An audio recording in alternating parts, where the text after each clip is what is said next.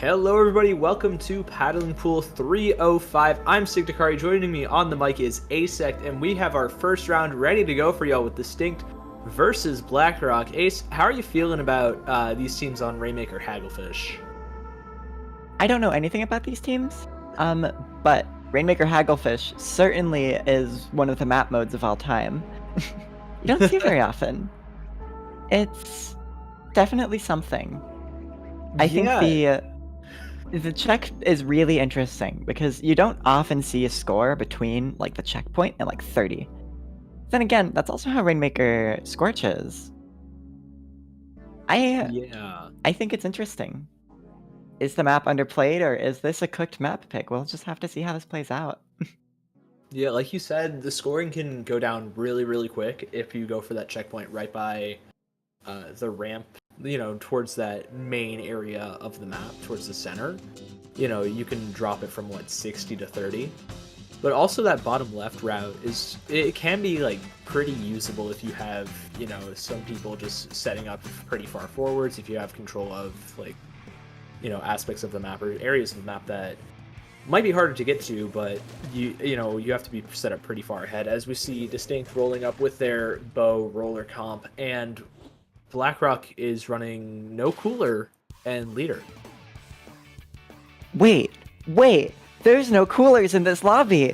Wait, this is cinema already. Okay. This is cinema. This is peak. Also, I do actually recognize some of the people from Distinct, so maybe I do know this team. I know Moog. Yeah, they've been around for a minute. But yeah, we're seeing some fairly standard opening plays here. Nothing too out of the ordinary. But it does look like Distinct is okay, maybe not. Never mind. 52 getting behind. That was weird. That is not what I.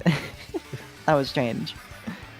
Yeah, BlackRock getting the early shutdown on Distinct's first push here, getting that immediate pop, and now already moving forward. Kaiser looking towards that left side under Rafa with that Nautilus, now just going to back up, play a little bit slower, maybe just charge that Killer Whale up a little bit, wait for the rest of the team. Looks like Distinct is going to do the same as well. However, one of them does end up going down here. That's the shot. You don't have Azuka now for this defense.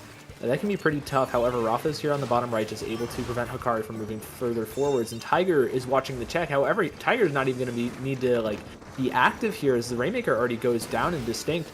They have a bubble ready for a push, as well as a possible Zuka if they play their cards right. Yeah, they're doing a very good job of keeping themselves hidden. But okay, this splatter shot is fighting the leader and the brush. Jumping out, this game is very strange. These plays are very chaotic. I'm not quite sure what's going on. Two coolerless teams facing each other is really interesting. Yeah, you don't see this kind of pace anymore. A little bit slower. You're playing more for those, big use specials like the Zuka, like the Splashdown and Killer Whales on both sides. But this is kind of what you have to play for when you don't have the pace of cooler allowing you to run forwards. As we see, Rainmaker hasn't gotten past 85 points here. However, it probably will with BlackRock taking the lead, and they're dropping down the left check just to try and avoid Tiger. However, Hikari goes down to Anila before even being able to pop that checkpoint, and that allows Distinct to successfully pick off a couple of members, maybe try and stagger BlackRock a little bit. Shinigami and Lele, though, are playing this very, very safe in the back of mid, just trying to give jumps and hold as much space as possible for BlackRock.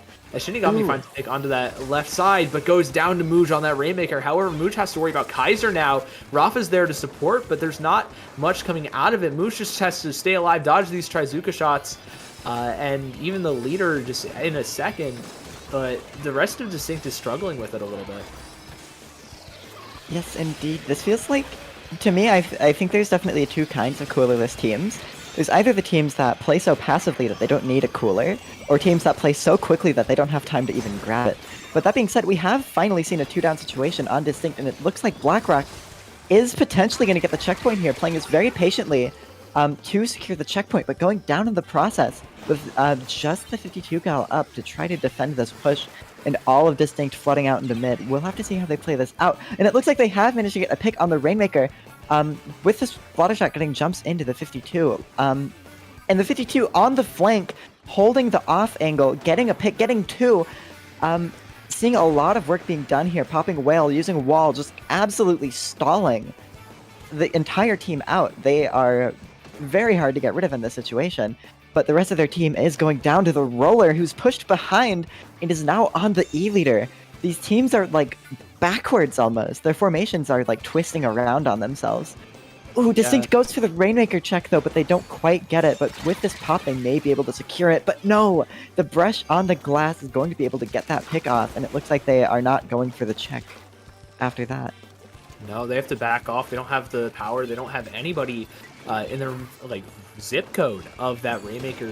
Distinct are gonna have to play a little bit slower here, not able to get that check. However, they are still pretty close to lead. They need the check and they need a repop with a little bit more scoring to take back that lead. And with 50 seconds left, you have enough object damage to get that pop early. Rafa creates a little bit of space with that splashdown, and Mooj makes some more with that Killer Whale. This could be the opportunity they're looking for. They have everybody caught unawares. That's actually 3 members down on the side of Blackrock. It's just this Kraken left. Can the Kraken shut down Mooj on that Rainmaker? Yes, it can. Now, Distinct need yet another repop, and that stalls enough for the rest of the members of Blackrock to just get back and contest this checkpoint. Yeah, and there are 20 seconds left in the game, and neither team has left mid, really. Distinct is still currently just fighting to get this checkpoint, and they break it away on left, but they go down to the Zuka. 13 seconds left. They have to pop this Rainmaker and grab it, or they lose. They do not get overtime. With this 52 cal being pushed out, they might be able to grab it. Splashdown coming out, going to be able to hit the Rainmaker, but they're not going to be able to grab it in time, and that is going to be game. Yeah, the rest of Blackrock were able to swarm that Rainmaker just in time, like right as Rafa popped with the splashdown. The Rainmaker, explosion is pretty lethal, but if you have cover like that checkpoint, you can swarm it pretty quick, especially with some of those faster short-range shooters that Blackrock has. Really excellently played from them, and that was a much slower game, mostly because of the lack of cooler. Yeah, that's something we don't really see. A nice change of pace to kick things off. Coolerless into leader, which is also coolerless, seems like it is just a recipe for really, really slow games. Oh yeah. that game felt like it was 2 minutes long. It really was not a lot that happened relative to like what we normally see with with normal pencil games. Love it or hate it, pencil does increase the pace of the game a lot, whether it's through its roll compression or through the cooler that it outputs so consistently. This is something we haven't seen since I'd say even Crab Tank meta. Way back in the early days of Splatoon 3 now. Yeah, that was definitely. I feel like even Crab Tank whenever it's consistently faster than that. Like, one of the reasons why Splash Machine was so good is their ability to, all of them were so flexible that you could really keep up the pace. There is that, but also, just for how long Crab Tank lasted, you also did have to play a little bit slower at points. That is true. So I can see it, going both ways. That was probably the slowest game we've seen in a very, very long time. Yeah. It's the legendary Zones game. But speaking of Zones, we're going to be rocking onto Robo Ramen for Game 2. I don't see any comp changes for either team. Actually, an Incline Tri-Stringer that Lele is running on Blackrock here. Oh, Stringer is a Stringer. And this map is a playground for Brush as well. All of these ramps, basically, this map is more of a skate park than Blackbelly skate park. The Brush just basically has full reign of all of mid. They're able to basically come out of anywhere if the team isn't really careful about watching that. So we'll have to see if they can take advantage of it. Brush getting one and another off the whales. Securing Blackrock, securing the zone for Blackrock. But the Zuka's coming out, gets 2! You can't stack like that against Azuka. Anilla with 2 just taking, just really forcing Blackrock's retake there. Excellent shot from Anilla on the Trizuka. Now Distinct are going to take that lead and just run with it the entire way. Looks like they've gotten it down to 65 points, and now Blackrock are just starting to retake. The Zuka comes through from Hakari, same with the Super Chumps. Tiger ends up going down inside the big bubbler, but that bubble was a lot of stall here. Just able to maybe stall a little bit for the respawns, allow Rafa to jump back as well. And now Distinct, they don't have a lot to work with outside of a Trizuka. However, Blackrock have a Trizuka. Oh my god, Anilla, you can't do that twice! I was about to say, going 2 down on defense is really bad for them, because now they're going to be in lockout for a while, and then the Zuka comes out and gets 2 with 1 shot. That is definitely a way to come back from going 2 down on defense. And now we see a paint battle for the zone. Chumps coming out, but just a little bit late. Are they still going to be able to capitalize off that? But no, they aren't. And that is going to be the zone timer continuing to tick down as Distinct is pushed back into their spawn. And they are very short on time. They only have about 20 seconds left until the game is completely over. They need this next push to work because they don't have time to respawn. Yeah, however, Rafa with the splashdown and the Trizuka coming in from Anila, those are going to be the key points to look for, as well as these, super chumps that are coming through now. The splashdown going to try and cap the zone here, getting a pick onto Lele as well. However, Hikari is on this left-hand side, just trying to dive Mooj and Rafa and get that jump maybe, but not quite. Going to have to back off here. Now Hikari and Kaiser are stacked up on top of each other. Hikari ends up paying the price, but now Kaiser's in a little bit of a rock and a hard place. Same with Shinigami. Shinigami actually on a flank into the zone, looking for Mooj. Gonna find it. What a big flank by the Brush. That's going to allow the rest of BlackRock to try and retake a little bit easier. However, they're going to have to deal with Tiger in that big bubbler. Shinigami gets the zone behind Tiger, actually, and that's a full flip pretty quick, and Tiger ends up going down thanks to Kaiser. Kaiser with the Zuka shot, trying to find Anila. No, not quite. Not even finding Mooj here. That's a little bit of space created, but, you didn't find any picks, and that means that Distinct can really contest this zone for the next minute. Here comes a counter Zuka coming out on the other side. Is it going to find anything? But no, it's not. But it is going to take that space. And a paint battle coming out for the zone. Once again, a lot of this game has just been fighting for the zone. And they are able to cap it. But they really, really need to watch for this Ink Brush. And the Ink Brush has just gone down, which is a huge sigh of relief for them. That is some guaranteed points on the board almost with how they're holding the zone. Yeah, Distinct really trying to come back here. They've almost chewed through their entire penalty. Tiger has a bubble for an extra little bit of time added to that hold. However, Kaiser's popping that Zuker. That's both specials gone from Distinct, as well as 2 players. Let's make it 3 as BlackRock just immediately retake that zone as soon as Distinct pop through their penalty. Kaiser's trying to move forward, trying to find the pick onto Mooj, maybe finish off that wipeout. Stagger the team a little bit unsuccessful in finding it, but do you really need it if you create that much space for the rest of your team? Yeah, Distinct is right now completely trapped in their spawn, and the penalty is ticking down. Not too much time left. Things are getting a bit uncomfortable. Roller goes in and gets a pick, and the Nautilus comes out as well, trying to force paint on the zone. But it's really hard to contest the paint of this comp with all of the paint that they have. And here comes Splashdown, getting a trade that isn't amazing, but that's it's at least workable. And they are 2-on-2 right now, with lots of resources being popped on the zone, but all just get painted over. Brush on the right, they've been spotted out, but they are being forced back. And that is going to be the zone for BlackRock. Anila just having to jump out as well, close to that Trizuka. You want to be able to get a retake here if you're Distinct.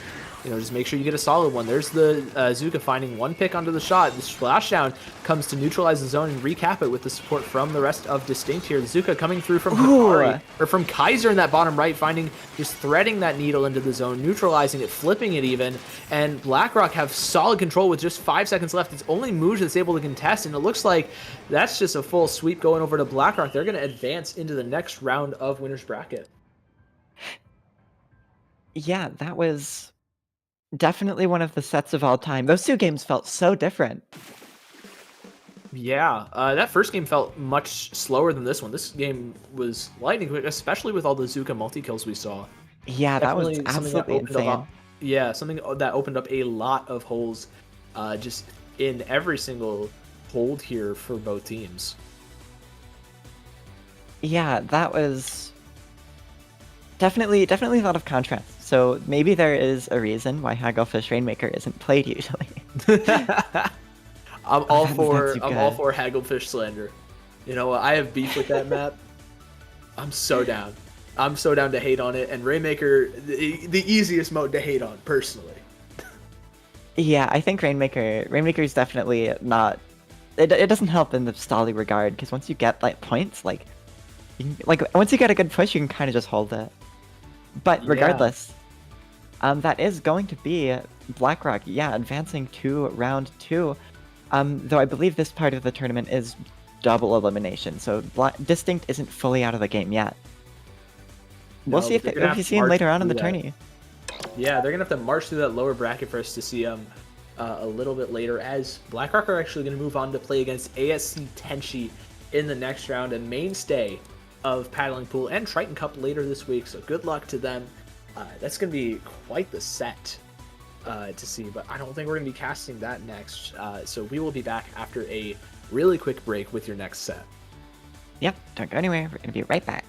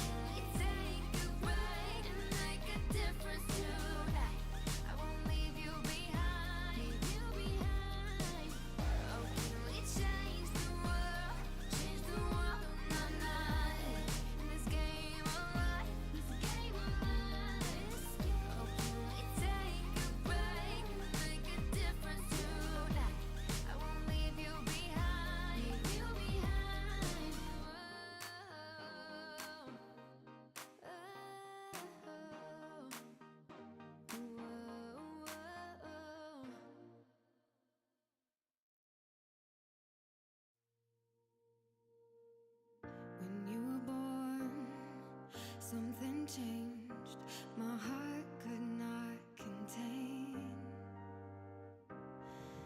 the miracle of this world and all that it creates.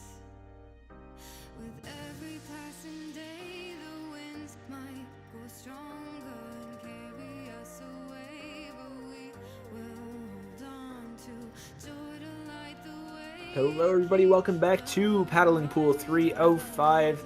Once again, I am Signacardi. On the mic with me is Acex, and we have your second round of Winners Bracket Close One versus Title Disruption. Ace, how are you feeling about this set right now? These maps are also interesting. What Rainmaker ship shape? Interesting is the word. I haven't seen that one in a minute. That one, I once heard someone describe this map as the baby park of Splatoon, and I can't agree more. Oh yeah, for sure. You can just score immediately on this. I don't think I've seen a game under or a game over 4 minutes, in playing this ever. Yeah, we'll see. We do have cooler. Okay, We we're have back cooler on with both double sides. 10. Alrighty. What if it was all a dream? We do have a forge though. I'm down. Slurd rocking the Forge. Pretty solid weapon. I think Slurd's played that weapon in the past pretty frequently. Juno finding it really direct onto that shot from Close One. Ooh. And the Blaster ends up going down on the side of Close One as well. That's a 2-player advantage towards Title Disruption. Make it a third as Anon wins the pen duel. Oraboy 36 Ooh. tries to find picks on the tower, gets one, looking for that second one, does so successfully. Now just trying to get a run back on that Blaster one. However, the decav is going to come through, give a little bit of extra chip, and prevent that from being a fair fight, just giving Title Disruption that win and keeping them pushing. Yeah, and that triple with the Blaster was crazy. I think the pen got a triple, and then the Blaster got a counter triple on the other team. Yeah. So lots of picks coming out right off the back. Wait a second. This isn't Rainmaker. This is Tower Control. Wait. Do they know? I mean, they're It's- playing it out, so... I mean, yeah. If it works, you know? Oh! Okay. So the... Okay. Oh, wait, hold on. Okay. But yeah, no, okay, apparently the graphic was wrong. That makes more sense. There were also two Rainmaker matches in the same set according to the graphics, so I probably should have seen that something was up. Regardless, we are seeing a continued push from Close One, ironically making this game look very one-sided at the moment, holding this Bria Bomb to try to get people out on top left, top right, but it doesn't work, and they do go down. That is a wipeout for Close One. So we will have to see how far Title Disruption can get, because they have a holding court, but Tower is lagging really far behind. This Blaster pushing up, trying to get some picks out, getting a little bit of space from their team, but it's pretty scrappy at the moment. But they do manage to pick out the decav, and that is Title Disruption basically going completely down, and the Tower was only able to make it into mid. Yeah, Tower was only able to get back into mid. Anon provides jumps for the rest of Title Disruption, and they're going to find a couple of picks to go along with it. That's 2 players down on the side of Close One. However, Oraboy 36 finding another big double for Close One here, just evening things up. Anon looking for that second pen fight onto, I'm not sure, Kama. However, going to lose that one this time, and that's going to turn things around a little bit for Close One here. Already moving forwards. Kama is just trying to maybe find some picks, get some chip damage. That Splashdown going to come through, make a lot of space for the rest of Close One here. Great play from the Blaster. Now they're going to move forwards with it. That's not a snipe, right? That's a Mint going down, leaving Juno all alone on this frontline defense, just trying to defend. The Booyah Bomb coming through. Juno just trying to play for this wall, maybe shark it a little, prevent anybody from breaking that, from getting super far past that checkpoint. However, getting cleared by 2 players of Close One. This, like you said, it's very one-sided right now. That was the play of all time with the Blaster on the wall. Regardless, we're seeing the Blaster pushing up, getting a lot of value, but going down. But their shot is able to follow up, but they do go down to the decav, trying to get on the top right. And that is going to be fairly risky for the pen, but the Bria Bomb is coming out, and the pen has gotten off the tower. giving Close One a decent chance to set back up, but they do end up taking the tower right now. Is it early, or are they cooking? No, they do go down, and that is going to be a significant advantage for Tidal Disruption, and it looks like they are managing to get their way back into court, but things are just looking a little bit scrappy still. Yeah, they're still just struggling to fight all the way back into mid. Slurk here going to pop that Booyah Bomb, make it even more difficult, isolating one player, finding the pick onto Z3R or Z34. That is the Decapitator, and that's 2 members down again on the side of Tidal Disruption. Make that almost a third as Juno gets traded out. Tidal Disruption need to find some picks, and they need to find them fast. We're at reaching a minute left, and Z34 goes down again. The Zuka finds another pick from H as well. And that's really difficult to come back from if you're Tidal Disruption here. You need a miracle at this point. With the scores being 77-7, they really will have to hit the jackpot in order to win this game. Yeah, that they Sorry, will. that's And okay, big trade. The splashdown coming through though. This Zuka is going to need to go huge. Not quite finding any picks just yet. Actually getting one onto Slord, I believe, on that Forge Pro or by 36. However, taking Slord's spot, just trying to pressure the rest of the platform. Going down in pit though. Constantly getting trades. Close One has really been good at when they go down, at least getting their trades, at least getting the refrags. That's been very important to them, and the sustained offense that they've had so far. And it's really led into just a full map win pretty dominantly in game 1 here. I'm still so proud of myself for that pun. That was such a dumb joke. Anyways, yeah, that was definitely, ironically, not a very close one. A very clear victory for Close One. So that is definitely going to be, I don't know, I'm so distracted by the pun. But yeah, definitely some crazy picks from both sides that game. A lot of just like really cool plays happening. A lot of picks left and right. The Pens were doing a lot of work, getting a lot of picks, honestly, on their own. Lots of strings of wipes and triples from both sides. But I do think Close One was just able to consistently get more value, and I think Tidal Disruption was just trying to take a little bit too much space, trying to go a little bit too fast. I think a great example is when they had tower all the way back in court, and then they pushed up into the enemy court and used all of their resources to hold, and by the time they'd exhausted everything, the tower was only in mid. Yeah, it can be a little tough when you're investing so many resources into the hold, you don't have enough for the push. Like you said, that was a very big issue with Tidal Disruption's push here, and Close One were really able to capitalize really well. Tidal Disruption didn't have any specials for the defense because of it, and using that advantage that Close One had, they were able to close pretty convincingly here. As we see Slord switching over to the 52, and we're running about the same comp on Tidal Disruption. Close One has a very interesting comp here. They really only have a Zuka to get themselves in. So it's going to be interesting to see how they work around this. I feel like we're going to see a lot of fights using the main weapons, especially with a 52 gal. But we'll just have to see if they have the proper support for it to actually work. We are seeing Orboy on the blast. He's setting up on left, getting a trade. The Decav Z34 getting picked off by the 52 gal in plat. And it looks like that Close One doesn't even need entry. They have managed to just get themselves in with the Pen setting up on block. Getting 1 pick, potentially getting 2 here. This is a very dominant hold, but they just don't have the clams for it. And so they're forced to back out in the mid, except this Blaster on the left is potentially getting even more picks, but no, they do actually trade out off screen, and that is just going to be the Blaster left on Tidal Disruption to try to hold this. These Pens are godlike. They're hitting every single shot. I can really appreciate that. Especially with how active they've been. Look at this. Are taking fights in the mid super aggressively. Rossi also finding a big pick onto that Zuka. However, 3 members of Close One are rushing this plat, taking down Oraboy, but now H has taken the place as well as Slord, and they're trying to make another power climb here. Hopefully not miss the throw on this one as well.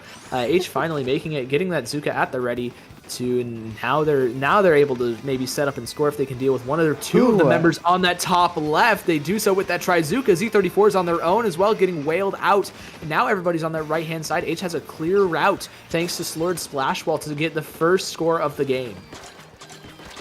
Yeah, and did they actually miss the throw? Last time I don't think I believe saw so. that.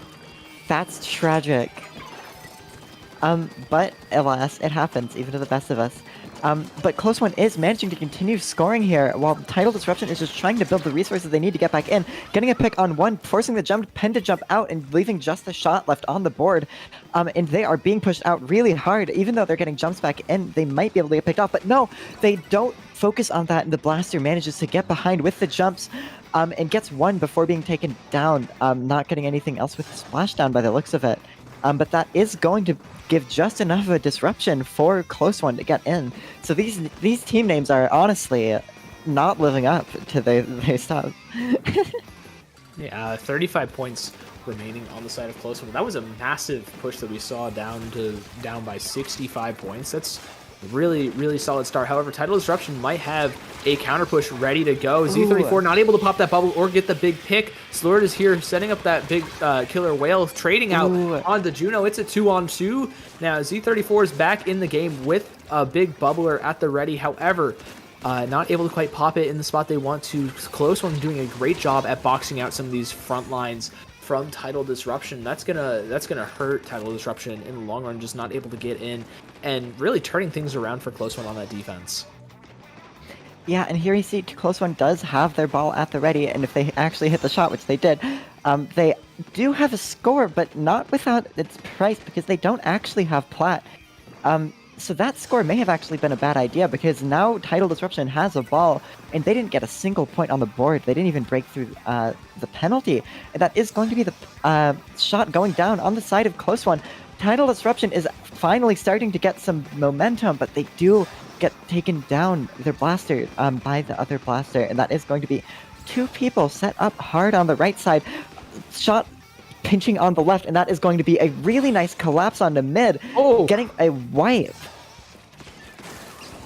Yeah, that's a big multi-kill from Auraboy, able to score 2 power cleanses because of it. You are ever so closer to that 2-0, to that KO as well. Auraboy just trying to show off the movement a little bit, try and score a couple more clems along with H here. However, the rest of Tidal Disruption surge back, finding 2 picks for the price of 2, ending up, staying in this game just a little bit longer. They need to find something, though. They haven't even scored once, and with 45 seconds left, this one push is the only one you're going to be able to get.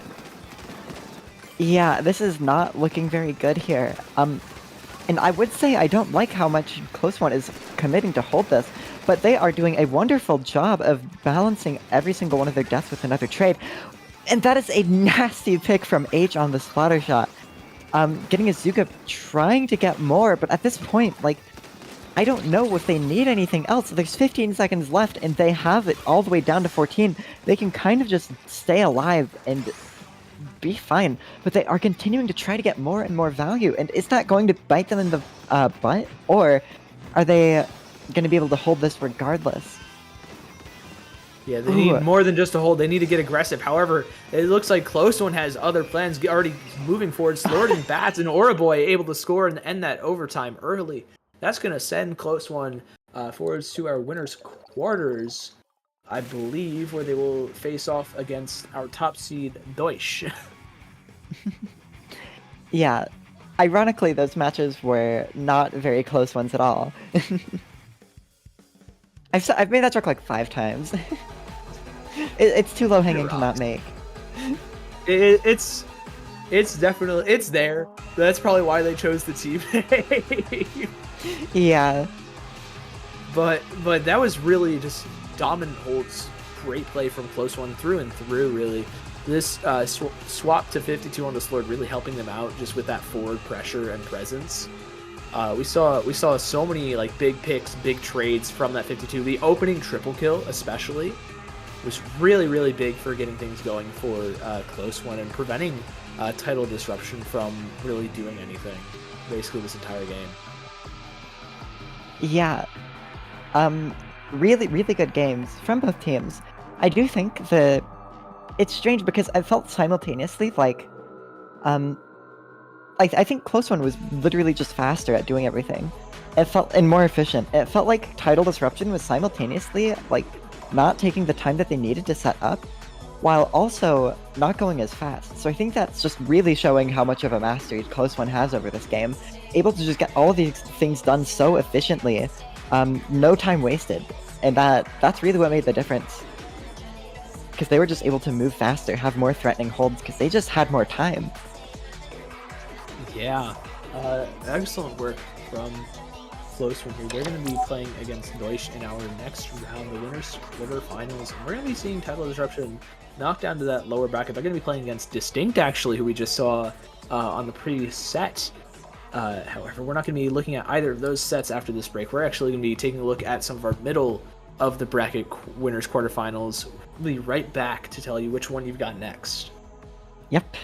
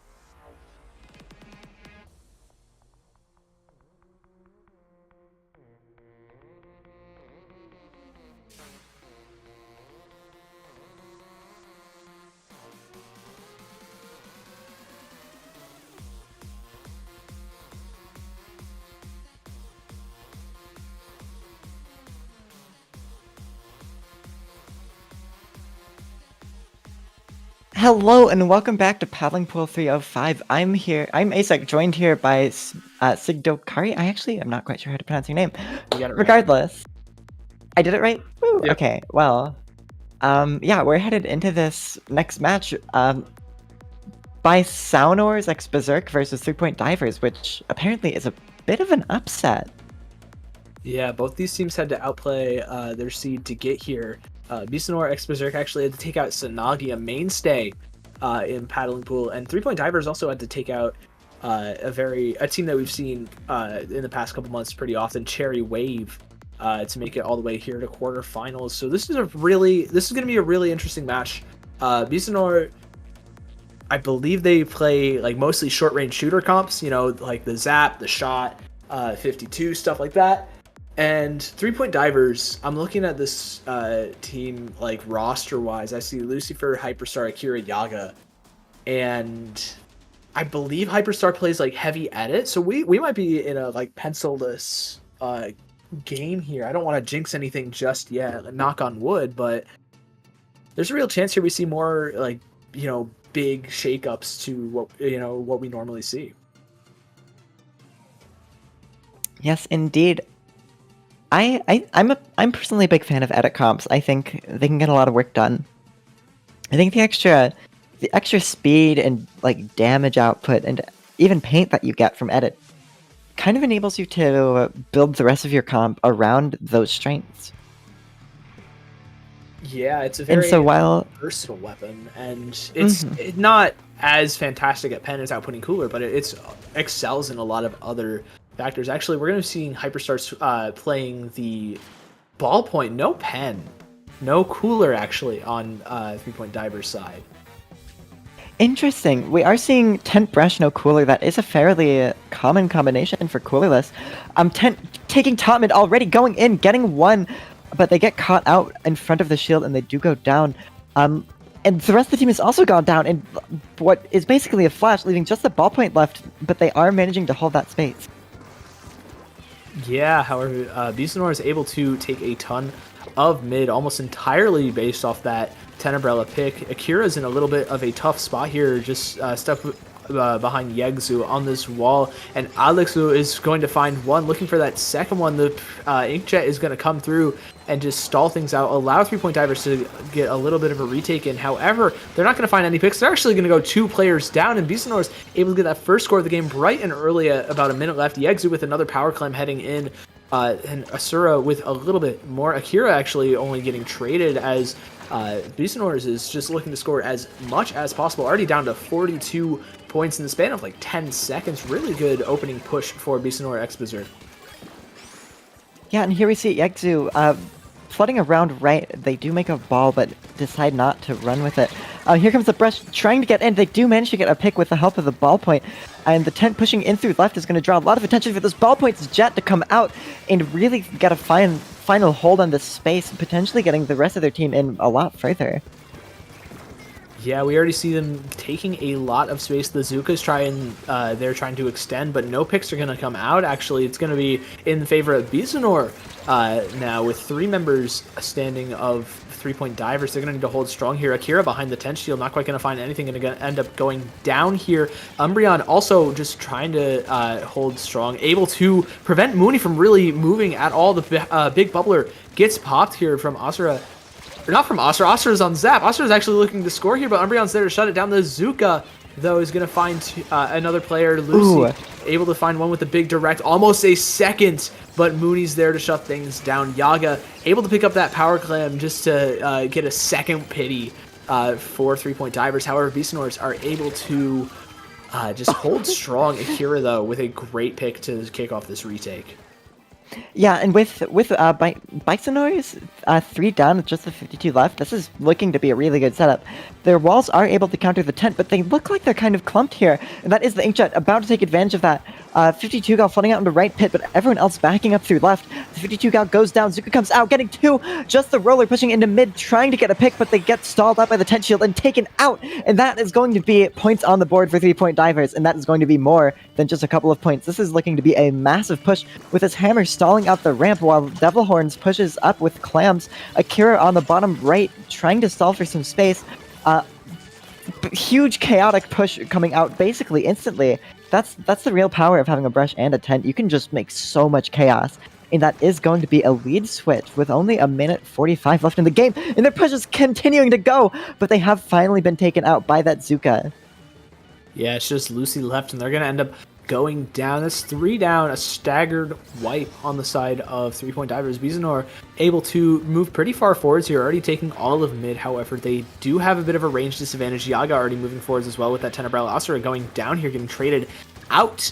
3-point divers are still holding strong. They only have to hold for a minute 20, and Bizanor need a lot of picks, a lot of clams to make things happen. However, Mooney finds the snoke with the Zuka. That's 2 picks for that Trizuka on Mooney. That's another going down thanks to Alexu on that roller. And the Zuka is going to get answered by the big bubbler. They take the lead with 2 power clams, and with a couple extra, they're going to get wiped out. But however, they did take the lead here. 3-point divers are stuck on the back foot. They're already rushing towards mid though here, Ace. Yeah, this is really insane. The brush going down a bit early, though, is going to stall out their push by a considerable amount, but they are coming back in with quick respawn, and their team is already setting back up with the Inkjet to take some space. The splash wall is continuously stalling out that tent, but they're going in through the Booyah, getting a score, 20 points with penalty, and with 6 points needed to score. This push isn't looking great, but they might be able to pull this off. They have just gone 2 down, though, and that is going to be them being pushed back, only managing to break a couple of points off of the pity, off of the penalty, and that is going to be really bad for them. They need a ball, and they need a ball fast. They do have pity, but they don't have the control that they need, and Binosaurs is having... They have, like, all the clams in the world right now. Yeah, they have a ton of clams to work with on the side of Bizanor. That means 3-point divers are going to struggle here. Yaga does have that power clam, though. It's going to break a lot it's just the of roller. this penalty. It's just 1 player left, my though, gosh. of Bizanors, and that's a full wipe. Yaga gets the score in. This is entirely possible for 3-point divers to come back from. They just need 3 a couple clams. of power clams. The Zuka coming through, and Umbreon just taking that lead in the dying seconds of overtime. What a clutch play from 3-point divers there. That was Jeez. amazing, yeah. That was really cool. That was a great play. That was a really good game. Lots of back and forth. With these plays, you can really see why both of these teams are able to make upsets. Those were wonderfully executed. Yeah, excellently played from 3-point divers, especially just able to answer back any kind of push that Bizanor X Berserk was able to kind of pull off here. This first one was super impressive as they went all the way down to 20 points off of a single push. That is just bonkers. Mooney, speaking of bonkers, that Trizuka, the snipe on the pack, you know, we hardly ever see it because pack's not common, but those are just difficult and impressive as efforts to just get off. That's crazy. Yeah, really amazing game by both teams. I can't wait for the next one. Rainmaker... Is this right? Yeah. Wait. Yeah. Rainmaker Barnacle. Yeah. What's up with these Rainmaker maps? I don't know. We're going for some spicy ones. I mean, I'm down for it. Rainmaker, the current maps that we have for Rainmaker aren't really great. I'm always down for some experimentation, but this is an interesting one. Yeah. I haven't seen this map played like at all especially since the reworks. Neither have I. You know, the most I've seen it is like maybe in Open or X, like maybe. So Yeah. You know, it's been a minute since we've seen Rainmaker Barn. Do you remember anything about this stage? Because like the only thing I can think of is like if you go like 2 or 3 down towards the end there, you can just kiss the game goodbye. Yeah. Though, I mean, that's kind of for any Rainmaker map. If you go down when the enemy is already in your spawn, it's kind of GG. Really in any mode as well. Like, that's just kind of a winning situation, no matter what. But we are... very interesting. Very short range from Binosaurs here. And I can't remember what their comp was like last time. But this is definitely interesting. Double shooter with a roller and a rapid. Yeah, it looks like they against a swapped brush out. and a tent. Yeah, they swapped out for Yegzu on that Rapid. Able to find one pick with it, however, going down immediately to Akira. 3-point divers have really taken hold of this game, and they're already looking for that check with Umbreon dunking within 30 seconds. What a pace. Yeah, already completely getting momentum, but they have gone 2 down, which is going to hamper them a little bit. But if this Jet can get another pick, they might be able to equalize that out. And that is the second pick that we were looking for, and that is 4v2, I believe. Lots of picks happening, but that is going to be a wipe, and this is looking really decisive already.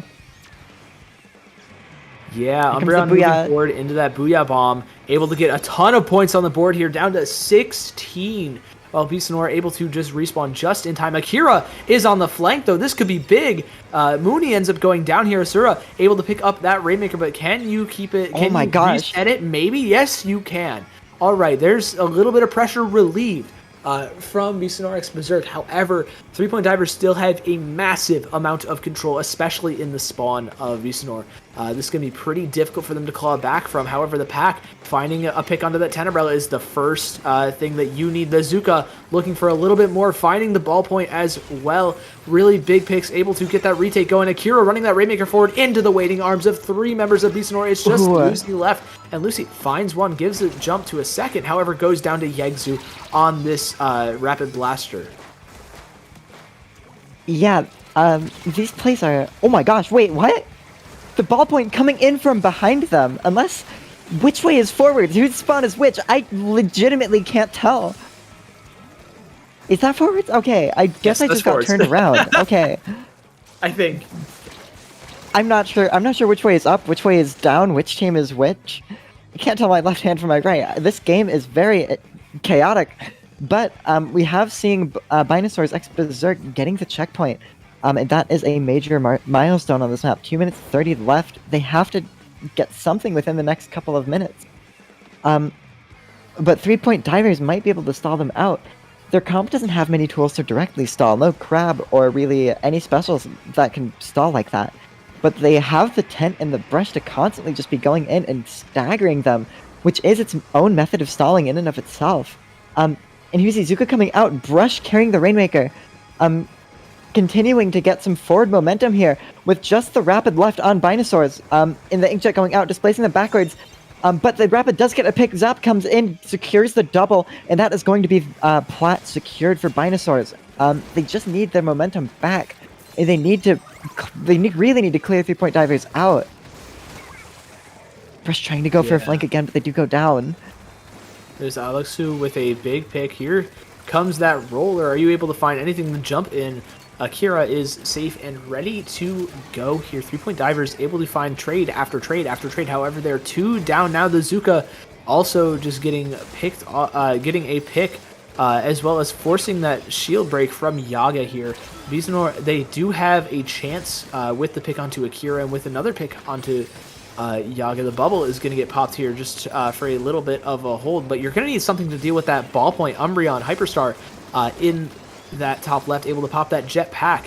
Astra is going to have to back up here, especially with that added pressure from Akira, and now Yaga with that Trizuka. This is just a bullet hell for Bisanors to navigate right now. Ooh. The Rainmaker is about to explode. They're gonna kill their teammate if they explode right now.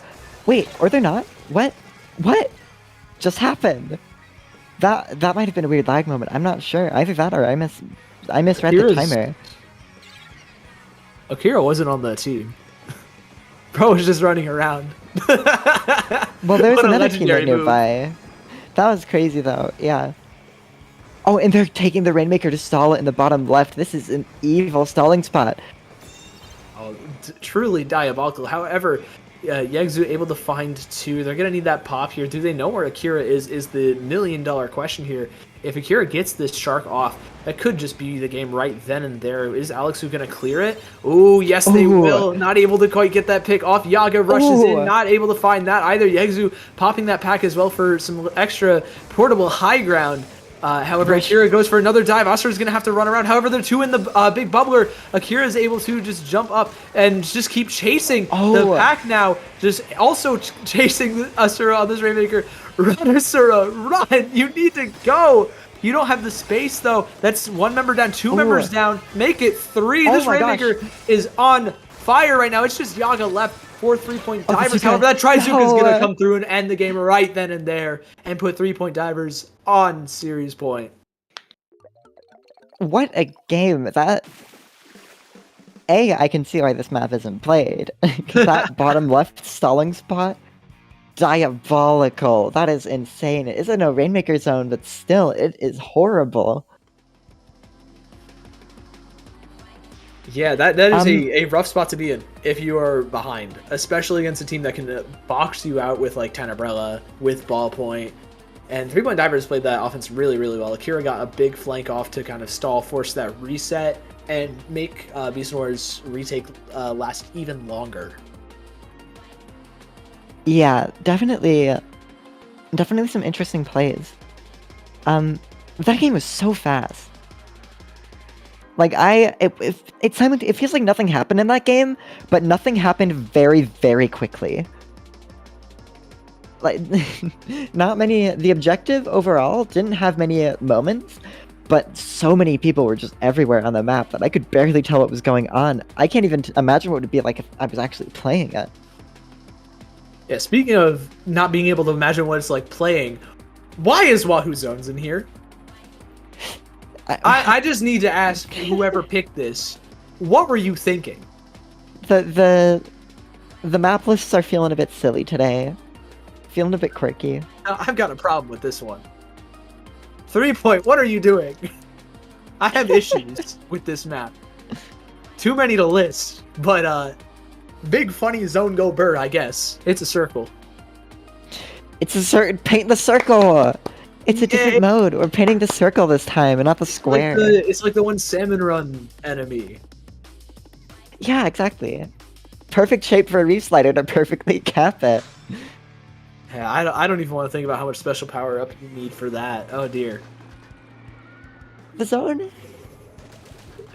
All right, we have a T-Tech switch over for Beastnor here, dropping that Trizuka on the side of Mooney. Extremely short range. Yeah.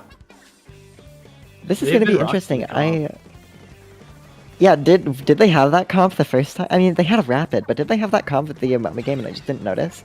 I believe in game 1 they did. They piloted it really well against Sanagi. Now Yegzu just trying to stay alive.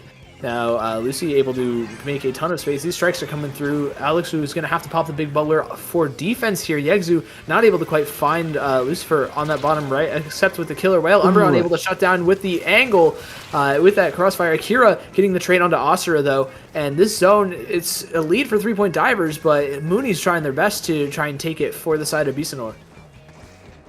Yeah, and here we see them pushing up, getting a decent amount of control of the zone and a little bit past it, but yeah, no, never mind. They have gotten 3 down, and it's just this 52 gal set up behind with the roller jumping in, getting people jumped out, and this is...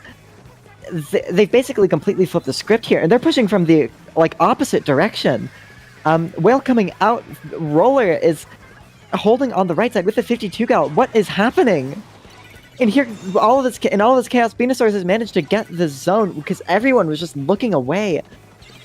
Yeah, I don't understand what's going on in this game. It's going to take a little bit more than that, though, to kind of encroach on this lead. Beastnor's back to square one from the looks of it. And 3-point divers are already pushing forward. Akira finding a trade onto Alexu in the spawn here. Mooney just trying to move forward onto Lucy, but Lucy able to box out with that S-Blast and space things out. The Booyah Bomb coming through as well. It's going to force a lot of Beastnor's back pretty far, however. 2 down on the side of 3-point divers. This could be Beastnor's chance, but it's just Asura left on this retake. 3-point divers have chewed through their penalty. How much more are they going to be able to get here with Mooney strikes on deck? Going to be popped near instantly, just trying to neutralize its zone. Also finding the pick onto the jumping Akira. They're not able to cap, though. This is super dangerous for Beastnor's 3-point divers. Oh my gosh. Able to hold strong, and now 3 members down. 3-point divers have all but booked their ticket to winter semifinals. Wow. Yeah, that game was so weird. Are we in a parallel universe? I feel like I've never played this game before watching these people fight. it's certainly different. Yeah. I'm personally a big fan of Tent and Brush. I think it is a very quirky combo. Do I understand how it plays? Not at all, and that is what makes it fun.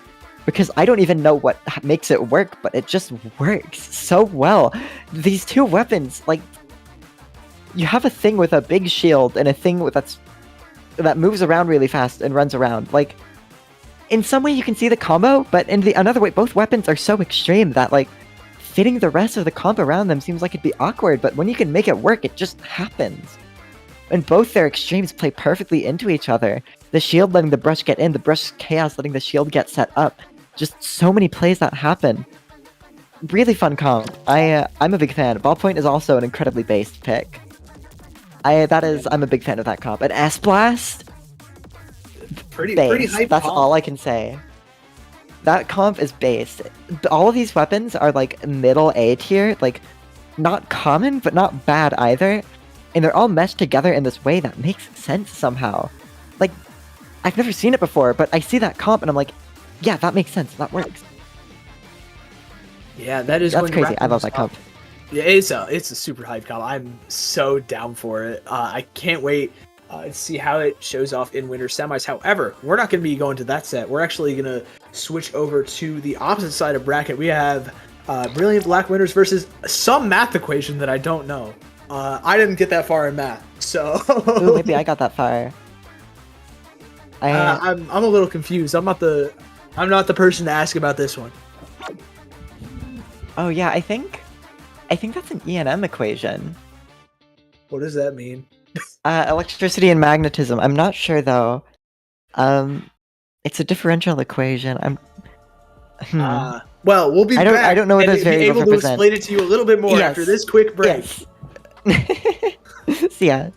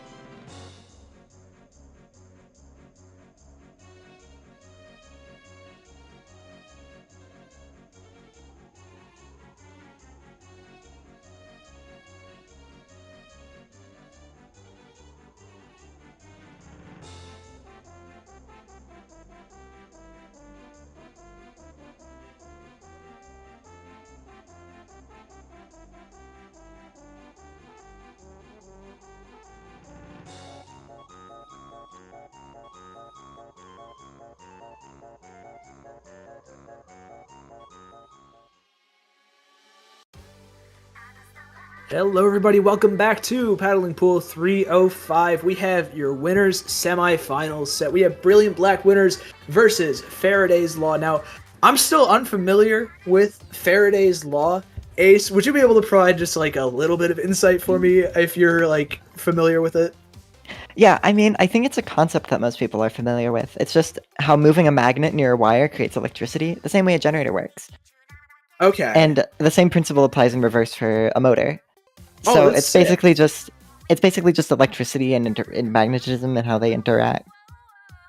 Basically, it just rock. means electricity is equal to just the way that the magnetic field is changing over time. That is So, yeah. really freaking cool. Okay. I did not go through like math and physics enough in school. I guess I don't retain the information well, apparently. But that's a sick team name. Is that the equation for it then? Yeah, Okay. Well, yeah. I am what some would call a massive nerd. well, we got a few players that have been around paddling pool for quite a long time, like Yukaru, Alex, Seven, Asta on Faraday's Law, and then we have Brilliant Black winners, half of Free Flow and half of Hades here. You know, some fantastic players, really, really able. JJ actually being one of the few Brella players remaining in Splatoon. This is gonna be a treat to watch. Yeah, Brella is such a base weapon. It struggles so hard in this meta, but its peak. But It we are is seeing so the fun. edit going down right off the bat. Yeah, edit drops immediately. However, that's 2 players and a forced jump out as an answer for Brilliant Black winners. They have already started knocking on the basket. This crab tank is already going to have to be popped. Adapt trying to get in with that hammer, not quite finding anything. Is Adapt on Luna Neo? Wait. I have interacted with him before, and it does not surprise me. Dude, Luna Neo is so fun. Oh my god. I'm loving this comp. I didn't even realize it. But Yeah, Brilliant Black winners Luna- is one of the most fun comps I've ever seen. Oh my god. Yeah, And this comp it's is working well. Yeah, this is like the weirdest comp you've ever seen versus like the like white bread of comps. I mean, okay, I say that, but my team runs something very similar to this. Hey, nothing wrong with it, but I mean, we're Ooh. already seeing it work out really well for Brilliant Black winners. Adapt also finding 2 picks in mid, moving forwards, just trying to find more. Make that 3 on the Luna Neo. Trey trying to play off of it. However, that 52 gal, I believe that is Alex, able to just move, maybe able to trade out, move forwards as well with Yukaru on that stamper. But these curling bombs, these fizzies are just trying to clear a little bit of space, stall out Faraday's Law a little bit for Brilliant Black winners to get back in. Adapt getting the trade as well, just stalling even further. The clam missed as well. Oh, and this is who is the striking? Is that the Stamper? These names are very coherent. That is the bucket, not the Stamper. Stamper is on the left side, trying to show the Brella, getting a pick on Adapt with an awesome direct on the Luna, on the hammer. I mean, but they go down to the Brella, but they get traded out as well. Overall, really back and forth picks happening here. Neither team can find a really big advantage to take advantage of. Oh, but here comes the Luna under the ledge, getting one, maybe getting this crab, but no, getting taken out.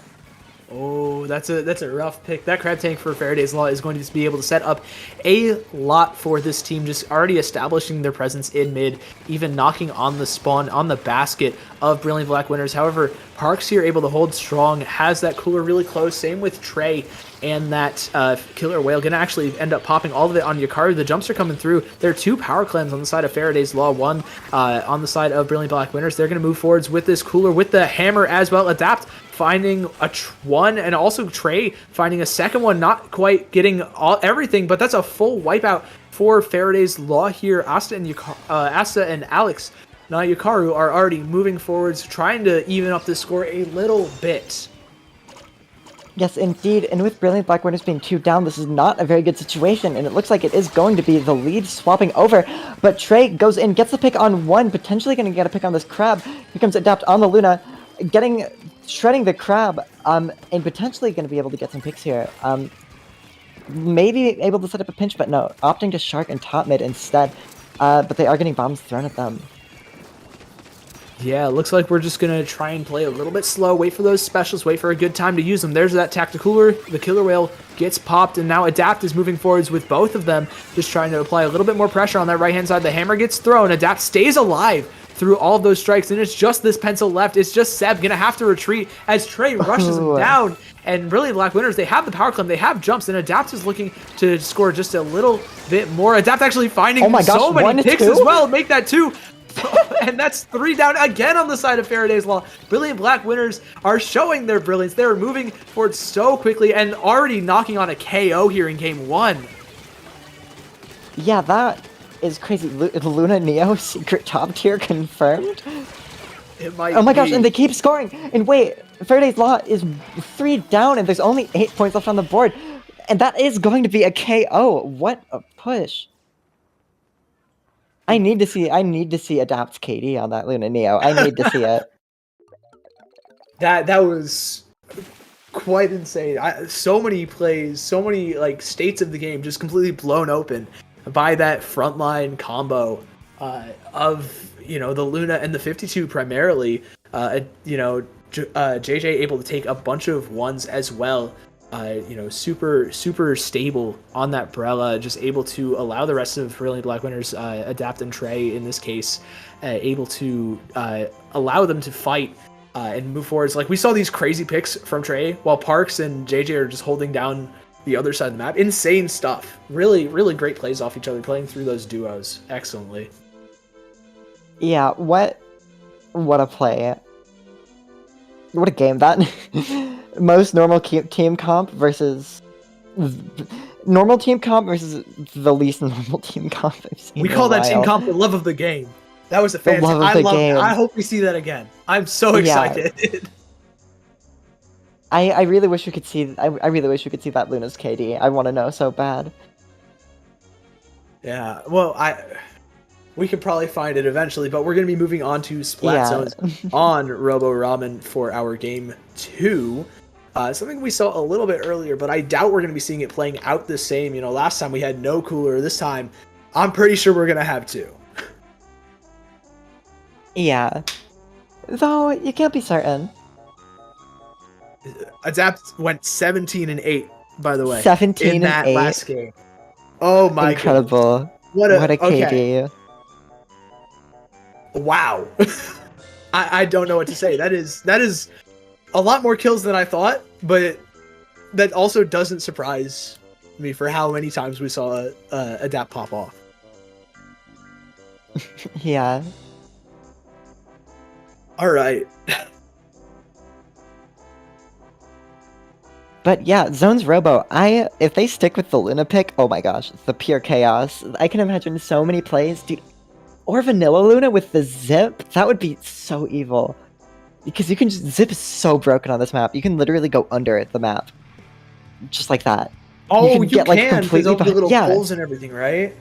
Yeah, you can hook to the ceiling, you can hook to the poles. You can get like completely you can get like completely behind them. It's crazy, but no zipcaster from the Luna today. We'll just have to see some zips from the Samper. Yeah, we're locking in the Splash same in the comp bucket. as game 1 here. Splash in the Bucket's names are works of art. Oh, it's fantastic work. Adapt already moving forward, finding 2. That's 2 massive picks. It looks like that's 3 3. down on the side of Faraday's Law. Brilliant Black Winners are going to take that to the bank. They have the first hold of the zone, and they're already moving forward. Oh my JJ gosh. already trying to fight off 2, jumping out just in time to say, what? What? Wait, excuse? I need a like an analysis of that one. I need a replay after this game. What on earth happened to JJ, bro? Ooh, nice pick from Seb on the edit. And Adapt going down as well.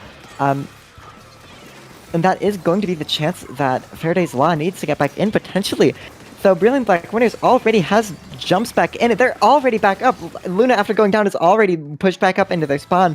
Goes down once again, but will they be back in time? It looks like they're going to be able to retake successfully. They have a couple of picks. They've fully flipped the zone, and with that Crab Tank and Tri-Strike, Faraday's Law are going to be able to just move forward, retake that zone. However, Adapt and Trey are on this bottom left, trying to get some picks, getting 2 actually for the price of 1, and now that's another pick. That's 3 down on the side of Faraday's Law. That's everything Brilliant Black Winners needs to move forwards. And JJ again just rushing forwards, taking this snipe area, constantly like being super aggressive on this Brella. It's working out pretty well. Not that time. But with that Brella, you take a ton of space for the rest of the team to hold on to. Now Yukaru's in a bit of trouble. That's 2 down on the side of Faraday's Law, and Brilliant Black Winners are able to maintain control of the zone. It gets neutralized, but one can imagine they're able to hold on to here pretty solidly until strikes come through. And here comes the Sam going out, but going down to the Crab. Crab Tank set up in a really powerful spot, honestly. Pushing Brilliant Black Winners out a decent amount, getting a pick as well. But Adapt jumping in with the Luna, almost getting 1. Like, that could have been a huge play. But unfortunately, there are just so many people around that you can't really aim at that. But we are seeing Faraday's Law finally getting a decent hold on the elbow. We'll just have to see how long they can hold it. Whales coming out, Cooler coming out on the side of Faraday's Law, though. But that is going to be the bucket going down. Splash forced to fight alone and getting taken out before they can get the jump. And that is going to be 2 down with 2 coming out of spawn and potentially capping the zone here as well. The Luna getting 2. All right, we've seen exactly how this comp plays out. JJ isolating those shooters for the rest of the team to also help out with, and then Adapt getting so many multis with this Luna Blaster. Really working out super well. Trey playing super aggressive, just trying to deal with this Crab Tank. Parks getting the trade onto that. It's a 3-on-2. The strikes are coming out onto the zone. Adapt trying to just pop this Ultra Stamp. Not able to find any picks with it though, and that's going to mean Faraday's Law are able to flip that zone with the tri-strikes. It's just Trey in this bottom left, able to find 1. Can you find a second one is the question. Looks like you're going to be rotating around just to try and support the team a little bit more. The zone gets neutralized, fully flipped. Adapt looking for a little bit more with this Luna, not quite going to get it this time. However, the zone is in favor of Brilliant Black Winners. They're getting through that penalty. They have enough control of it, and they have a couple specials to work with here as well with JJ's Jetpack. Yeah, Jetpack coming out and going to get some decent value, pushing people back. 2 jumps coming in. It looks like they have a super jump. But no, that's just 2 jumps right on top of each other. But they are both going to be taken down, and Faraday's Law is going to be pushing up an elbow, going really quickly here. Stamper going on the glass, just trying to get some stability happening at all here. 2 going down on the side of Brilliant Black Winners, and this is going to be... the play that happens here is going to decide a lot. Stamper fighting the 52 out, popping Zip to confirm that pick, and that is going to be a decent stagger, but the Zipcaster going down to the Jet and the edit set up, but it is just the edit and the Luna, so it does look like this is going to be a lead swap. But will they get KO'd here, or will they be able to hold the space? It really... I'm not sure what's happening either way. It could go any way. Yeah, it looks like Faraday's Law are able to stay in control of the zone for quite a little bit, but that pen's going to need to refresh the ink, charge up yet again, and Brilliant Black Winners are able to take advantage, shutting down the Crab Tank as well. Trey's already moving forward, is getting picked off, though, by Asta on that bucket. Asta already trying to neutralize that zone, does so successfully, but JJ is there to try and take that 1, gets the pick, pops the pack immediately, and takes back control of the zone. Brilliant Black Winners are trying to fight back here. They've got all of the penalties to shoot through. They have 30 seconds left, and 15 really only needed to kind of take back this lead here. The ball is in Faraday's court. Yeah, and here comes the strikes coming out, going to land on the zone, neutralizing it. It's down to 5 versus 8. Whoever caps zone here probably wins the game, and it is still stuck in suspense. And that is going to be the lead swap, and are they going to be able to cap? No, not quite. Neutralizing the zone a couple of frames after the game has already ended. That is going to be game, and is that 1-1 or is that 2-0? That's 2-0 for Brilliant Black Winners. They're sending us to Tower Control Eeltail. Tower Control Eeltail. Yep, definitely one of them of all time.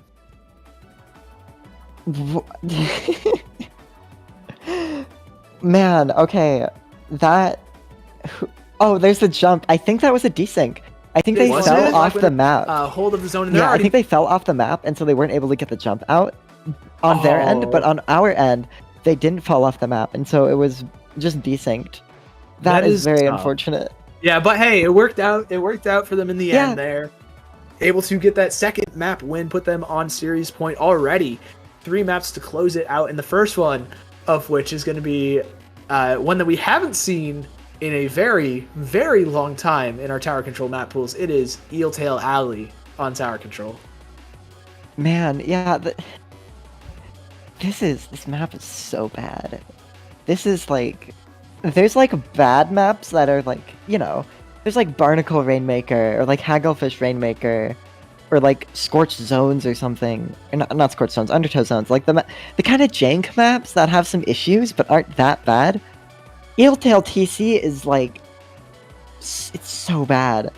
It's really, it's really all about the bridges on this map. If you can hold the bridge, you win so many points off of it. And so it's really just about getting the specials out there. And beyond that, it's pretty simple. You just stall, you hold the bridge, you push when you get specials, you push. It's kind of a snooze fest. But it is. You have to play it on the happens. high ground, like you said, though, and that is like the number one thing. We're seeing a switch up. We've got a machine now on the side of Faraday's Law. No switch from the side of Brilliant Black Winners, and we're gonna see how this works out. If it's gonna work, the double bucket from Faraday's Law. Are they gonna be able to get a map? Adapt has opening gambit. Wait, I opening just saw Luna? that. Opening gambit on the Luna. Wait, That that's is kind of fired. unhinged. Wait a minute. But there are 5 seconds till that opening gambit ends, so the Luna has to make a play, and they have to get something here. Pen goes down. I don't know if that's to the Luna, though. 52 Gal goes down in the process as No, it well. looks like it. And they're just completely flooding out into mid. Forget everything I said about playing safe, holding space. These guys are just gunning it through right mid and taking some space. That is crazy. Yeah, they've already got to that first checkpoint. It's so close to that. They got the lead. The Zuka comes through. Gonna find a pick onto Parks with a Bluetooth Zuka shot. Adapt, though, holding a lot of space. That hammer toss just making a little bit more, providing a jump for Trey. However, I believe that is Alex, question mark, on the Machine Neo, just trying to prevent the tower from being pushed any further with that massive AoE hitbox from the Machine Neo. Gonna allow... gonna prevent anything from getting moved further. However, JJ gets a massive double with the jetpack, and Adapt is there to follow up the third pick. That's a full wipeout for Brilliant Black Winners. They are already getting to that second checkpoint, and this is looking like a stomp so far. Yeah, this push is already getting some really good momentum. But this next point is really awkward. This glass is just weird to get through. And with the ramp on the right being removed in one of the earliest map patches, it's very awkward to get through. I still don't know why they made that change. That is one of the only map changes they've made that was actively detrimental. But that being said, they are on the route to KO the tower. The Ultra Stamp getting on the tower, just playing a lot of pressure. 4 down, 3 down, just 3 points remaining on the board. And it is the 52 taking some space, getting some picks, Adapt ratting around the tower, and they are continuing to just try to push this. Brella stalling out, 3 points on the board still. What a push! But it wasn't able to KO.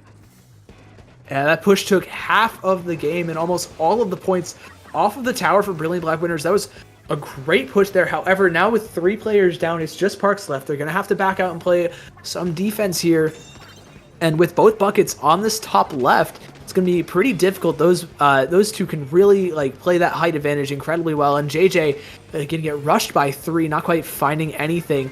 Adapt, though, finding 2, looking for the third onto 7. That's a delayed wipe. Make that a full proper wipeout. The quad. And a quad for the Luna Blaster, question mark. What a defense. That was... What a defense. I can't get over that. The shark. Here comes the shark. Not quite. Okay. I don't even know what's happening. This game is so chaotic. We're on Eeltail Alley fighting a Luna and Umbrella. What is happening? I feel like I'm watching a Div 9 tournament with these comps. Bro. Okay. But they're playing so well. It's so weird to see these who plays Luna Neo that would be in winners bracket semifinals of a paddling pool? I'll tell you right now, it is Adapt, and that push has been stopped Heck again yeah. for Faraday's Law. JJ trying to just prevent this splash from getting any kind of value out of the Crab Tank top left, actually doing a fantastic job at it, finding the pick, popping the pack, getting a second one, looking for that third. That's going to go down as well. Brilliant Black Winners able to find some massive picks, massive trades. This second check has proven unbreakable for them. Yeah, and Brilliant Black Winners has continued to just have the hold. That being said, their edit has gone down. 52 gal stalling against 3, and they do end up going down without finding a single pick, but Faraday's Law needs to take the top left. If they can't take that, then there's no chance that they can win. And it does look like that they haven't done that. And there are 2 set up top left, and they did manage to get 2 down, pack going out, potentially threatening a third pick. But no, and here comes the ball point out, or the edit out on top, going down, but Adapt jumping in, taking that space. Faraday's Law needs to take that bridge, and they need to find a way to get in, and it is just the Brella. They need to put someone on that bridge. Oh, here comes Asuka, trying to get a pick on the Brella, getting it out, using the entire special to take that. Shredding the splash wall, down to 50 points. This is it. This is overtime, and the enemy team doesn't have a strikes to get them off. So they are still in the game for sure. 25 points left on the clock, and they go 3 down to the Luna flanking! No way! That might have been a quad too. That I wasn't was. even looking. I've seen that see. I gotta Oh see my that gosh. on Twitter later. Oh my god. Literally, like, I was looking just in front, and then at the top of the screen, I see 3 people going down at the exact same time. And I'm like, did someone throw a bomb? And I look at the tower, and there's a Luna there. No, Adapt What had a the perfect play. spot. Able to stay safe. They thought they cleared that corner with the tri-strikes. If you like look at the replay, those tri-strikes were on Adapt's spot, but able to stay alive and then just immediately rush through when everybody was scrambling for that tower on that final defense in overtime. Adapt called game, and that's gonna catapult Brilliant Black Winners all the way to winners finals, the top 3 of the tourney, where they will be facing off against Deutsch. That is crazy. I hope we see them more. I hope we see them. Seeing them in finals would just be so much fun. I want to see more of the Luna Neo. And I guess you could say that Faraday's Cage really struggled to adapt to Brilliant Black Winners team comp. Yeah, they did. Yeah, the pace that they played. look at that Look at this play. triple, and then Oh the my quad gosh. afterwards. Like, That's insane. Just squeezing their way in. What a flank, what a play, what a game, what a world we are living in. wow. Life is beautiful. That's one way to end off the block. Shout out to Dab. Yeah. That's gonna do it for us here. A quick little look at the brackets. Gonna see Faraday's Law down. They're gonna be in lower bracket round 6. They have a little bit of ways to wait. But somebody who isn't gonna be waiting for very long, Brilliant Black Winners. They're gonna be facing off against Deutsch in that winners finals. But that being said, Ace, that is the end of our block. So where can the lovely people in chat find you? Yeah, you can find me at asec.xyz on Sky, asecxyz on Twitter. I changed it. Twitch, I mean. I don't use Twitter anymore. I still have an account, but I don't go there. And just asec on YouTube. But yeah, I am hopefully gonna stream the more stuff soon. I promise. Maybe, hopefully. Maybe get some content out. I don't know. Just chilling. But yeah, what about you? Where can they find you? You can find me at Twitch, Blue Sky, Discord, Twitter, all that stuff, at Sigdokari, like you see at the bottom of your screen right there. And that being said, it has been a fantastic first couple of hours of Valid Pool. We've got some more jam-packed action right away with Mars and Ezio in just a few minutes. Yep. So don't go anywhere, because we're going to be right back. With different commentators, though. Not us, different people. So yeah. See ya.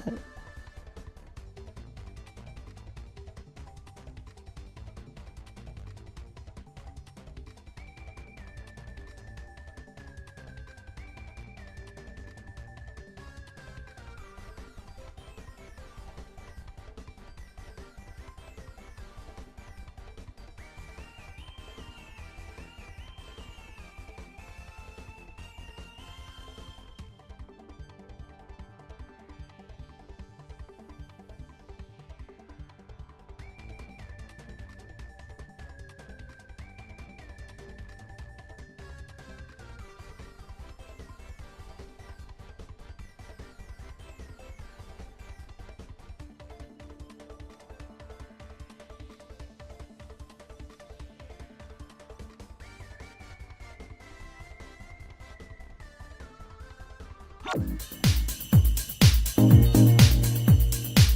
last checkpoint to pop it. Oh, the bubble gets out, but strikes are gonna cancel it out. Whoa! Turning this Triple. around. Special's Ooh, what coming a on out. Zuka. 2 players down. Do they make the jump in time? Yes, they do. They're gonna score, and that's gonna open up the basket. You're gonna get blocked by the We can't go. We gotta go. We gotta go. You gotta go. No! Undertow, the range is definitely an extremely valuable pick to have, but the Kraken from Red is going to be coming out, putting a stop to this push with a double. Bluefin Zones is the best map mode combination. As I mentioned,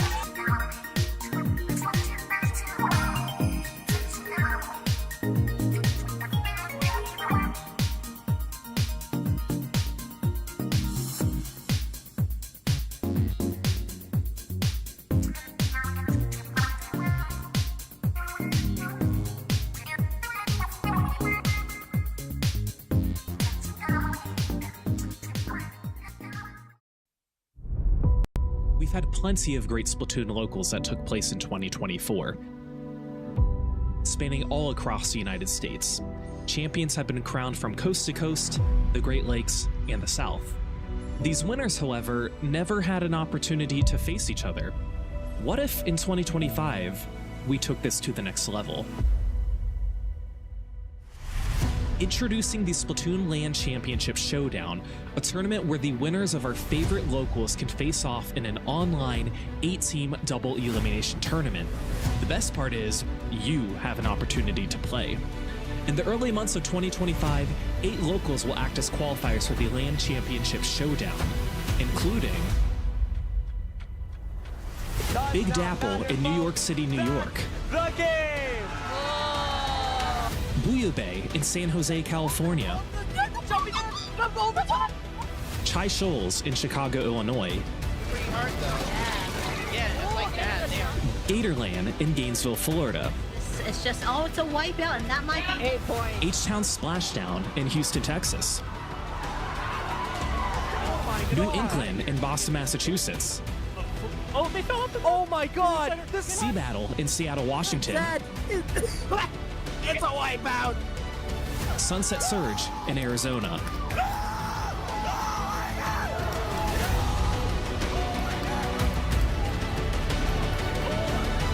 Win at one of these locals, you get an automatic bid to participate in the LAN Championship Showdown in April 2025, streamed on Splatoon Tourney. Be on the lookout for advertisements from the local closest to you regarding their qualifier. Who will come out on top?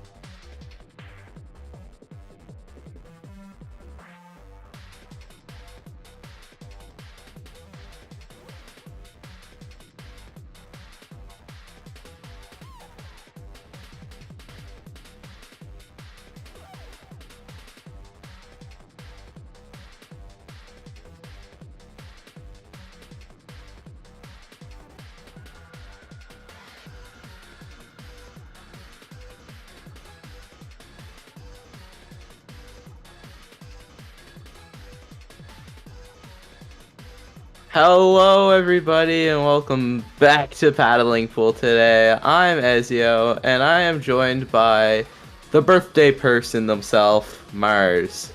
Hello everyone, yes, happy birthday to me, and I'm so happy that I get to commentate for Paddling Pool today. I'm very excited to see what is going to be going on with the teams that are currently in the top cut of the tournament right now. Yeah, we're gonna be seeing Brilliant Black Winners versus Deutsch. Deutsch. Deutsch. I'm very English, as you can tell, even though I'm not from England. But yeah, it's hard to pronounce that for me. But we're going to be seeing Rainmaker on Mincemeat Metalworks. Yeah, our first that. game. That one's wild. That's a wild pick. I'm assuming the teams were picking the maps for this one, so it's an interesting pick. Yeah, and as I can see from the bracket here, Brilliant Black Winners was the one who picked this. I love the people on both teams, actually. So this is a very hype set. And as you previously saw from the last set with Brilliant Black Winners, they have a Brella and a Luna Blaster on Rainmaker Mincemeat. You can tell they're playing in their comfort zone, Mars. Oh yeah, they are in the zone right now, and they are ready. They are ready. Locked and loaded. We do see currently the comps that are going on right now. I do believe that Brilliant Black Winners has not changed their comp too much from the last set that was streamed. Yeah, but we do see opening Gambit E-Leader from Devin there on the side of Deutsch, and we do see Jovan on that left side trying to get that squeezer to back up. Cooler popped on both sides as well. Devin taking advantage of that opening Gambit, getting a pick onto that edit here. No backline presence for Brilliant Black Winners, but we do see them get a couple picks there too, go down on the side of Deutsch, and they do have that hammer online.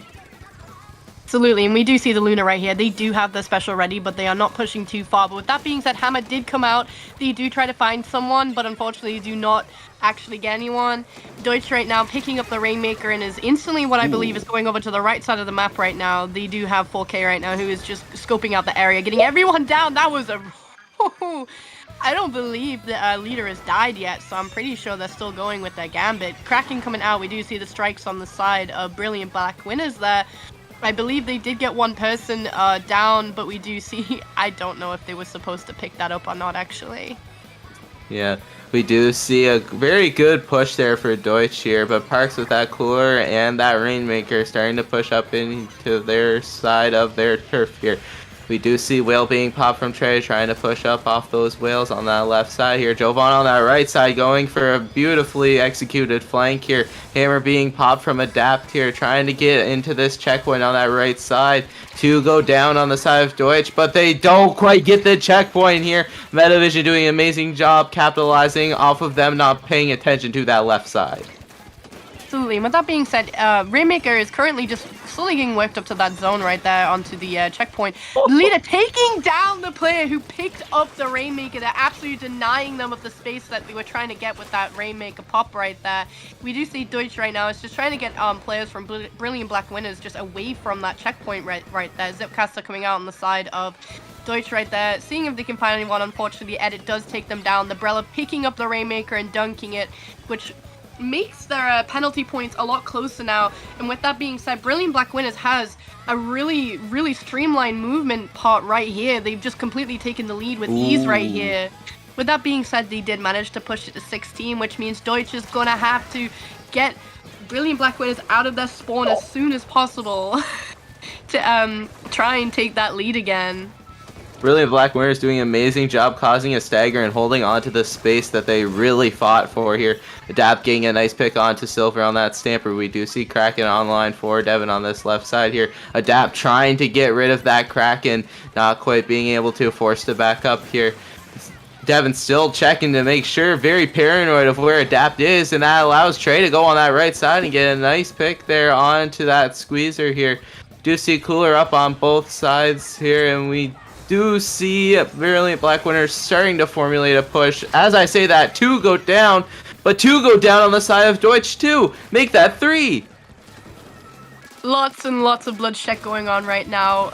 Brilliant Black Winners right now having the control of mid right now, but we do see 3 of the players from Deutsch right now just trying to see if they can find anyone. That Stamper going down, unfortunately. We do see that Adapt right now is in their spawn right now. They are not giving up their space right now. They are just going for him. As we can see, Brilliant Black Winners has gotten that Rainmaker past that checkpoint once again up on that incline. Fair enough, you know. Fair enough on the side of the leader there, getting the kill through that in strike there. Yeah, 3 go down, and Park starts a stagger for Brilliant Black Winners. That's not a very good position, as Deutsch has a lot of pain on this right side, but Trey's making their presence known, killing that Rainmaker, still alive behind them. Zuka does get popped and does get rid of that threat from Trey. Park's here just trying to get rid of that Zipcaster. Zipcaster forced to recall here. Silver on that left side, trying to play aggressive, try to get rid of Adapt, that's trying to make something happen, does go down, another stagger is continuing, 40 seconds left on the clock, strikes do get popped from the side of Brilliant Black Winners, Kraken being popped on the side of Deutsch, they do get 1 down on both sides here, Trey running in, does get that pick on the Rainmaker, but goes down, and that is 2 down on the side of Brilliant Black Winners. Absolutely, and with that being said, there's 20 seconds left on the clock right now. Deutsch has to push the Rainmaker right now up onto that incline, but with that being said, Brilliant Black Winners right now is just really good at keeping Deutsch away from where they're trying to go right now. They have the control, and they're in the last 10 seconds of the game, which means Deutsch really has to not lose this Rainmaker in the last 10 seconds right now to get their overtime. With that being said, we do see a lot of the players from Brilliant Black Winners right now just seeing if they can kill anybody, really. 2 of the players right now really going after people who are pushing up right now. Will coming out on the side of Brilliant Black Winners, which is putting IPS in a really awkward spot right now, which unfortunately causes them to lose the Rainmaker, which means Brilliant Black Winners does take the victory for the first game. Adapt doing an amazing job there, knowing when to push up and when not to push up so they don't die there. Amazing job also by throwing bombs and just continually making the Rainmaker die from the side of Deutsch. Like, Brilliant Black Winners was able to just keep staggering themselves in a way that it was beneficial for them. They kept killing those Rainmakers every single time they got, like, taken. So it just wasn't able for Deutsch to push because they'd constantly have 1 down. Absolutely. But to be honest, Brilliant Black Winners is really good at holding their space. They knew what they were coming up for, and every time they did that push, they made sure they had enough ink when it came to actually getting themselves into the position that they want to be in. They were really good at defending too, which made it really hard for Deutsch to actually push themselves in as a result. And to be honest, this layout of this map makes it incredibly difficult to push, I would say. It's very easy to hold people back. Yeah, and that was, as we mentioned previously, Brilliant Black Winners pick. So that would be a very beneficial, and I hope if they win that, because they did pick it. But speaking of picking maps, we're going to be going to Deutsch's pick, which is the very basic, but very good Mahi Mahi zones. I'm quite interested to see how both the teams are going to actually fare on this map, to be honest, because Lida has a lot of range when it comes to actually positioning on this map, so it might be the case that it could be the Lida's playground. Yes, and as we saw before, Devon's very confident in their leader skills, especially with running open and Gambit here. And we're going to be getting straight into it. No wasting time from both teams, really. And we do see very same comps from both sides here. The same Luna, the same... Actually, not the same Brella. It's Vanilla Brella Mars. Strike Brella. And then we do have the Vanilla...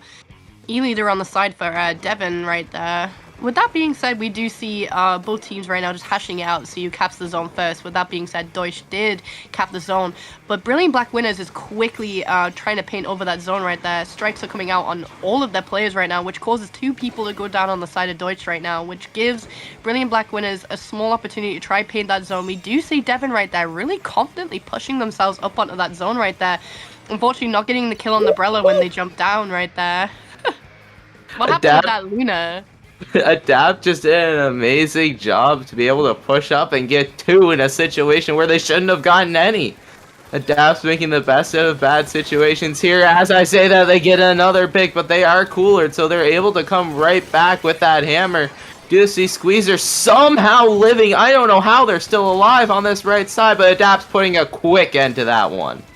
Absolutely. That Squeezer literally just used the very tip of a corner right there to keep themselves alive. Unfortunately, did get taken down. But you do see that Brilliant Black Winners are really spreading themselves out right now, really making it difficult for Deutsch right now to take people down, like, straight away, like, multiple people, which honestly is working out for Brilliant Black Winners right now. They have 30 points remaining on that counter on the zone right there. Deutsch still has not capped the zone since they originally capped it at the start of the game, and honestly Brilliant Black Winners right now is just easily keeping that zone very steadily. They haven't had the cap taken away from them, which means no penalty, and honestly they're on a smooth ride right now. Zuka coming out on the side of the Squeezer right there, seeing if they can paint the zone. Deutsch right now is very close to getting that zone painted, does manage to cap it, giving Brilliant Black Winners a 69-point penalty, which gives Deutsch right now a little chance to breathe when it comes to getting points off of their zone right there. Yeah, Dap jumping in, almost gets two, but does get a trade here. Parks playing aggressive on this left side, and it's paying off. 2 go down, 3 go down on the side of Deutsch. But it's just a 1v1 between Silver and Jovan here. Silver looking to win this fight, but Jovan manages to win that there. But they do get a jump in, and it's another trade. Absolutely. And with that being said, I don't see too many players from Deutsch right now pushing in, because I'm pretty sure Brilliant Black Winners right now is taking their players down one by one in specific areas when they're trying to get out. We do see Devin trying to see if they can find anyone. They are kind of just peeking on the grates up above, but I don't think they managed to find anyone. We do see the Zap unfortunately going down. I do believe they did get a cooler out beforehand. I'm not too sure though. But with that being said, Brilliant Black Winners right now is just keeping that zone very confident. Zip coming out on the side of Deutsch right there. I did see the peak of the Stamper right there. They do manage to get a pick with their weapon. 2 people going down on the side of Brilliant Black Winners right here. 3 people down. That was a delayed wipe, I'm pretty sure. 1 person left, which forces Brilliant Black Winners right now to move back and give Deutsch the opportunity to keep the zone for a little bit longer to see if they can get more points down to catch up with Brilliant Black Winners right now. Yeah, Brilliant Black Winners has 3 specials at the ready. Make that 4. They're popping that strikes, and they're popping those whales as well. Trying to push up onto this left side, get Devin out of the way. Hammer does get thrown at them, does not get any value. Silver does go down from that amazing pick from Parks here. We do see Jovan on this right side flank here taking very much attention so they can cap the zone. They still haven't capped the zone though. Adapt goes down once again, but Parks getting another pick onto that Stamper. It's a fight for zone here. Wales does get popped. The zone does go back in the favor of Brilliant Black Winners. We do see a 1v1 on this left side. So much fights happening right now. Zuka getting popped as well, and Deutsch manages to win the fight but loses zone in the process. Absolutely. Deutsch currently has the cap of the zone right now. They are currently just getting their points down right now. We do see Brilliant Black Winners right now, seeing if they can find anyone. They do have strikes ready, but on the side of Deutsch, they do have Zip ready, which means 2 people have went down on the side of Brilliant Black Winners. As I'm speaking, that 2 people in front of the Brella right there. Zip is taking a really interesting off angle to get behind players right now, taking down their primary cooler user. They capped the zone once again, but I'm pretty sure their points got reset. With that being said, we do see the Gal and the Luna right now on zone right now with their Brella. Brella unfortunately going down. The Zap going down on the side of Deutsch right now. They got 20, oh my lord, they got 20 seconds left on the game. And Brilliant Black Winners have managed to cap the zone right there, which gives them a little bit more breathing room. I'm just in awe of this gameplay from Adapt here. There's 10 seconds left on the clock. Adapt Sharky on this right side. They don't see them. All attention's on Trey right now. Squeezer does get a pick, but here comes Jovan and Adapt from behind. Does get one. The team up there does get one. Does not quite get another here. They're trying to fight for zones. Vibrella popping those strikes and does get the zone. And that is 2-0 for the side of Black Winners. But it is a best of 5, so we will be seeing a game 3. Absolutely. Honestly, that was a lot of stuff going on right there. There was a lot of stuff going on in that game right there. But both teams were very close to winning the game right there. We did see that Deutsch did get their counter down. I believe it was 13 points before the zone was capped again. And unfortunately, they were not able to get their penalty down quick enough due to the special differences, especially with strikes on the side of Brilliant Black Winners. They were able to just cap that zone basically straight away. once they Yeah, had brilliant. the line. Yeah, Brilliant Black Winners did an amazing job of, like game 1, just staggering their deaths to where it worked. Every single time Adapt died, Jovan stayed alive. Every time Jovan died, Adapt stayed alive. And it just led to them being able to hold constant pressure. Like, if you look at this pick right here, Adapt died twice in a row, and Jovan stayed alive. Then as soon as Jovan died, Adapt was alive. So it really worked out in their favor, and especially with Adapt sharking and knowing their range with that Luna Blaster, it was just overall a very good team effort from Brilliant Black Winners.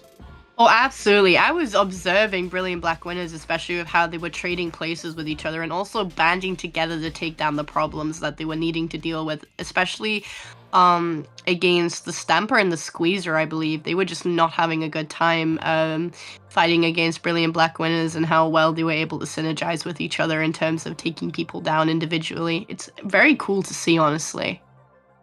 Yeah. And we're gonna be going into Clan Blitz Umami Ruins. It's not like as rare as Rainmaker Mincemeat, but it still is a Brilliant Black Winners pick. You never know. You never know when it comes to this map. Like, two teams on this map, it could go anywhere. But with that being said, we are going into game 3, and it is match point for Brilliant Black Winners. Yeah, I had to think about that for a second. Couldn't remember the team name.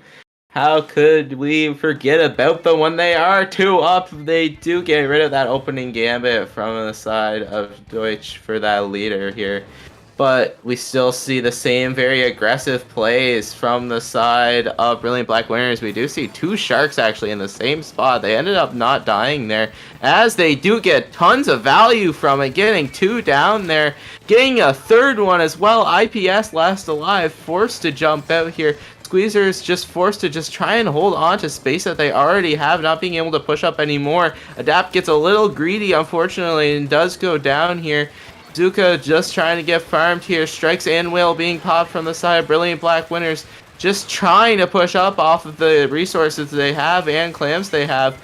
2 go down on the side of Brilliant Black Winners. Make that 3. And it's just Parks left alive here. Absolutely. With that being said, Deutsch right now, I believe, is just trying to get space right now. They've got that cooler out. That was a very nasty snipe coming on the side of 4K right there. They do have the control right now, and I believe they're going to score. And with that being said, they do break the barrier.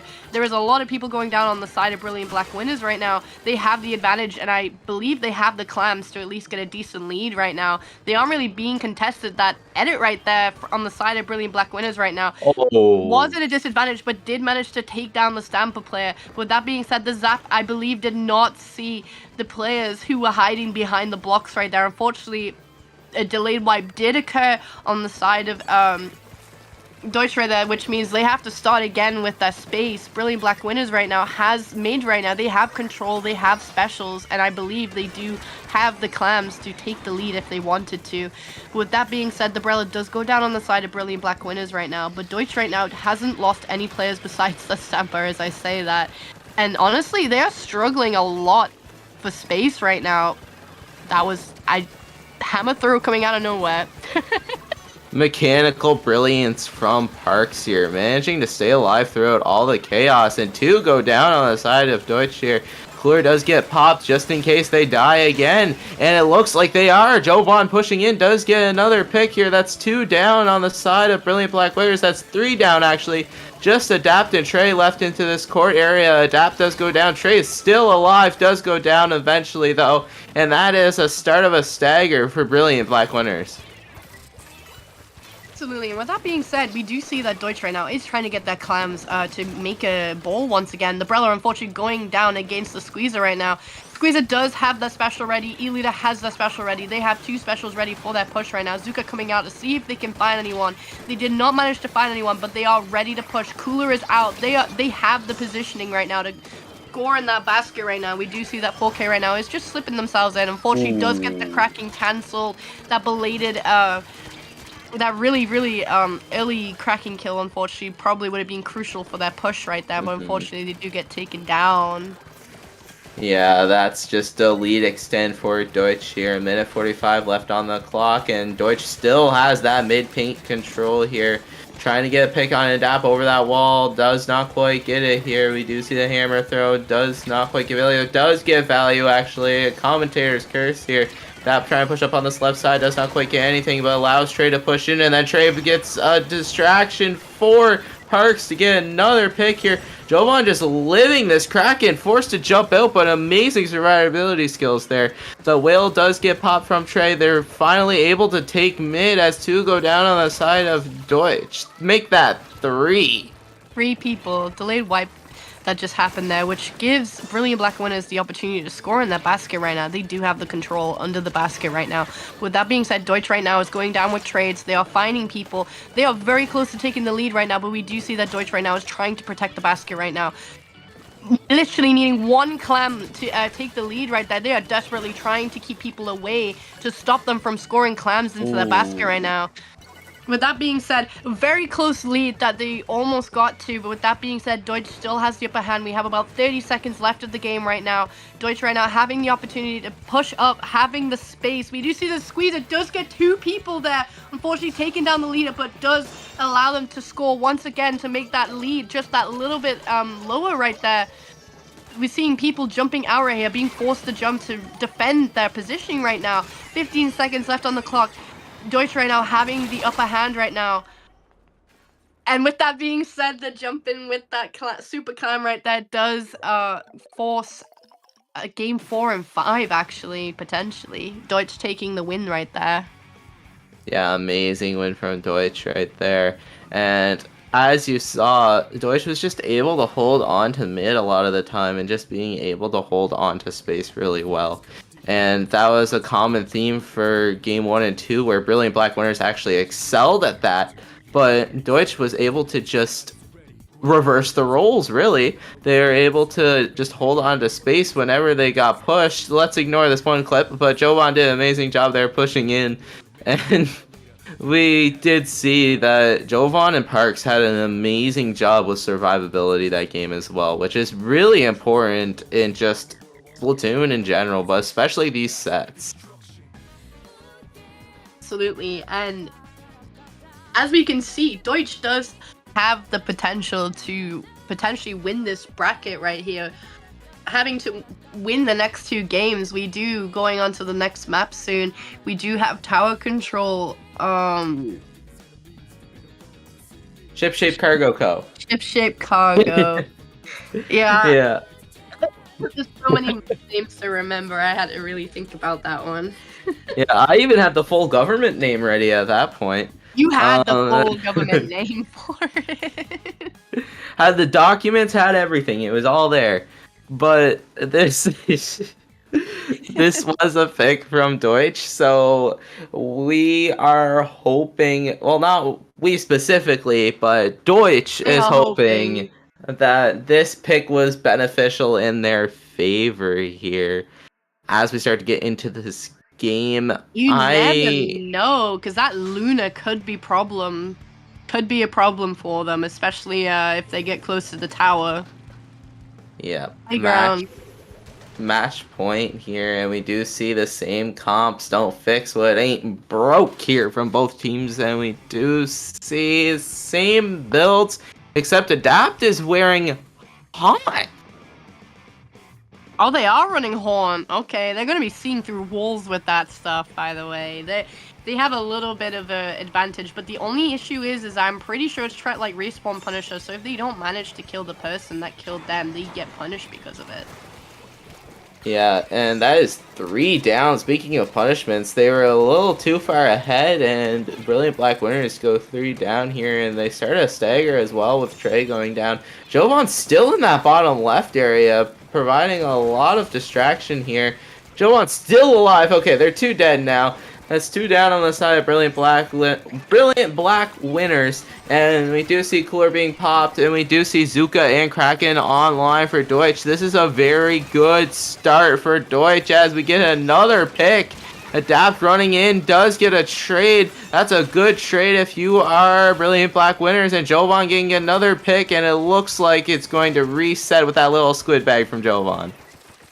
Absolutely. But that being said, Deutsch got a really good first push right there, almost getting the first checkpoint, I believe. I don't think they fully got it, actually, but they were working on it. With that being said, Brilliant Black Winners right now have the control of mid for the moment right now. With that being said, Deutsch is slowly inching themselves back up. That Zuka coming out. We did see the hammer kill from the Luna, a trade going down between the Luna and the Squeezer right there, but we do see the Brella forcing themselves in here right there, having the strikes ready to really just shut off Deutsch from actually being able to contest that tower right there.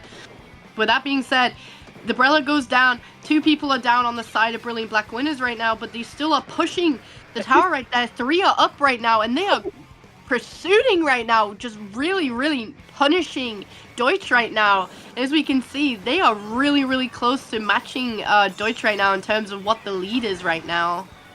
Adapt is going crazy. Adapt was doing amazing tower dances there. It's somehow able to survive and does get 3. But as I say, getting 3, Silver does get 3 with that Zipcaster here, with Devin cleaning up that 4th. And that looks like Deutsch is going to make a start to their push, with Devin getting another amazing snipe here. Trying to get another one onto Parks, not quite getting it here. Parks forced to back up just from the aura that Devin has. Aura is very important when it comes to playing E-Leader, I have to say. But with that being said, we do see that 2 people are down on the side of Deutsch right now, which forces 4K to jump out right now. We do see that Silver was trying to fend off in mid right there, but unfortunately did get outnumbered and did get taken down. With that being said, Brilliant Black Winners has the tower once again. Strikes coming out from the Brella. We do see Zipcaster right now, seeing if they can find anyone. I believe they took down the Gal, but unfortunately did go down with them. We do see that IPS right now is trying to get people. Did try jumping out, but unfortunately does get killed by the Luna, I'm pretty sure. 2 people going down from that Zuka right there. We do see Jovan right there still creeping on that tower. We do see Silver still trying to peek people. Adapt right now having the hammer, not finding anybody. There is players going down left, right, and center on both sides right now. E-Leader having that Kraken ready. The Brella having that strikes ready, which means they can use it if they really wanted to. With that being said, strikes did come out, trying to get more space. And we do see that Pox right there is trying to see if they can find anybody. Really just creeping around, really just keeping themselves alive as they're intended to, really. Yeah, Park's doing an amazing job with that survivability. Adapt playing super aggressive on that bottom left side. Tries to fight IPS. IPS wins that duel. Devin gets another kill. Devin doing MVP type things here. As I say, MVP type things. Silver does get 3 amazing picks there from Silver. Parks just last alive here. Devin knows where Parks is. They think they know where Parks is. Parks actually did jump out. They are back in spawn. Devin setting up those beacons. Has Kraken online. And we do see Deutsch trying to get a final last push to maybe put a little bit more points on the board or keep that special advantage in their favor. Absolutely. And with that being said, strikes came out on the side of Brilliant Black Winners. I don't think they got too much value out of it. But tower is going back to neutral right now. Specials are ready. We do see that Adapt does have the hammer ready, which means they can try find people if they want to. I believe 2 people went down on the side of Deutsch. Oh, no, Brilliant Black Winners.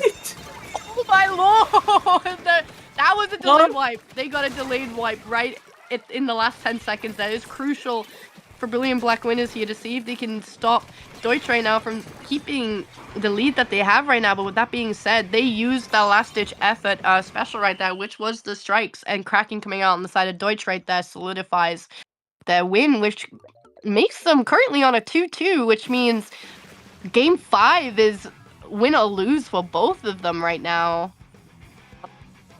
I'm gonna backtrack a little bit here. How did Jovan die to that Zuka? Jovan was behind the wall, at least from what I thought, but they died to Zuka, which is a great pick for Deutsch because Jovan had the strikes ready. And I'm not even mentioning, we're playing V-Brella over Sorella Brella. I think Zuka tends to arc in very awkward positions. If you're behind something and someone angles that Zuka in the perfect position, it can just take you out. Yeah, I know that, but it's just like look at that. How does Jovan die to that?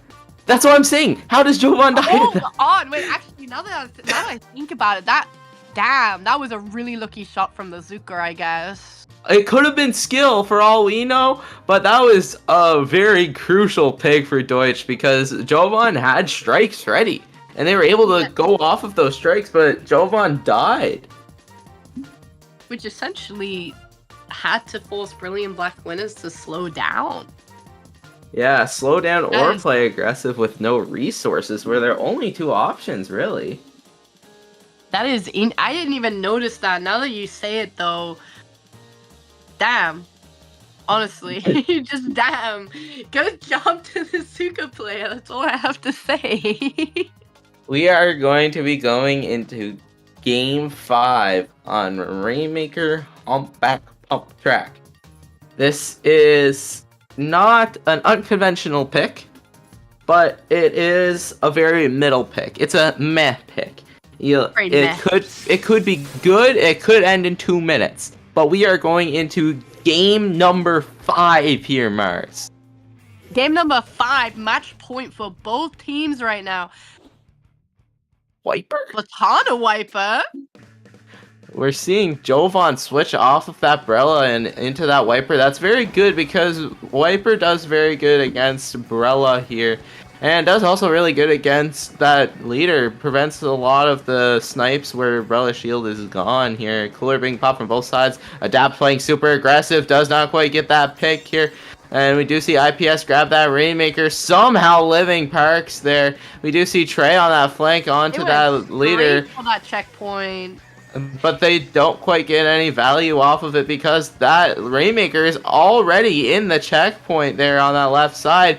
But they do go 3 down, essentially a wipe because of jump outs here. And Whale getting popped early from Trey just to get them to back up and not get a charge onto Jovan there. Absolutely. Well, that being said, I don't know what happened with the Zipcaster. I was going to talk about it, but it seems like it completely went out. I don't know what happened with that kill right there, but we do see that Adapt did get taken down by the Sword right there. But Brilliant Black Winners has not really gotten that Rainmaker past mid. Deutsch right now just defending their base right now.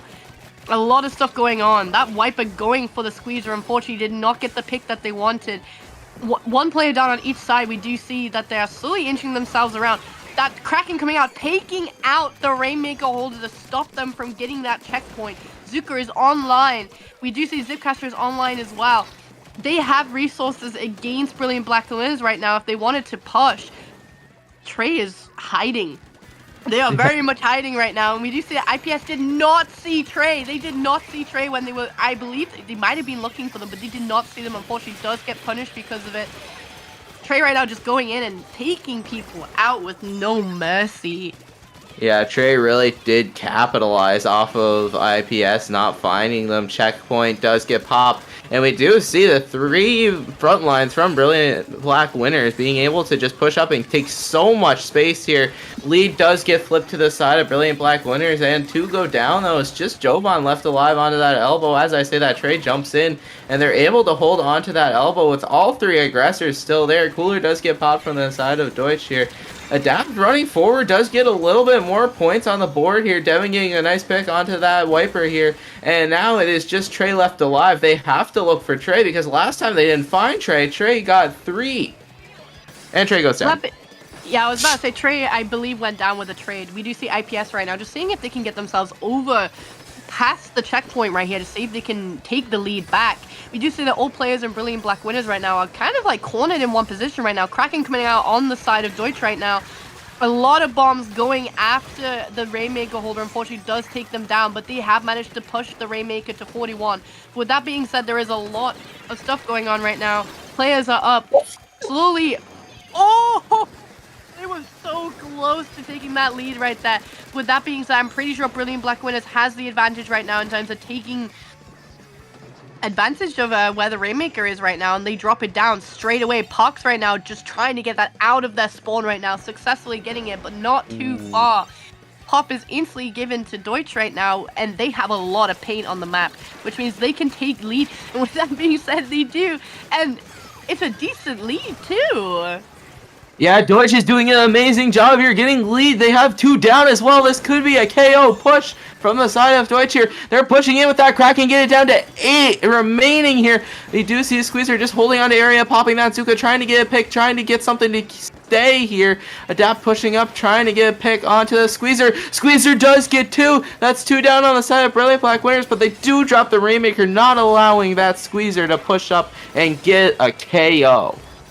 Absolutely, and the Rainmaker did take down the Zap player, which means Deutsch does not have a cooler right now, and Brilliant Black Winners are just taking the Rainmaker.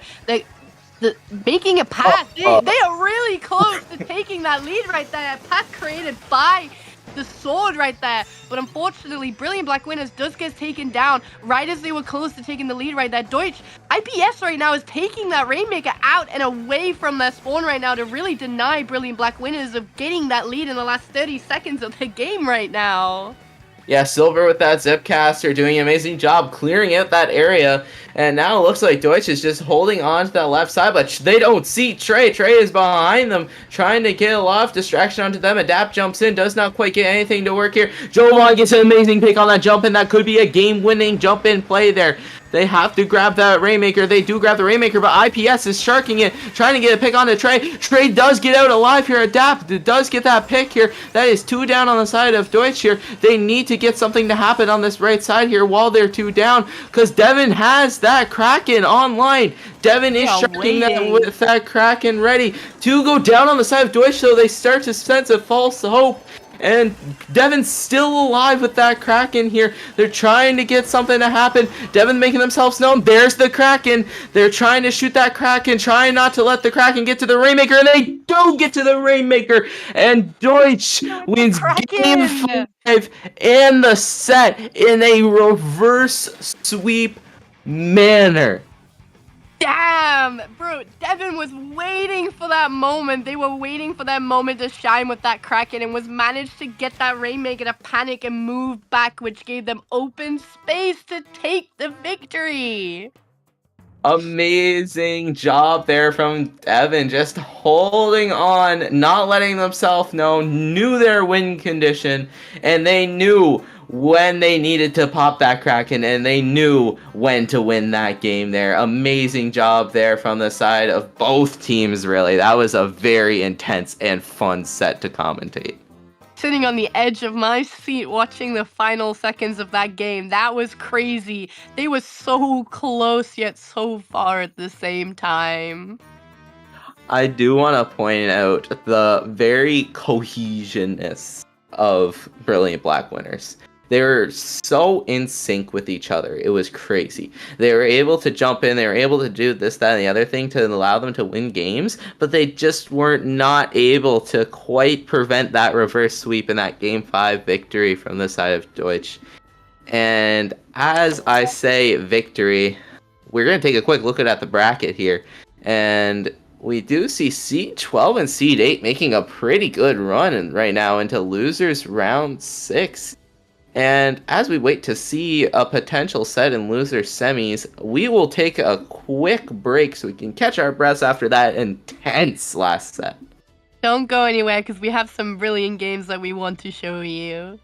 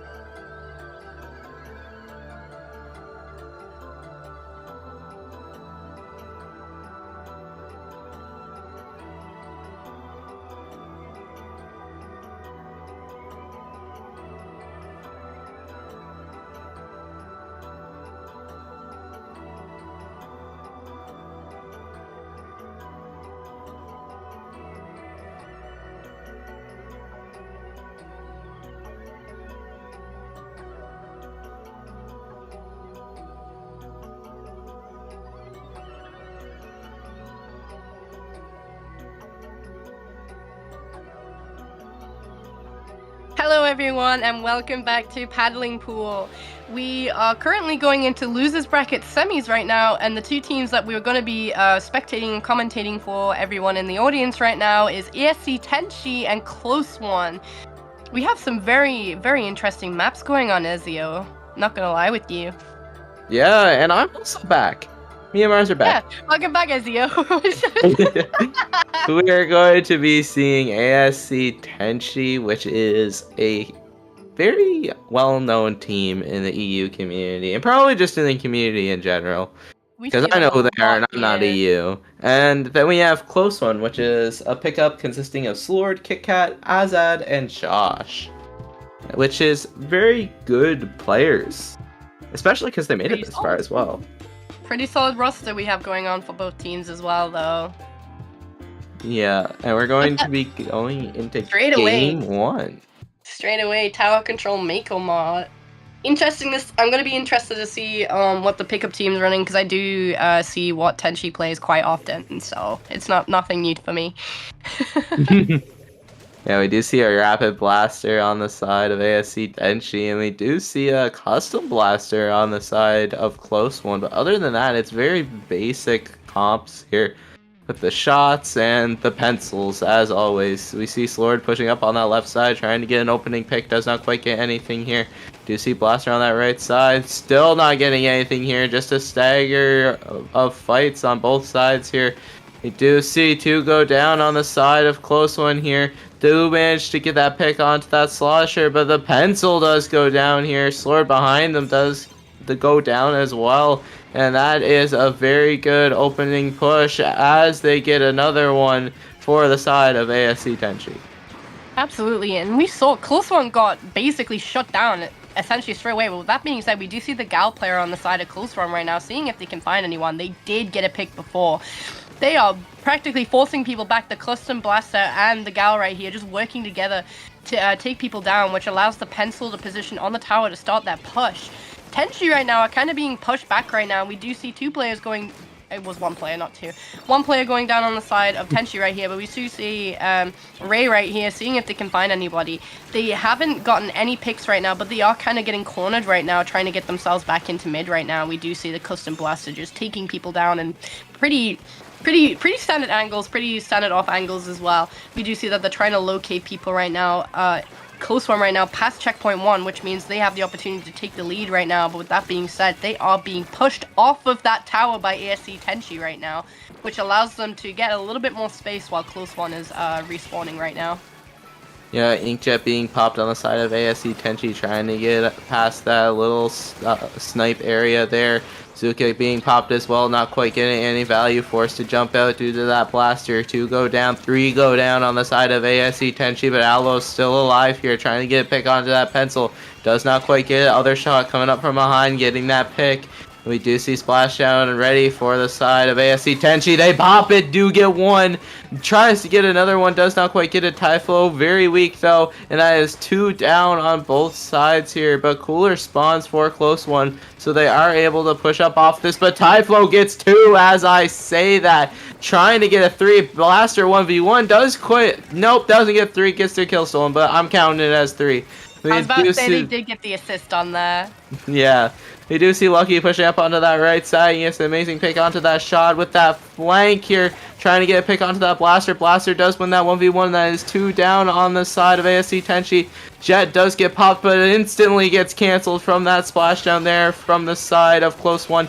Close One getting another pick. That's 3 down. Make that 4 down on the side of ASC Tenchi. Just Typho left alive here, and they're past the first checkpoint, so they're able to quite literally get lead as we say. Yeah, they do get lead, and that is 3 down on the side of ASC Tenchi. But that being said, we do see that Close One right now is just trying to keep ASC Tenchi away from that tower path right now, which they are doing a pretty decent job. With that being said, the person who was on the tower did unfortunately get taken down. We do have 2 players down on the side of Close One right there, 1 player down on the side of Tenchi. They do have a lot of stuff going on right now. They have specials basically almost ready. Cooler is out, which means Typhoon right now can pop that jet without much punishment right now. Still looking for players, that pencil player is looking for people. Unfortunately, Typhoon does go down when they pop that jet. With that being said, ASC Tenchi's members right now are really working on backing up the loss of their players. Zuka coming out, getting one pick with that Zuka right there, seeing if they can find anybody else. Did not find anybody. Blaster right now, unfortunately, does get taken down by the shot player. To be honest, AC Tenchi right now is struggling a lot to keep the tower. What is going on? Aloe was crazy there, does get 2 and allows their team to respawn, but unfortunately Lucky does go down. Inkjet being popped from Typhlo here, does get splashdowned on them and does go down to that splashdown. 2 go down, 3 go down on the side of ASC Tenchi. This just Aloe left alive again, just trying to play aggressive here, does get picked onto that shot. Aloe very confident in their mechanics here. Do get 2, and it's 2 down on both sides here. Blaster coming up from behind, does get 1, tries to get a second onto that Blaster, does get that second onto that Blaster. Splashdown is ready for Blaster. Not quite yet, now it's ready. No, it's not ready. It's almost We're almost there. Blaster You get taken down. 2 go down on both sides here. It looks like Close One just wants to hold on to mid here. Rise popping that cooler just to try get something to work here. Not quite being able to, and that is game 1 going to Close One. Lord, that was so much going down in mid right there. Both teams really closely contested with each other. But unfortunately, AC Tenchi was not able to get the push that they wanted to. They were setting themselves up for those pushes, but unfortunately it was not enough against Close One. Yeah, very unfortunate there from ASC Tenchi, but it was very closely fought on both sides here, but Close One was able to closely win that game there. And that is game 1 going to Close One. Sorry, okay. That's game 1 going to Close One, and this is a best of 3 because we are in losers bracket semifinals. So next game could just be the set ender. They gotta lock in. Tenchi has gotta lock in to take the victory away from Close One if they want to win losers bracket semi right here. Yeah, that is correct here, and we're going to be going into Rainmaker Hagglefish? Is that correct? It is Rainmaker Haggle. What? Okay. That is an interesting. That is an interesting map. Let's just say that. In the And nicest both way teams possible. picked this, by the way. Both teams picked it. Okay. So it wasn't I guess just a they're trying to cook. lopsided. They're trying to cook here. They're trying to cook. I wanna see what's Rainmaker gonna go on. Hagglefish. Rainmaker Hagglefish is kind of like caviar. You expect it to be good. It's very rare, but it's not the best thing in the world like it's hyped up to be. True. It is. This map can be incredibly one-sided too, if you think about it. Yeah, you just need Especially to win the on zone. opening. Oh yeah, opening on this map is so important for your team to actually thrive in this map because the pop gives you a huge amount of ink, especially for the opening push. That's a lot of ink that you could be losing out on, especially to push up and contest the Rainmaker if it does get popped by the enemy team. Yeah, and as you can talk about Hagglefish, there's always this little jump people talk about on Hagglefish Rainmaker, and I'm going to talk about it right now. You can go from 60 points to 30. Just one jump. So you jump from the pedestal, that's the very first pedestal in the middle, right in front of mid. That's like 3 feet away from mid as well, by the way. So it's a very quick run at and get the checkpoint. Then you can jump up from that checkpoint and go onto their plat area, and that is an immediate 30 points there. As we get into match point here, ASC Tenchi looking to put a stop to Close One. Absolutely. What? Pro? Huh? Pro? So, you said you knew ASC Tenchi's comps. Do you know this one? I've not seen them running this before. I've seen them run weapons like this, but I don't think I've seen them together, especially for Rainmaker. Yeah, That one and threw me off. Yeah, and the ink vac as well from ASC Tenchi, and it works because there's no Sultana. But as I'm talking about this, we have fights going on here, Mars. That is 2 down on the side of Close One. That is a Pencil getting an amazing pick onto that shot here, being super aggressive, and it's paying off. 2 go down on the side of Close One, and a jump out is just a Blaster left alive here. Blaster does get taken down, and we do see that Pencil getting a pick onto that Rainmaker, causing a stall. Typhlo with that Booyah Bomb at the ready. Super Saiyan mode pops it, and they are going on that left side, actually, and the Zuka goes away from Ink Vac. Okay. Zook got absolutely just completely absorbed by that back right there. With that being said, Tenchi has the lead right now. They did get that Rainmaker past the checkpoint right there. All of their players are up except for one, I'm pretty sure. But with that being said, we do say that Close One right here is really just cleaning up the area right now, not really giving ASC Tenchi the space that they want right now. But with that being said, the pro in mid right now is really working hard on keeping Close One from actually advancing with the Rainmaker right now. So many players going down right now on the side of Close One because of Tenchi. Rainmaker being popped once again, that is a lot of open space, but we do see that the shot and the pencil right here is defending the position that they're wanting to go in. We do see the Gal coming from behind, seeing if they can find anyone, but the Zap has managed to find them. They know where they are, and the Rainmaker did get forced to reset. But with that being said, Rainmaker being reset isn't always a bad thing, because it gives Tenchi another route to go for if they really wanted to, instead of being forced to take it left. But I think they are taking it left once again. Yeah, not opting to go for that jump as we previously mentioned, and that is 3 down on the side of ASC Tenchi. Typhlo earlier was doing an amazing job holding on to mid, but they do go down, but they have Booyah Bomb at the ready as we're talking about them here. Zuka at the ready as well for Close One. That's 2 down on the side of ASC Tenchi. Trying to push up here. Close One trying to push up here onto zone here.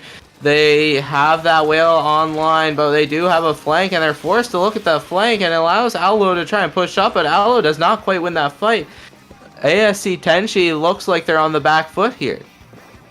Absolutely, and Close One right now has a lot of space right now. With all of their players up right now, they are really just inching themselves closer and closer up. Splashdown coming out on the side of Close One with that Blaster right there. They're taking the Rainmaker on the left side once again. They had the right side point open for them, which surprises me that they took it left, but that Booyah Bomb did not stop the shield from, the pedestal from going down. They do take the lead with that really swift movement that the Blaster did right there, just taking it up, forcing it up there. They're taking it to 28 points right now, which means Tenchi has to work on taking another push to get that lead again. With that being said, there is multiple players down on both sides right now. We do see that Tenchi right now has the Rainmaker once again, getting it out of there. Back is online. 2 players down on the side of Tenchi right now, which means it's only the Rainmaker holder and the Blaster left right now. With that being said, the Rainmaker does go down. I believe it was Izuka that killed them. Yeah. And Sword was doing an amazing job there, getting 2, being able to hold on to mid because of it here. We do see that Close One's looking to push up on this left side once again. With a minute left on the clock, they are able to just stall into that area, which I think is what they're planning to do here. Booyah Bomb does get popped from Typhlo, does unfortunately fall into a Rainmaker shot. That is 3 down on the side of ASC Tenchi, make that 4. Close One being able to push up onto here, getting it all the way down to 6 here. From the side of Close One, being able to hold on to area actually with that Blaster getting an amazing pick, trying to get a second, does not quite get a second, but Mars, ASC Tenchi is 2 down. They are 2 down right now, and with that being said, Close One is, as you said, pushed it to 6 points. There is 30 seconds left on this clock right now. Tenchi really has to get themselves up close and personal in their spawn right now to even get close to taking lead right now if they do end up dying, but like around overtime. That Killer Whale taking down the Rainmaker holder. We do see that Booyah Bomb is desperately trying to get that Rainmaker shield popped quick enough, but Close One right now has the control right now, taking down the trade with the pro right there. 2 players down, I believe. 2 seconds left on the clock. They have no chance for stopping right now. But with that being said, the Zuka just straight up taking down the Rainmaker with no mercy. They were not allowed their overtime that they allocated for. Oh my lord. Yeah, ASC Tenchi unfortunately was no match there for a close one. They did put up an amazing fight though, but close one was just able to mechanically win fights here, and that is really important. You could have teamwork, but if you're losing the fights in teamwork, then it doesn't really matter. And close one was making that very apparent because they were on opposite sides of the map most of the time, but they were still able to win the fights they were taking. Oh yeah, absolutely. And honestly, Close One was really, really good at maintaining that space and also delaying when it's needed. They calculated that pushes very accurately. I would like to say that they did that. They really just knew what they were doing and when they needed to. I've just repeated myself, but it is true. They knew what they were doing. That is very true here, and we will be seeing a close one once again in losers bracket finals here Finals, yeah. after this short little break to get lobbies and stuff set up. Don't go anywhere. We are just getting started here with these close games.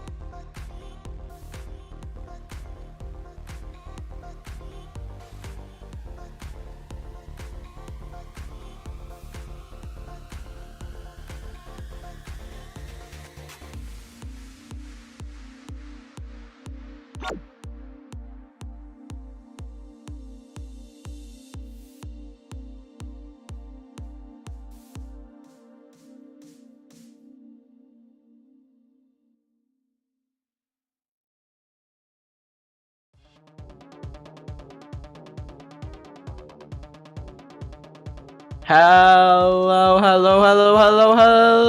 everybody, and welcome back to Paddling Pool 305.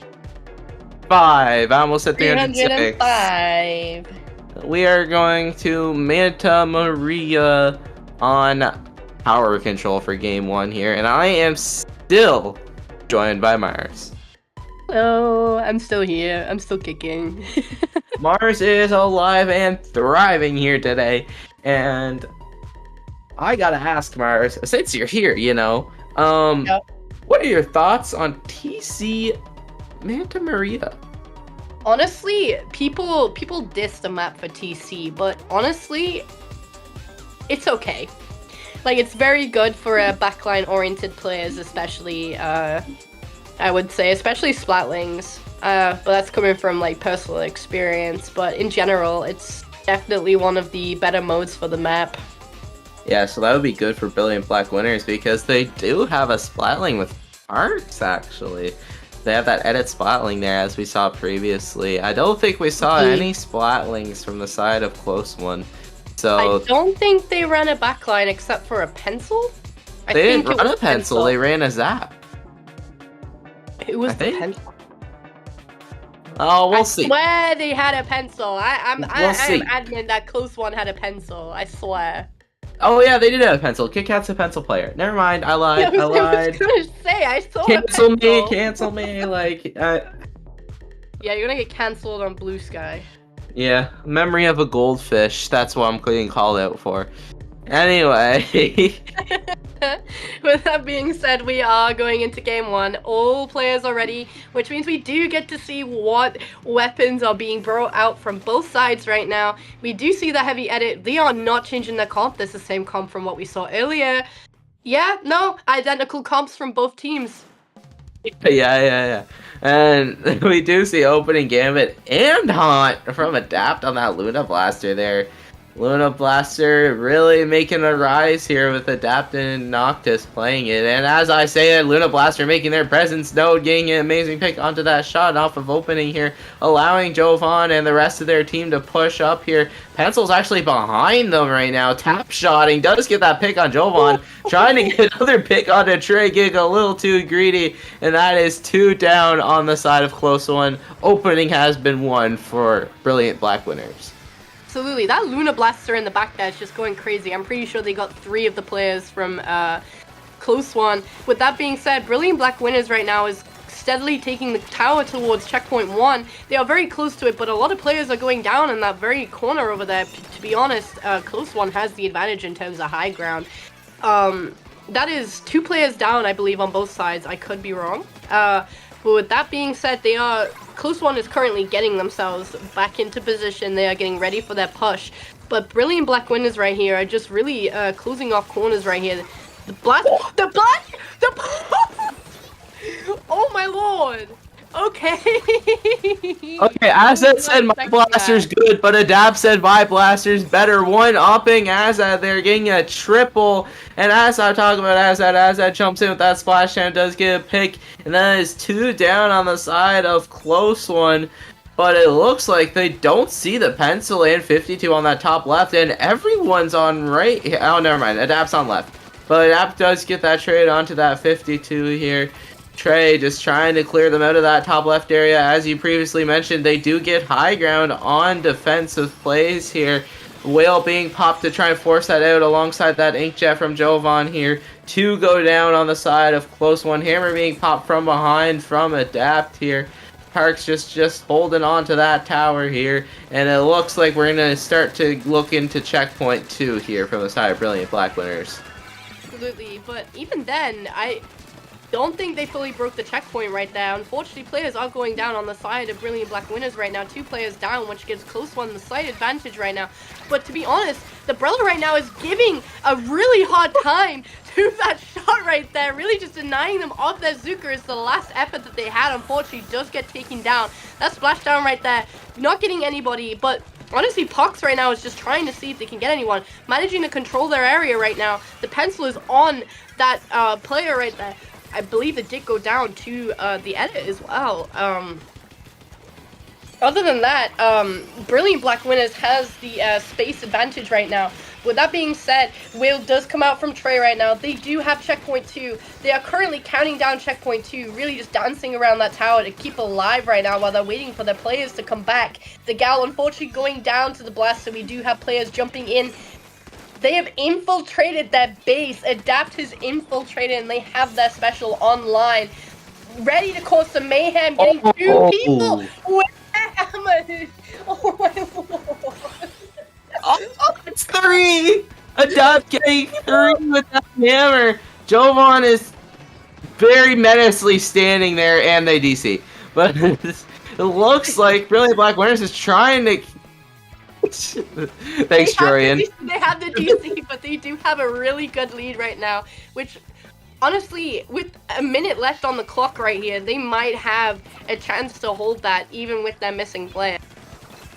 Yeah, and that is consistently one down on the side of Brilliant Black Winners, which is very unfortunate. So they need to prioritize their life a little bit more, especially since they do have lead. And we do see that they do make it even with 3-3 here, but Adapt does unfortunately go down to that Zuka here. Parks is behind them, does get 2. Amazing picks there from Parks, trying to get a third, does not quite get a third here. Trying to get that blaster out of that area, does not quite get it, and looks like there's 3 down on the side of Brilliant Black Winners. Trey just trying to hold on to this top right side, trying not to cause a stagger here. They really just want to hold on to space and not die here for Brilliant Black Winners, but as I say that, Adapt does go down to that Zuka here. Absolutely, and honestly, I think they're just trying their best to hold right now, but unfortunately, because of the numbers disadvantage that they have right now, close one right now, getting that wipeout basically solidifies that win for the end of the game right here. 10 seconds left on the clock, they are very close to taking lead, which means Brilliant Black Winners, unfortunately, is not able to take that victory because of their missing player and the lack of defense that they have because of their missing player, which is really, really unfortunate. Yeah, Nintendo did not enjoy Jovan being good at the video game there, taking them out. Nerf their team taking Jovan out of there. Yeah, and that is game 1 going to the side of close one, but it is a best of 5. We're back in best of 5 territory. So this game is not going to be the deciding factor next game. But as we can see, look at that. That was an inkjet cancel too. But Adapt comes back and says, no, I'm better, and gets 2. Adapt really showing. Wonderful playing.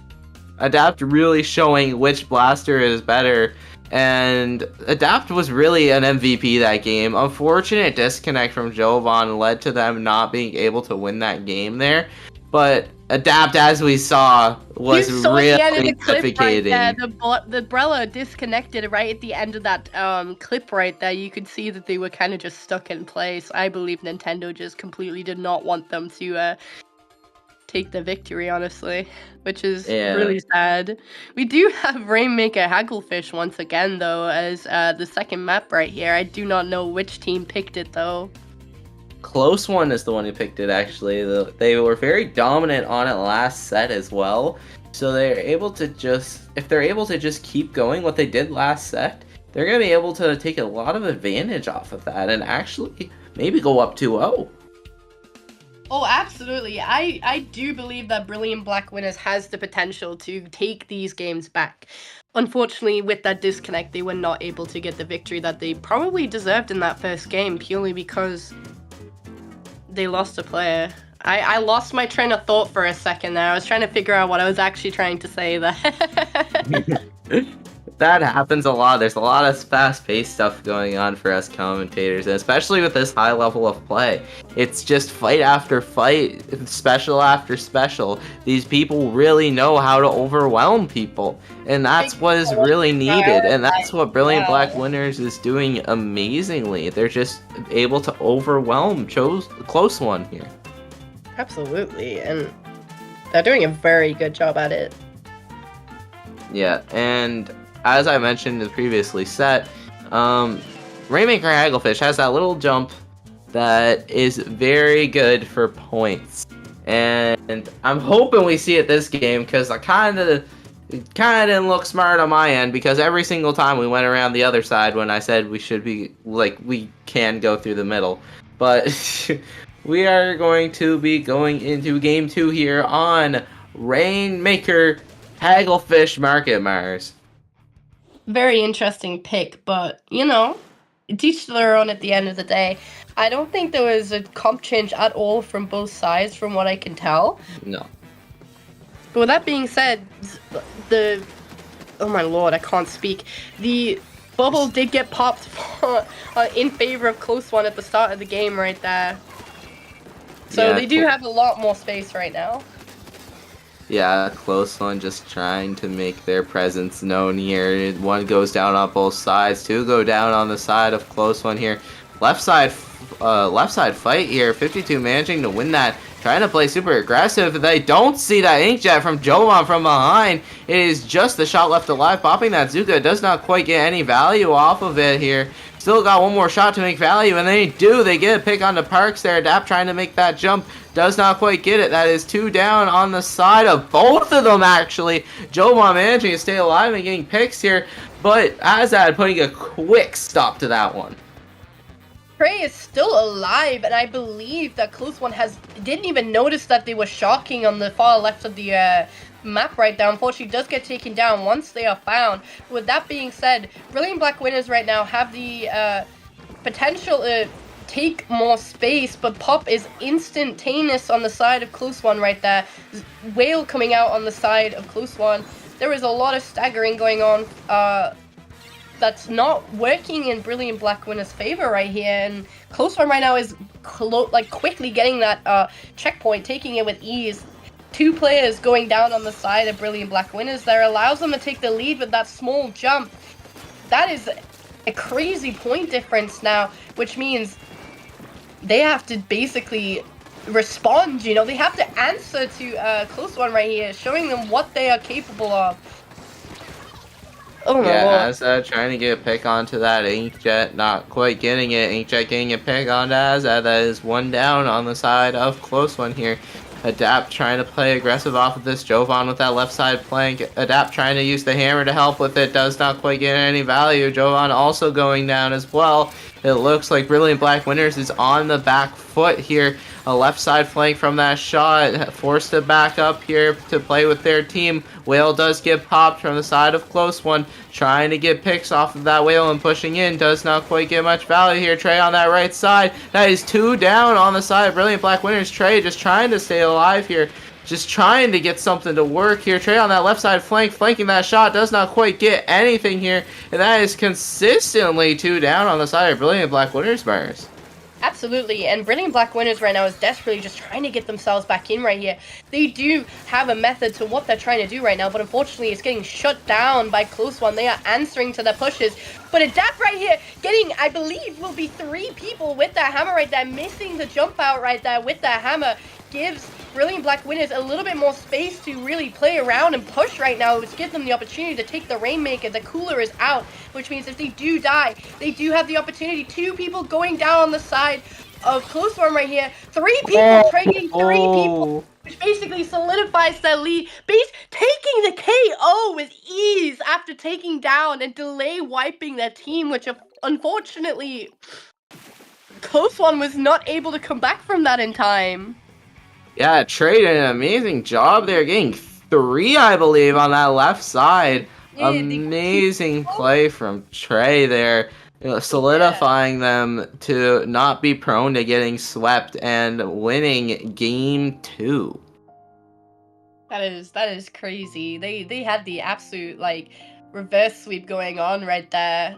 They were struggling for a while in mid right there, but once they cracked it, they were able to just go through with ease. And that's what I love about Splatoon, is that all games are unpredictable. Even if you think that one team has the upper hand, something is going to happen. Yeah, and that's what Brilliant Black winners wants. They just throw stuff against the wall and hope it works. And most of the time, it doesn't. As it's shown from that game, it didn't work a lot of the game, but it worked at one point in the game. Actually, twice. Once in their opening when they got the first push, and then once at the end where they won the game. So it can work. It's just that unfortunately didn't work during the middle of the game, and Close One was able to capitalize off of their playstyle. As we go into Clam Blitz. Oh.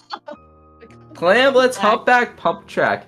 These map picks from Brilliant Black Winners is very, very interesting, if I do say so myself. That's such a mean map to make anybody play on, I'm just saying. But it's a very good map for Luna Blaster and Brella. Oh yeah, absolutely. But you never know, they might change to Sword. I believe it was Brilliant Black Winners that changed to Sword for a Humpback last time for Rainmaker. Yeah, and it unfortunately didn't work out in their favor last time either. Unfortunately, losing that set in a reverse sweep there. And we might see that Wiper pick again from Jovan, but we could also just see the Brella stay.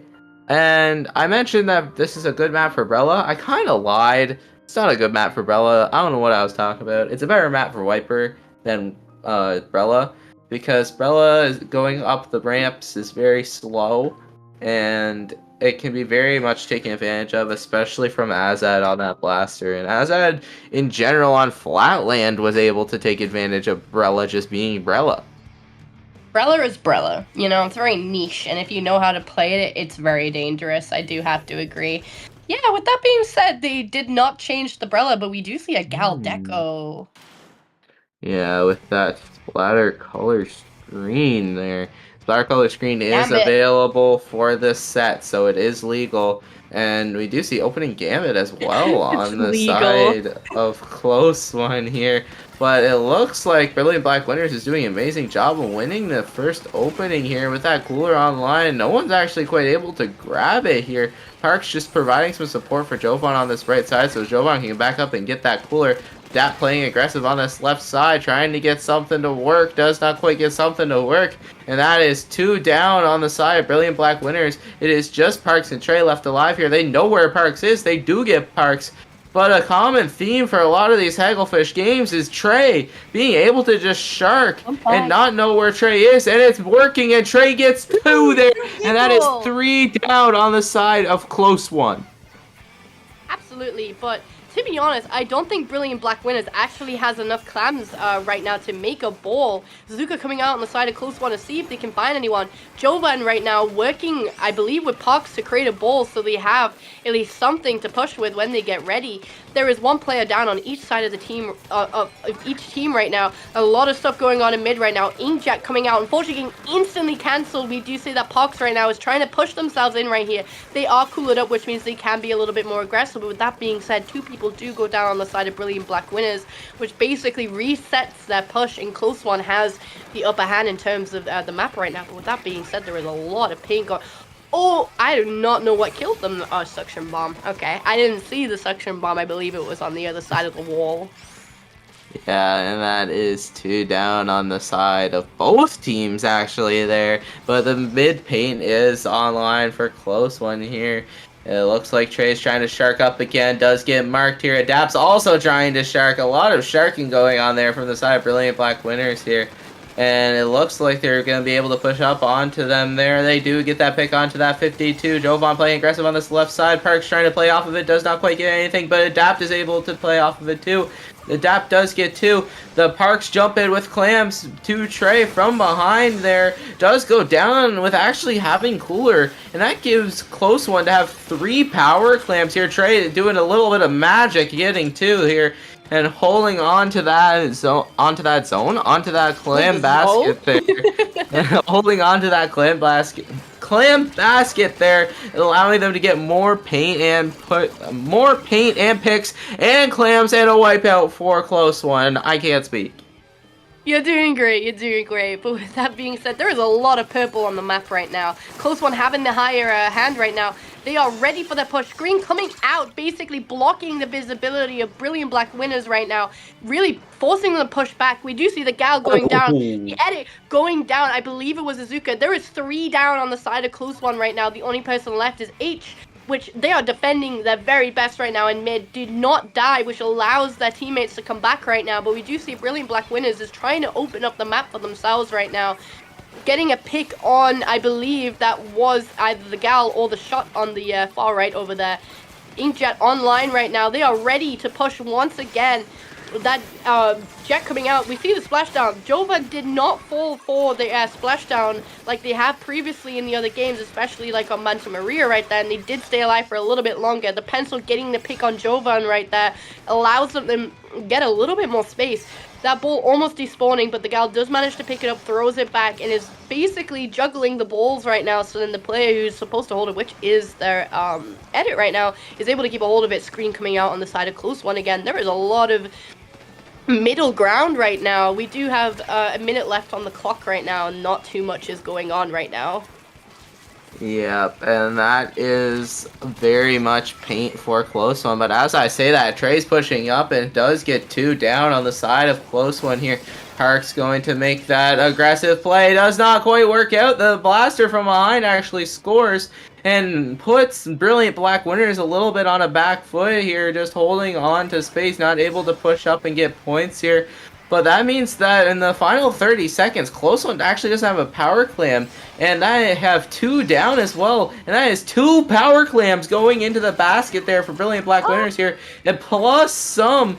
Parks on this right side has more clams available to their disposal. They're keeping a stagger actually on the side of Close One, getting 3 more clams in here. Trey trying to get a pick onto that blaster, unfortunately it does go down. Jovan's still alive from behind though, and they don't have clams and they're forced to jump out. But that being said, because Close One made a power climb in overtime, they have 2 of them now. They have their overtime halfway through. What they have to do now is push... On the in, taking 2 kills on the power climb holders. Holy crap. There's 2 down on the side of Close One right there. That overtime victory push that they were trying to get right there, unfortunately does get shut down practically straight away, giving game 2 to Brilliant Black Winners. That, damn, the Inkjet kill the double. I was not expecting that. I saw it going on in the corner right there. I was shocked. JJ single-handedly won that game there, preventing them from that push because of that amazing Inkjet play. Hats off to you, Jovan. Honestly, though. That was insanity there. And as you could see from the previous clips here, that it was a very back and forth game until that very end there, where Parks tried to get a power clam in, but they kind of fed on the side of Close One to prevent them from getting a single power clam in, which led to them getting 2 power clams in and a lot more clams in as well. Add a little bit of spice to the basket, essentially. Spice to the basket, yeah, Add a little bit of spice. A little bit of spice to that. Yep, and that forced... And at the end, Jovan, as we said, did an amazing job with that Inkjet, which forced Close One to play way too aggressive because they weren't able to actually do anything because they were too dead. And they needed clams, and the 2 people that Jovan killed had power clams, Mars. They had everything ready. They did. Honestly, though, Close One was very close. Let's say, no pun intended, was very close to actually reaching Brilliant Black Winners' clam basket at the end there, but unfortunately did not get the push that they wanted for the overtime. Honestly, though, I like my eyes widened when I saw those kills from the Jet though at the end. That they single-handedly stopped something very dangerous. Let's just say at the end there. Yeah, that was insanity there from Jovan. And we are finally going into a map pick that is common, which is Robo Ramen Splat Zones. Robo Ramen Splat Zones. That is a lot of flank routes on this one. Yeah, and that's what Adapt really likes. And same with Trey and Jovan, really. Just the entirety of Brilliant Black Winners. They love the flanks there. Match point for the host DC, and the connection to the host has been lost. Thank you, Parks. Thank you. Thank you. Wait, Jorian really does put the disconnects to shame here. Shout out to Jorian as we're speaking, by the way. Jorian's our lovely streamer. And shout out to the lovely TOs behind the scenes as well. Oh, absolutely. And shout out to Mars for being here with me. Shout out to you too, Ezio. I love being on the mic with you. I love the energy. I love the backwards and forwards that we get to have together, especially commentating such high intensity matches. You just know what to say, and then I'm able to go off of it. It's awesome. Oh, shucks. Thank you. No problem. Did you guys know it's Mars' birthday and Mars is here commentating these lovely sets? Yeah, it's a very good gift. Let's just say that. It's a very good gift. But I'm gonna segue. I'm gonna segue back to the map choice here. Roman spot zones. As you mentioned, there's a lot of flanks, and as I mentioned, Brilliant Black Winners is very good at flanks. How do you think Close One can capitalize off of knowing this? Do you think they could be able to counter the flanks a lot, or do you think they're just gonna have to deal with them as they come? I'm pretty sure Close One was running Custom Blaster. I could be wrong, but if I remember the kit correctly, they do have point sensor, which means if they really do want to keep tabs on stuff like flank routes, they can always pop a point sensor or something to see if they can find anyone. But I would say be extra conscious on this map. You never know what can happen, and people can sneak up on you like it's nothing. Yeah, like you mentioned, people can sneak up on you like nothing here. And excuse me. People could sneak up on you like it's nothing here. And we might be seeing a Game 5. We might not. But I want to talk about the map anyway. Never mind, I want to talk about a Peepo Happy. It's the birthday! You got the birthday hat, you got the Peepo Happy. Mars, Jorian, the lovely streamer, is telling you happy birthday. Oh, that is... I just realized that. That's just actually awesome. I just noticed that. That is actually awesome. Thank you so much. Yeah, we love our commentators here at Apple Productions, and we just love these games as well. And we're finally back in the lobby here, so we're hoping the team's ready up pretty quickly here, so we can, you know, to everybody. See the game. To everybody who's in the stream right now, I really appreciate your happy birthday wishes. Thank you so much. And we hope there's no DCs from JJ/Jovan. We hope there's no host DCs from Parks. We hope there's no host DCs from whoever's hosting it now. And we're gonna be going on to Robo Ramen, Splat Zones. Would you like some ramen for your birthday, Mars? To be honest, I really do love a good bowl of ramen. I'm not gonna lie with you. Oh yeah, to the Raiders in stream, welcome. We are currently streaming Paddling Pool. We are just getting ready for the 4th match right now if you'd like to sit and watch. So, enjoy. It's not if you like to sit and watch, you have to sit and watch this set. You are going to be on the edge of... We're not holding you hostage, but we would appreciate it. No, I'm just kidding. You are going to be on the edge of your seat. You're going to want to stay here. Intensity. We are not even in the winners bracket right now. The sets that we are getting right now is crazy, and they are in the losers bracket right now. Losers bracket finals. Yeah, like you said, granted it is loser bracket finals, and Jorian's making the guy go rainbow. Oh my god! I love him. What the heck? That is so cool. We're gonna name him Tim, okay? Right now, though. We're gonna name him Tim. Tim. Yep. We're gonna call the Pepe Tim. Pepe Tim. Anyway, we're gonna see the same pretty much comps here with the Luna Blaster. Luna Blaster actually has no Ninja Squid like I thought they would be because of those flanks. And we do see opening Gambit again from Slord on that 52. That's all I have to say. Very ballsy. Very ballsy. Confidence is key. Confidence is key. Yeah, we do see Trey on this right side playing with that confidence here, getting a pick on opening. Jovan also playing with confidence, but unfortunately it does go down to that pencil. That is 2 down on the side of Brilliant Black Winners here. Slord pushing up, trying to get some picks onto that zone here. Does unfortunately not get it, but their teammate does come in and get that pick. Luna Blaster going down, Brella going down on the side of Brilliant Black Winners. It is just Trey and Parks left alive here. Parks on that flank actually as a netted Splatling. Does get a trade onto that blaster. That's actually a pretty decent trade here. Slord popping that sputter color screen, trying to play off of that sputter color screen. Does work out and does get a pick on an adapt. Trey tried to shark, made themselves known.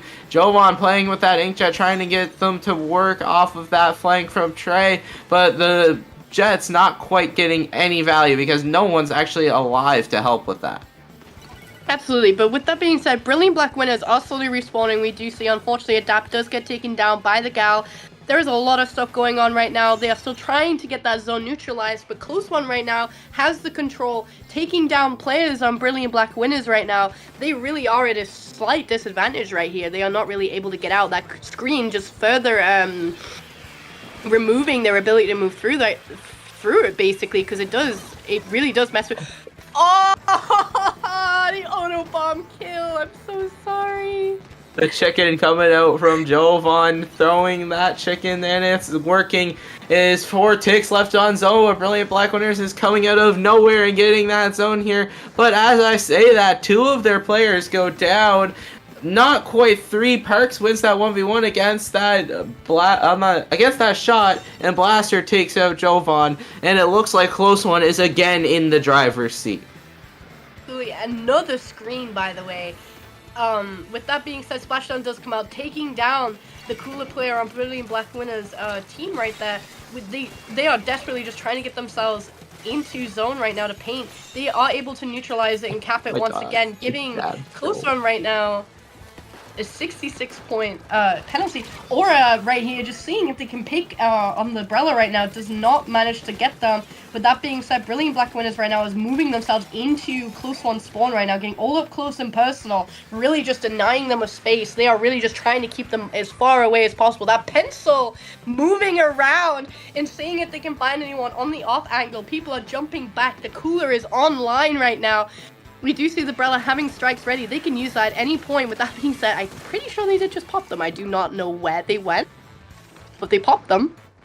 Yeah, and we do see Zuka and Screen coming out there. Zuka gets a very crucial pick, but Trey gets a more crucial pick here. Adapt getting more crucial picks, so that is 3 down on the side of Close One here. And another hammer kill from Adapt, getting another one with the Fizzy Bomb, and that is 3 down in the game and set, going in favor of Brilliant Black Winners.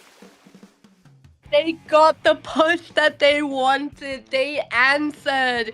They really answered to Close One right there, and they really, really did just keep themselves in their spawn, denying them of everything, of their resources, their specials, just allowing themselves to get in and just win the game. They take the set. I'm pretty sure that Brilliant Black Winners goes back up the winner brackets now, I think. Yeah, that is correct. I also love the little bit of matching emotes there from the side of Brilliant Black Winners. Very cool, and I love to see that. That's what friends are all about.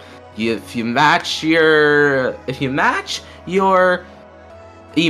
you're friends. I'm saying it right now. Absolutely. You are friends for love life if you match your emotes. Especially when you're streaming. When you're on stream, you gotta show yourselves off, show everything you have. And they gave it their all, and it paid off. Yeah, and we're going to take a quick look at the bracket here.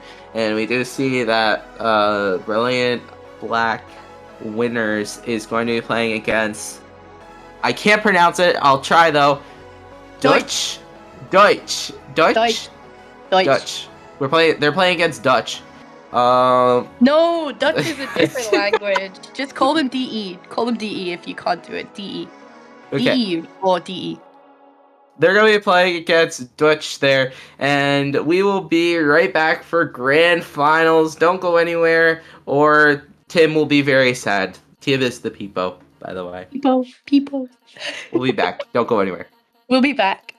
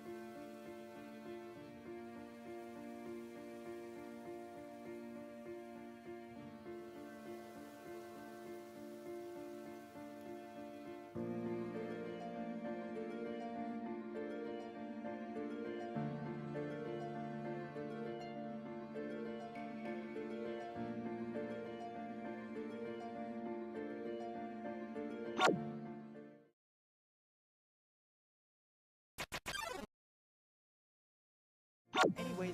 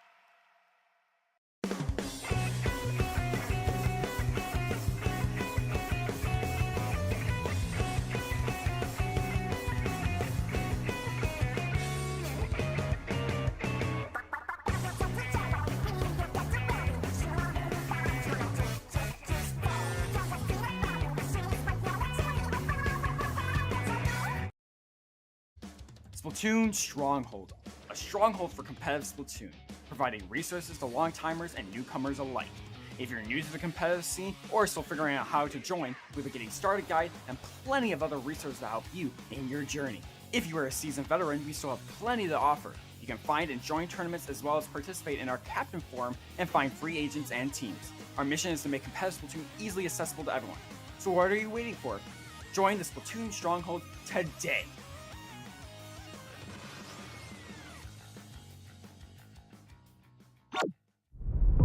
We've had plenty of great Splatoon locals that took place in 2024, spanning all across the United States. Champions have been crowned from coast to coast, the Great Lakes, and the South. These winners, however, never had an opportunity to face each other. What if in 2025, we took this to the next level? Introducing the Splatoon LAN Championship Showdown, a tournament where the winners of our favorite locals can face off in an online 8-team double elimination tournament. The best part is, you have an opportunity to play.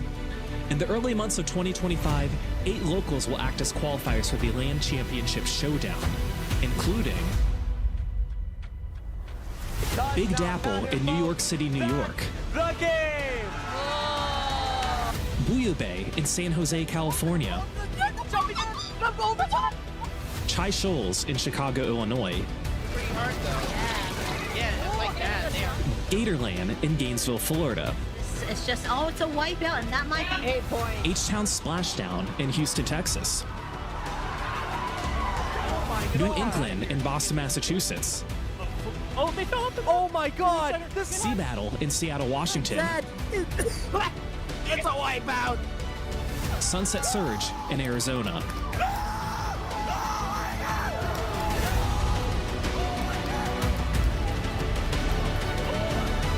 Win at one of these locals, you get an automatic bid to participate in the LAN Championship Showdown in April 2025, streamed on Splatoon Tourney. Be on the lookout for advertisements from the local closest to you regarding their qualifier. Who will come out on top?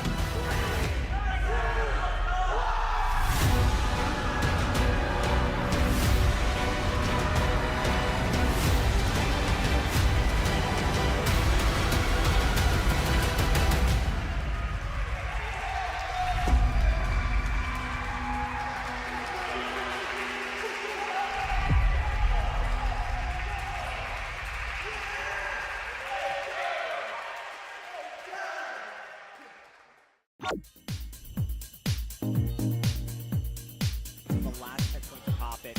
Oh, the bubble gets popped with strikes. They're gonna cancel it out. Whoa! Turning this around. Special's coming on out. 2 players down. Do they make the jump in time? Yes, they do. They're gonna score, and that's gonna open up the basket. You're gonna get blocked by the We can't go. We gotta go. We gotta go. You gotta go. No!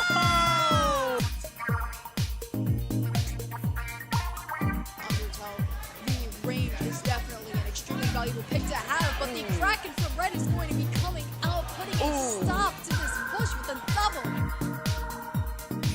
Bluefin Zones is the best map mode combination.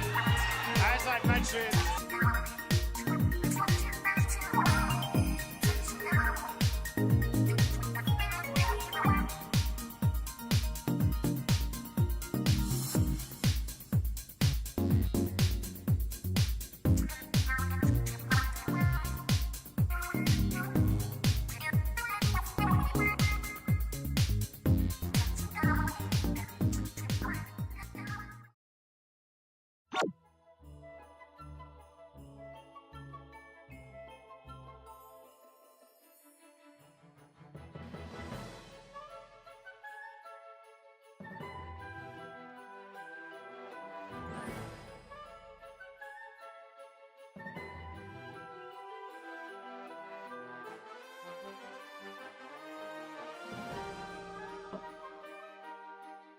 Hello, everybody, and welcome back to Paddling Pool 305. We are currently in grand finals right now. Both teams are getting ready for the showdown to see who will go into the final. Yes, grand finals. I'm sorry.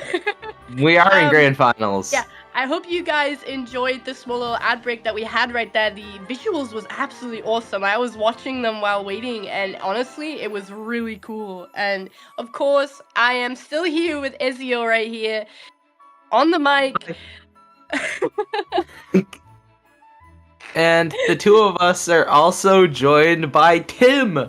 Tim, the little peepo happy for the little birthday hat for Mars here. And I want to segue into our games because we're almost there. And I'm seeing two map modes in particular, which aren't very conventional, which is Game 2 and Game 4. We have Rainmaker Mincemeat and Zones Lumaria.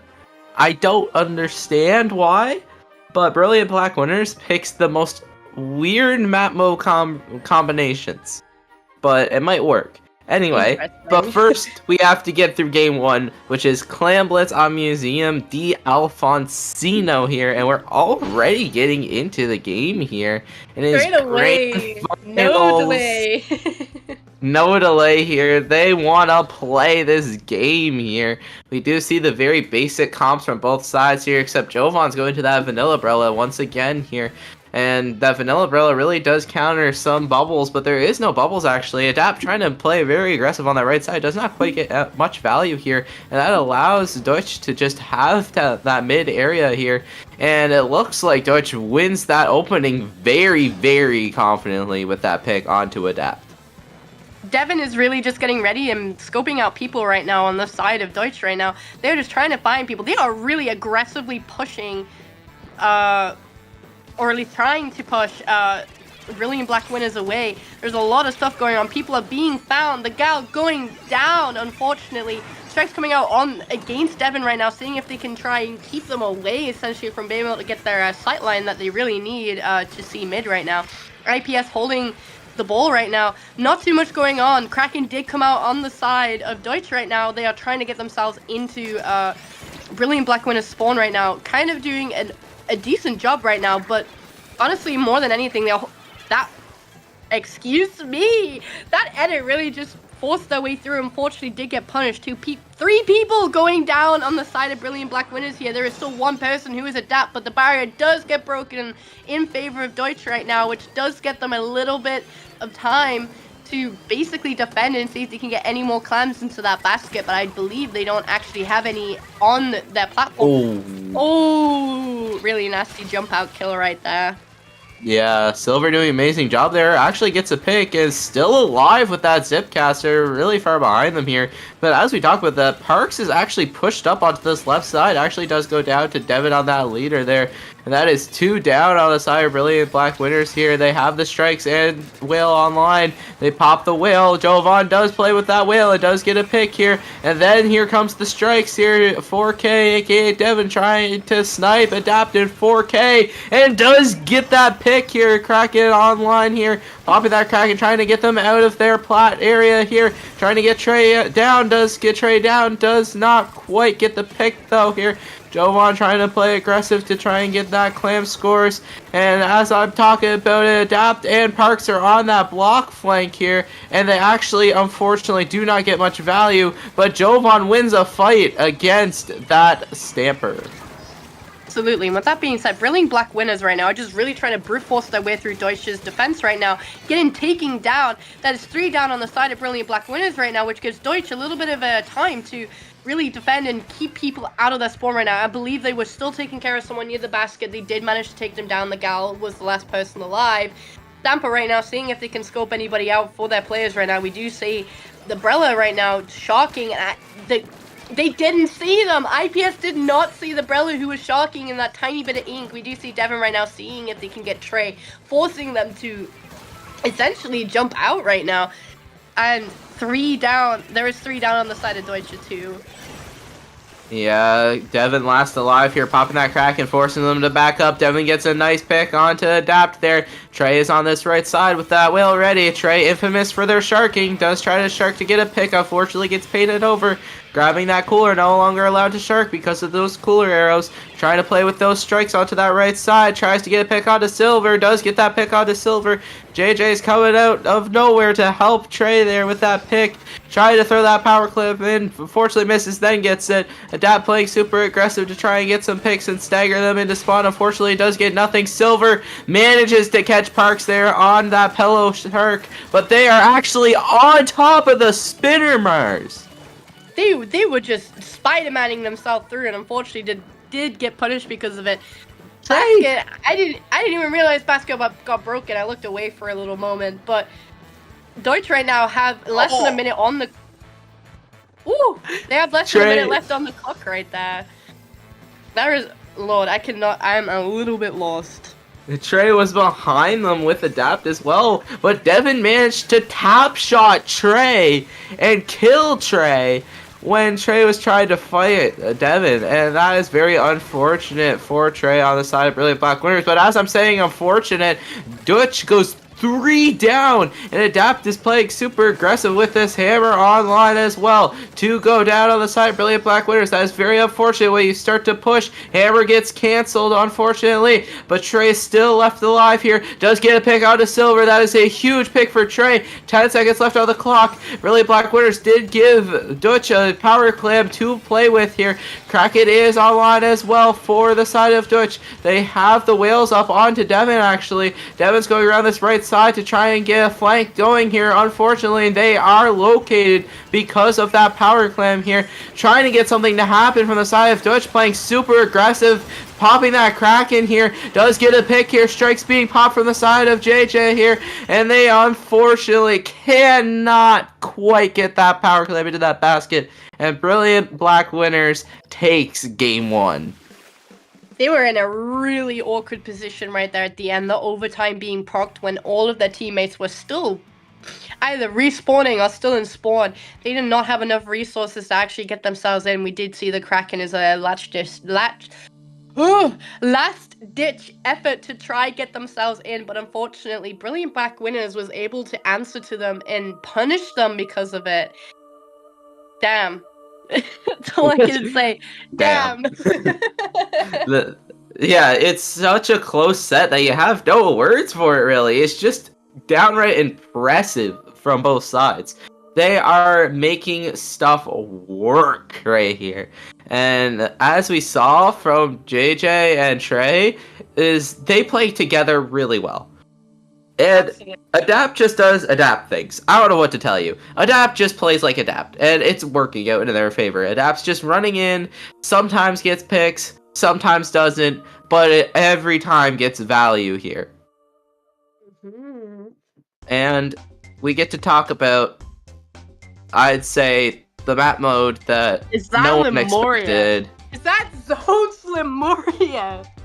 Yes, it is Zones Lumaria. And I know Tim looks happy, but we aren't. So, well, actually, it might be. I don't know. It might be good. Actually, I have a question for you, Izio. If for every time you played on this map, I have the bias thinking that the side of the map that you spawn on in this game really determines how good you have it in this game. Like game match. I don't believe so.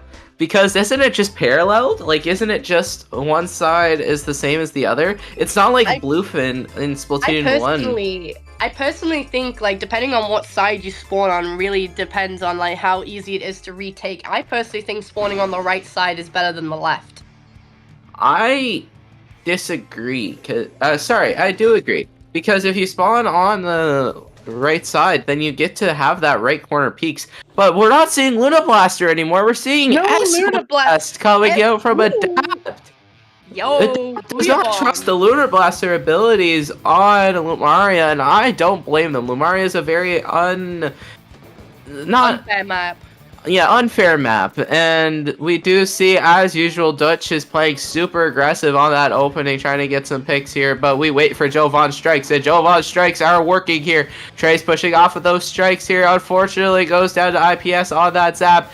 Adapt trying to play to get that pick onto IPS, does not quite get it. Silver popping that Zipcaster, forcing Jovan to jump out here. Kraken's at the ready for Devin if need be. All four of them in the same area there from Brilliant Black Winners, just waiting for some specials ready. They only have that Booyah Bomb at the ready. They pop that Booyah Bomb, forcing them to get off to that top area there, which is very beneficial for Brilliant Black Winners, but they unfortunately can't get value off of it. Never mind Commentator's Curse. They get a bunch of value off of it as two go down on the side of Dutch here. Trey's just dodging that Kraken to the best of their abilities. Never mind, Devin's there. Gets that tried. And IPS allowed to jump back and have Cooler for an immediate retake as two go down on both sides.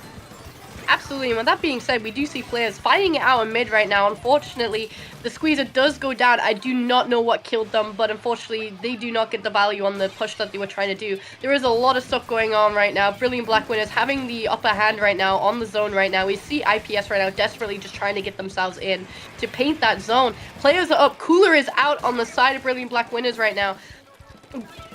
Adapt getting the assist with their S-Blast right here. IPS getting cornered by that S-Blast right there. Strikes coming out. We do see that Miami right now has Azuka right now, so they could try and use it to try and find people to at least allow themselves a little bit of space. Narrowly missing Trey with the Azuka shot right there, but Brilliant Black Winners right now still has the upper hand. They have the upper hand on the zone right now. We do see Deutsch right now is just struggling to get themselves in right here. 10 seconds left on that clock right there. They need to neutralize that zone. Oh, no! JJ is so good at Brella. JJ is so good at this video game. But as I say that, Devin's coming in from behind with that Kraken. Does get value. And Deutsch does get that zone flip, which is unfortunate for the side of Brilliant Black Winners. But Jovan is still alive here and got so much value. And they're looking to get another pick onto Devin here. Zipcaster being popped from Silver. Jovan still trying to live. And they force the Zuka onto them as well.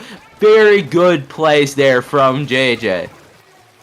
Absolutely. With that being said, we do have the Zap player on the side of Deutsch right now, just trying to get zone painted. We do see, unfortunately, they do not win the fight that they were trying to do right there to paint the zone, which allows Brilliant Black Winners to cap the zone and give Deutsch a penalty for when they want to do retake.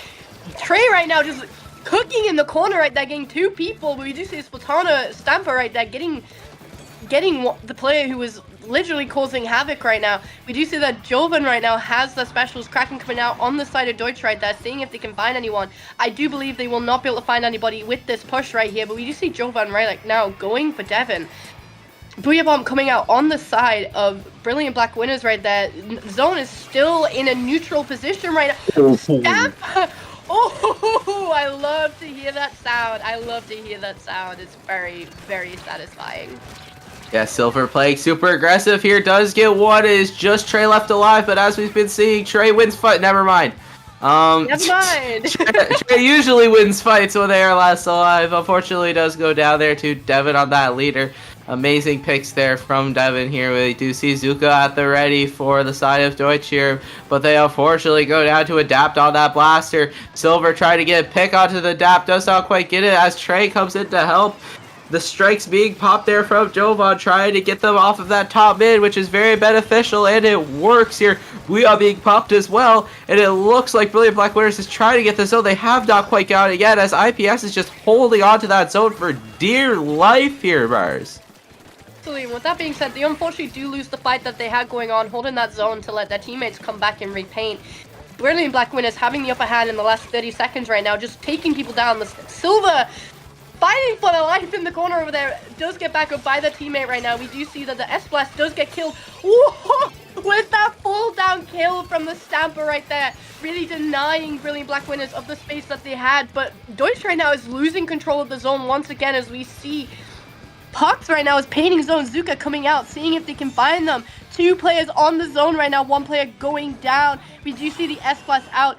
Wipe out on the side of Deutsch right now, giving them a little bit more time in overtime to get more points on there right now. Brilliant Black Winners right now have to get themselves back in, have to get their specials, but Devin right now is scoping out the area of that everyone's trying to jump down from. Their teammates trying their best to back them up right now. Ooh. They have Kraken online. They pop that Kraken. That's a crucial pick onto Jovan here. Zipcaster being popped as well. But Booyah Bomb's also getting popped onto that zone. That is 3 down on the side of Brilliant Black Winners. But they need to try and paint the zone. Trey's fighting for their life here. Does get 1. Trying to keep paint on his zone, allowing them to keep that paint there. It's on 1 point remaining here. Trey's living for dear life here.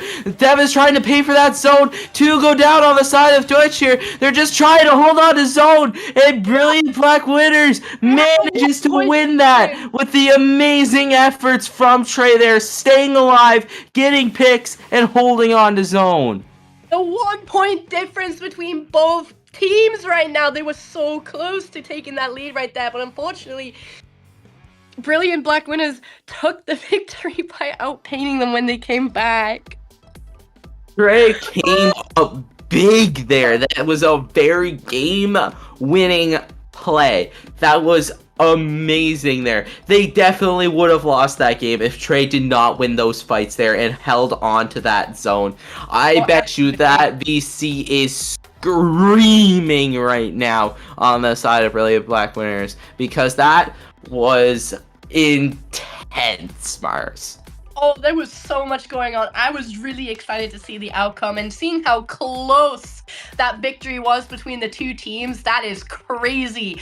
But with that being said, we are going into Tower Control Hagglefish Market. We are on match point for Brilliant Black Winners right now. Deutsch really needs to win this 3rd game to continue the bracket, basically, to see who takes the victory. Oh my lord. Yeah, but Brilliant Black Winners is on the loser side of Grands, as we can remember. They did lose to Deutsch there 3-2 in winners finals, with Deutsch getting a reverse sweep in that set. But Deutsch has the benefit of the doubt of a bracket reset, right? And Brilliant Black Winners obviously wants to force that bracket reset. Deutsch does not want that to happen. They want to win game 2. They want to win. They just want to win. They want to win. Yeah, doesn't want to win. You know what I mean? Like, they just want to win the game. So obviously, you don't gotta count them out. They were in this position before, and I believe they can do it on a starting map like TC Hagglefish. This does very benefit Deutsch's favor here. Oh yeah, absolutely. But even then, if a map even favors the team, you never know, you know? Like, anything could happen here. Yeah, we're going into match point of grand finals here. Again, Brilliant Black Winners is on the loser's side. So if they win, it does go to a bracket reset. But as we're speaking of things that start with B, we have the Blaster there from Adapt, not going for that Luna Blaster and not going for that S-Blast either, on that Vanilla Blaster with that bubble.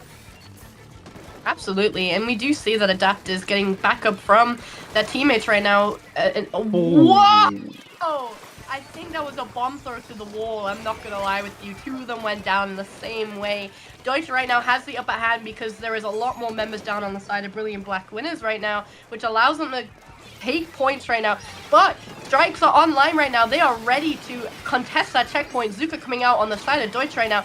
They are still fighting for that tower as much as they can, and they haven't been contested yet. We do see that Devin right now is still on the tower right now, taking down the edit and having that Kraken ready for a little ounce of protection. We do see them moving back because they have noticed Adapt. They are promptly trying to take care of everyone at all angles right now. Jovan right now working on taking people off of that tower. 2 people going down on each side of the teams right now, which puts them in a very neutral position.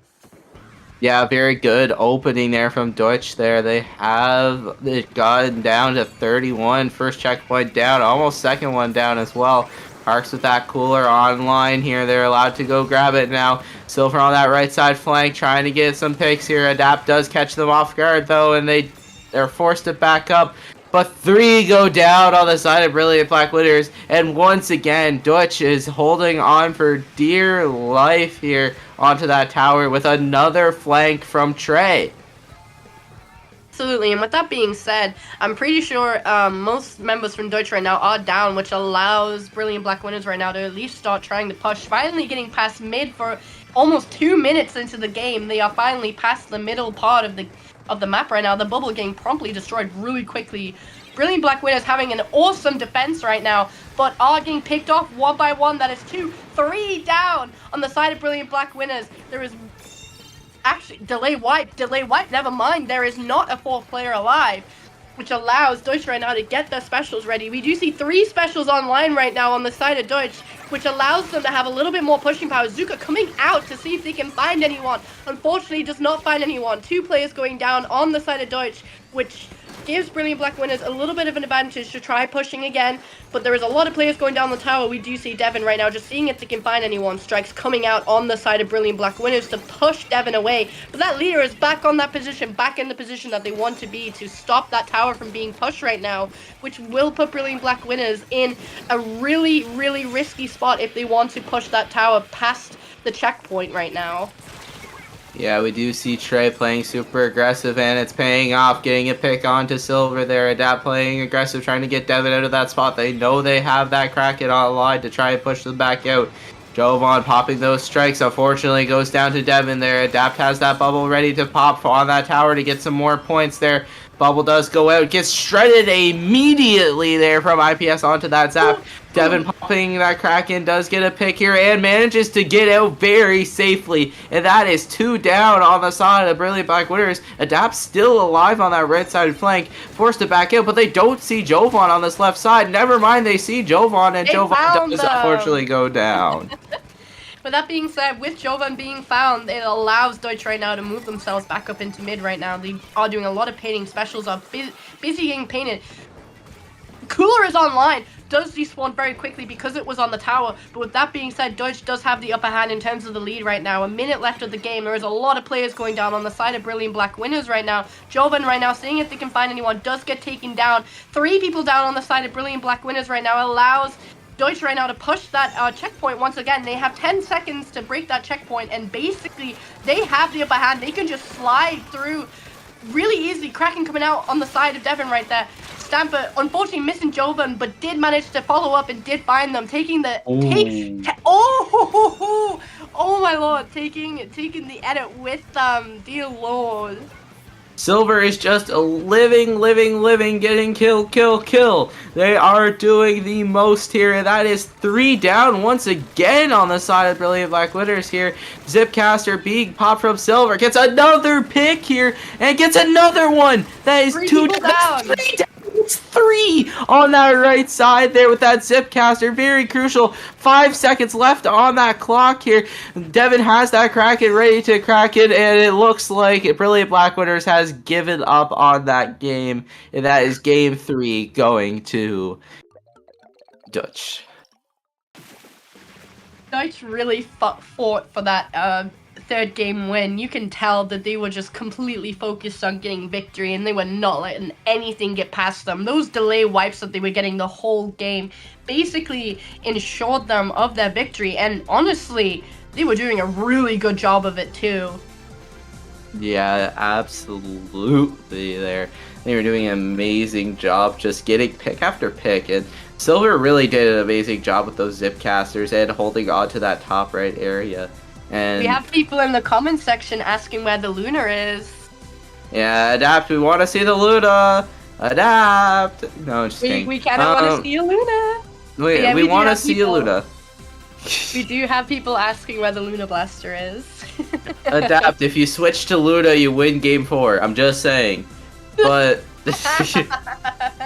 But we did see amazing efforts from Adapt regardless on that Vanilla Blaster, but did not quite get much value, actually, those bubbles. But we are going back to Rainmaker, Midspeed Metalworks, and previously we did see Adapt on Luna on this map mode, so we might see Adapt on Luna again. We will see it being brought back out, or they could bring out either another Blaster as well. I don't know though, because they did pretty well with Luna Blaster on this map last time, I'm pretty sure. That is correct here. And yeah, like you said, they won, right? So why would you not go the winning one, you know what I mean? This is So- Lita heaven. This is Lita heaven. We have Yeah, people, last time we have we people in also... the comments saying it's Lita heaven. Last time we did see Devin, that leader player, on that opening gambit though, and they had opening gambit and they had respawn punisher. So I think it'd be pretty cool to see that once again. Come on. But Luna Blaster! We got the Luna Blaster! yes. There you go, guys. You got answered. We have a Luna Blaster once again, so we get to see Adapt's Luna Blaster gameplay, especially considering they're running Ninja Stealth this time. We all pog for that Luna Blaster. Adapt on this left side, hoping to get a pick. The Luna Blaster gets no value. No, Cooler gets popped on the side of Brilliant Black Winners here. They're trying to push up onto this left side here. Deutsch gets an amazing first push here. Manages to get through that check very swiftly here. Parks unfortunately going down on the side of Brilliant Black Winners, causing a stagger here. But Adapt running in here, trying to get a pick onto that Rainmaker. Does get a pick onto that Rainmaker. That is 2 down on the side of Brilliant Black Winners here. Cooler being popped on the side of Brilliant Black Winners, able to push up a little bit more. Gets that pick onto that Squeezer. Devin last alive here. Gang jumps in here. Silver and IPS allowed to push back in here. Trey last alive in that mid area. Never mind Adapt coming in here to try and help him push up. Adapt trying to get a pick onto that other guy. Does not quite get it. Squeezer does manage to capitalize off of it. Devin has that Kraken online as well. There is one sharking bottom right actually. They do not see it. It's Adapt. Adapt does not quite get a pick. They now know where Adapt is. Adapt does get a pick onto that Squeezer though. Adapt getting a little greedy here. It does not go down though. It does not pay the price. IPS on that left side popping that Cooler, allowing Brilliant Black Winners to go through that left side. Devin having a stare off with the Rainmaker there on Kraken. They're not waiting for allowing them to go them. past the grates because it is mid-speed, and they're looking to push right side now. Absolutely, and we do see that Brilliant Black Winners right now just trying to get that Rainmaker up. Really struggling against Deutsch right now as they're trying to stop the push right now. They are struggling to get on that checkpoint right there. They do get it though. They do get it. They do have a 2-point difference in terms of lead right now. Hammer coming out to see if they can find anyone. Does not manage to get anyone. They do lose the lead. Sneaking up behind. The Gal takes them out from behind. Does get knocked down. There's 3 players up in that corner right there. We do see Deutsch right now stopping that push. 2 people are still alive and people are respawning and probably jumping in right now. But that being said, we do see Adapt back once again. But they're not able to push right now. They are really being denied space. Strikes coming out, which will allow them to. Players going down on each side. There's 3 players down on the side of Deutsch. We do see IPS is still trying to look for people, taking down 2 people right here. Can they get the third? They do get the assist. They did get the third person on assist right there. That is a delayed wipe on the side of Brilliant Black Winners right there, which allows Deutsch right now to get their Rainmaker out of their spawn, stopping their push right there. Really just players trying to get themselves back up to where they were before. Deutsch right now just trying to get themselves back up to take that lead. We do see Adapt ready to push right there. Lots of players on the left side of the map right there. We do see the Rainmaker right now just trying to see if they can find anyone. Adapt is not being contested right now. We do see the Hammer online, which means they could do anything. Strikes coming out as well from the Brella, which forces Devin to move back with that Rainmaker. Hammer unfortunately narrowly missing the players. They are still trying to get themselves up there. Really risky positioning on the side of Devin right there, getting that Rainmaker up. But they do manage to take people out. I believe Luna Blaster is still trying to find people. 2 down on the side of Brilliant Black Winners right there. They're able to basically get that Rainmaker up straight away. We do see the players backing everybody up right now. Rainmaker going down while they still have a really, really short space to lead. But unfortunately, they do get a slight 2 players down.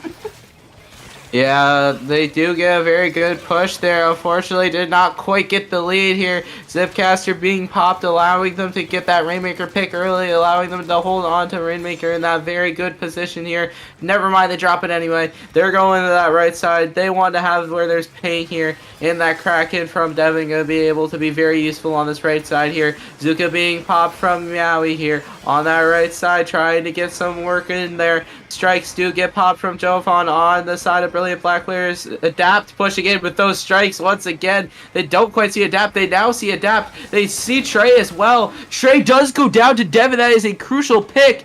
But as I say that, Jovan and Adapt are still alive somehow.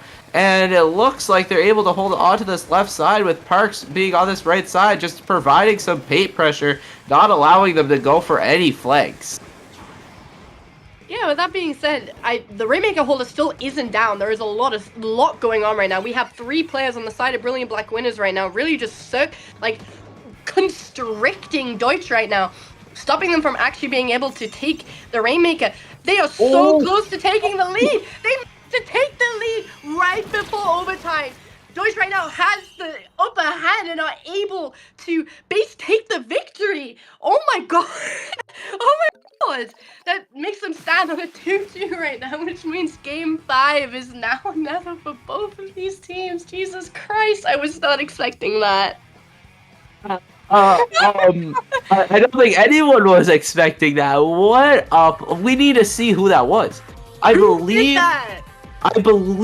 that was Silver. It was either Silver or Meowie. It was one of the two, because Devin was in that Kraken and they got a really good pick on to Jovan there. And unfortunately, IPS went down a little bit before that, so they weren't able to do much here. But as you saw towards the end, Adapt kind of gave up, because you kind of know that's when the game is over. Adapt was the only one left alive there, and it was kind of over there. But amazing play. Like, IPS was forced to feed, which put them in a very, very unfavorable position, but it allowed Devin to pop Kraken, and they were able to push off of it here. We'll get to see it in just a moment here. So, IPS is forced to feed. They have like 2 seconds left onto that timer here. Jovan gets the...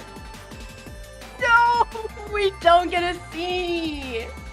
Jorian, take away that Peepo happy. Peepo sad. No, we'll find a way to figure it out, okay? But we are going to be going into game 5 here with Clamblitz Scorch Gorge. This is anyone's game, Mars. Yeah, no, there's no favorable team. I do have to say this map is very... How do I put this? It's caviar, right? Yeah. It's just caviar. Yeah, it's caviar. If you know, you know.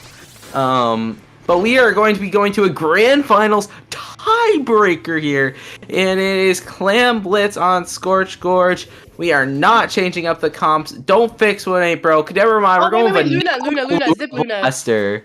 Vanilla Luna Blaster from Adapt on the side. Brilliant Black Winners. That is a good pick, actually, especially on this map. You can pop Zipcaster underneath the basket, where Adapt is really good at playing because it's a Luna Blaster, and then they can jump Power Clams into that recall. And that is what's going to be very beneficial. And speaking of Adapt getting a crucial pick on a Silver in that opening. Jovan popping strikes, allowing Adapt to push up a little bit further, and now they have this whole elbow taken up. Absolutely, and you can see that Deutsch right now is just really desperately trying to fight Brilliant Black Winners off right now. We do see them right now just getting all up close and personal. Trey right now really just circling around players. IPS managing to take them down. The Luna also going down, which means 2 down on the side of Brilliant Black Winners here. We do see Silver right now just seeing if they can get picks on the Brella right now. They do know where they are, but they are in a really awkward position, which forces them to jump back out to one of their teammates right here. With that being said, Brilliant Black Winners has a power climb right now. They just have to get themselves pushed in, but we do see the Breller and the Gal right here shocking on that bottom left corner of the map right there, which, with that being said, Zip and Strikes do come out, which allows Brilliant Black Winners, I assume, to get the push, but I don't think they will get it. No, they don't. Yeah, Devin being very crucial with those Krakens, as we've been seeing this entire set here, winning last game. Kraken doing an amazing job there, forcing them to back out here, and now Adapt's going on this right side flank, unfortunately making themselves known, but it doesn't matter, they get a pick onto that squeezer here, and now Adapt's putting some pressure from behind them, and Jovan and Trey were allowed to push through mid here, and that flank from Adapt didn't seem very useful at first, but it provided a very good distraction, and now the side of Brilliant Black Winners is able to push up, and might be able to score here, and yes, they score here. Jovan Jovan's still alive somehow, unfortunately does go down. Zipcaster being popped from Adapt here, and does recall, not getting much value here. Trey and Adapt last alive here. Trey does go down. Adapt trying to get a pick onto that Squeezer, does get a pick onto that Squeezer. IPS cleaning that up. Jovan last alive into mid here. Sharking for Silver, does get that pick onto Silver, does get that pick onto Devin. Jovan still alive, trying to get a pick onto that Zap, does not quite get it, is still trying to get it, does not get it, and that is Jovan going down, and it looks like mid is going to be a dogfight for Myers. Oh, absolutely, and we can see that Deutsch right now is just trying to get themselves out of spawn. We do see that Brilliant Black Winners right now is just having the upper hand in terms of control in the middle of the map right now. It's really just who can take the control in time. The cooler, like, 2 people going down on the side of Brilliant Black Winners allows Deutsch to move themselves back up and get them a little bit more space, getting very close to that basket to push up right there. They are able to score. What they need to do, I think, is get at least 3 clams in there, or another pity. Not pity, super clam. With that being said, they do manage to get it and taking the lead. Oh my lord! Silver's coming out of nowhere wanting a gold placed medal with all of these kills. They do not want silver, they want gold, and they're trying to get a pick onto Jovan here on this right side. Unfortunately for them, Jovan does manage to stay alive. Devin trying to get a pick onto Parks. Parks does get a pick on IPS, though. That is 2 down on the side of Deutsch here, and it looks like lead is going to go into the favor of Brilliant Black Winners, and as I mentioned, Zipcaster is now going down underneath the basket, but unfortunately goes down, not allowing them to jump to it, but Trey was managed to stay alive there, and they managed to jump into that power climb. They don't see Trey. They do go down here. Trey still alive. Gets a pick on a Silver, and that is 2 down on both sides, preventing Dutch to cleanly take mid and having to make them fight for mid. Absolutely, and we do see Jovan right now shocking in the middle right there, seeing if they can find anyone, really successfully providing a really good defense for that team right now. But we do see Deutsch right now just trying to get themselves in. We do see the Zuka, unfortunately, does get cancelled by Jovan right there, getting into Deutsch's spawn right here, which basically puts Silver and Devin in a position that's really awkward for both of them in terms of shutting them down. We do see the Gal and the Brella right here working against both the Squeezer and the Sword, which unfortunately does take them down. Devin has that Kraken online, so if they do try push again, they do have a little bit of a line of defense. I do not know what happened there. Jovan and Co really want to get onto this push here. They go down, unfortunately. Dutch here on the mid here. They have 10 seconds left to make something happen. Only 12 clams and a dream here. Adapt sharking top mid, trying to get through to Silver. Jovan does go down to Zuka, but they don't see Adapt. Adapt is behind. They get 1. They try to get a second. Silver does get that pick. It is just Silver and Devin left alive here. Trey is fighting for it, and Silver pops that Zipcaster in an effort to try and get Trey. Trey still manages to live. Parks comes and cleans that up. IPS trying to get something to happen, but it's too little, too late. Black, brilliant, excellent, black, I can't speak, whatever. They win. Brilliant Black Winners. Thank you. They win game 5, forcing a bracket reset. Bracket reset. Does that mean a whole other amount of maps as well then? Yes, we might see Zones Lumaria again. I hope not.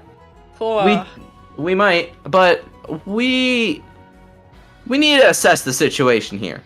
What on earth happened? What is going on? We are in grand finals. We have a Brella, a Luna Blaster, and actually those are the only 2 unconventional weapons. But we have a Brella, and actually we can count Edit as well. We have a Brella and a Luna Blaster and an Edit and a leader in grand finals of Paddling Pool 305, and these games are the most intense you have ever seen.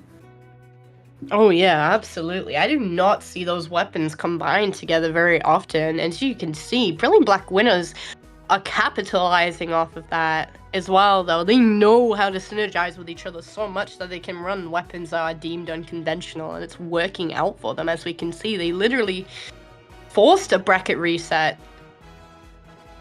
Mars, Is this what you wished for your birthday when you blew out the candles? A very intense game to go to bracket reset? Oh my lord. You must have, because this is crazy. Like, It is really crazy.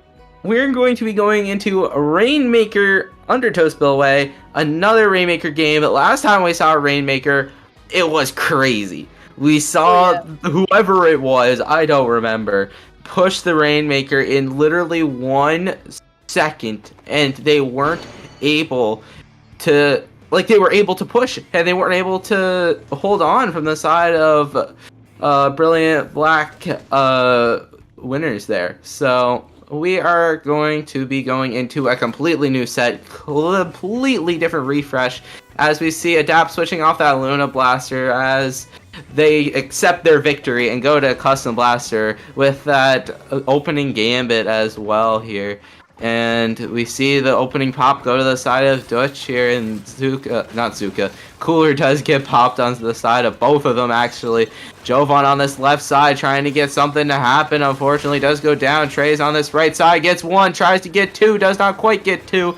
And IPS pushing up onto this left side, looking like they're going to get checked pretty freely here.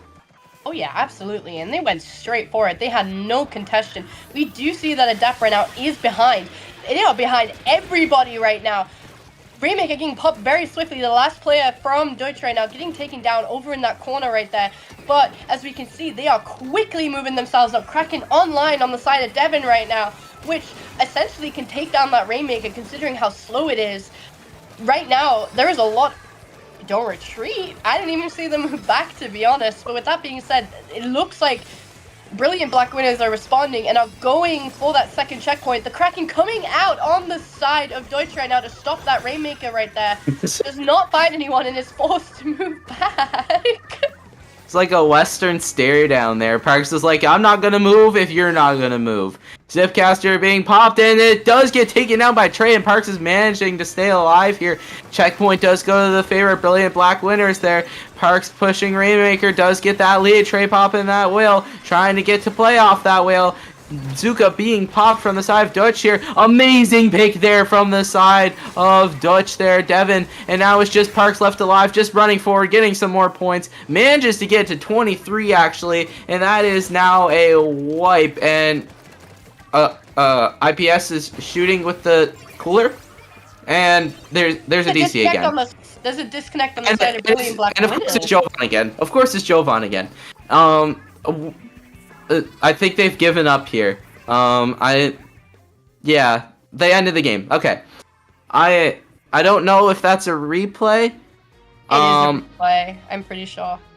I don't know because it got down to 23. But we will let you know momentarily. But while we wait, I don't think they was supposed to do that since one of the teams got past the checkpoint. Yeah. While we wait, we can think about it. We can talk about it later when we get confirmation. But we will wait for a second here and talk about what we saw. Slow down. We saw Custom Blaster. We saw IPS shooting with a cooler.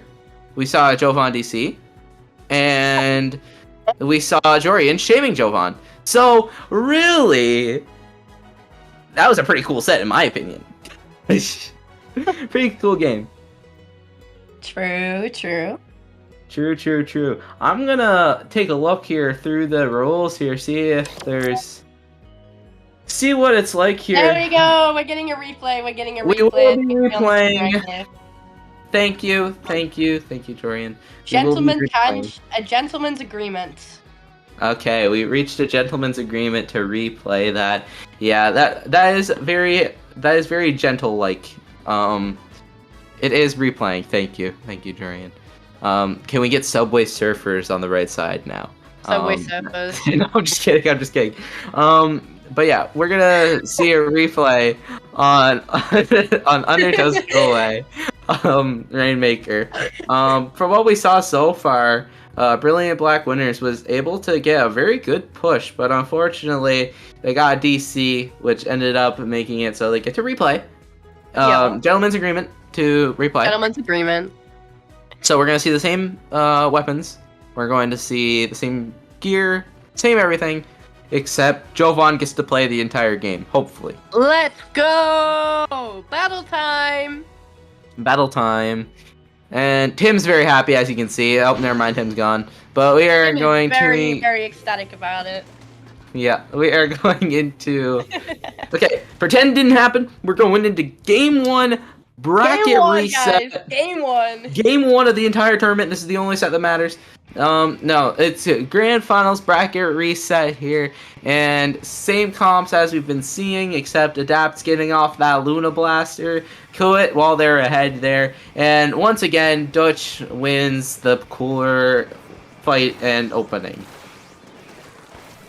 Absolutely, and we do see that Miami did have Zucker, and I believe they did not find anybody. We do see Joven right there just completely going for that side angle right there, not getting the answer that they wanted. 3 down on the side. A brilliant black winners right there, but we do see that Deutsch is still getting contested. Strikes coming out from Librella. We do see Adapt right now seeing if they can find anyone. Devin right now seeing that the blaster is in view, force them to move back. But with that being said, they are just going straight for that checkpoint right now. Unfortunately, 2 people going down. Silver in a really awkward position against that Rainmaker shield right there. Unfortunately, does get taken down. 3 people have been taken down on the side of Deutsch right there. But we do see Devin right here seeing if they can find anyone to at least try slow down that push. Kraken coming out. Going straight for the Rainmaker holder, really putting themselves in an incredibly risky position if they're not careful. They did manage to find 1 person right there. And honestly, brilliant black winners had... Oh, was that a snipe? I think they got sniped. I believe they got sniped over there. Yeah, Devin doing an amazing job causing a stall here. And Coolers popped as well, so Cooler spawns are now going to be out here. Devin getting another pick here onto Adapt, but Silver unfortunately does go down to Parks here. And IPS is looking out for Trey. They know Trey's on those grates there. Devin getting another pick here.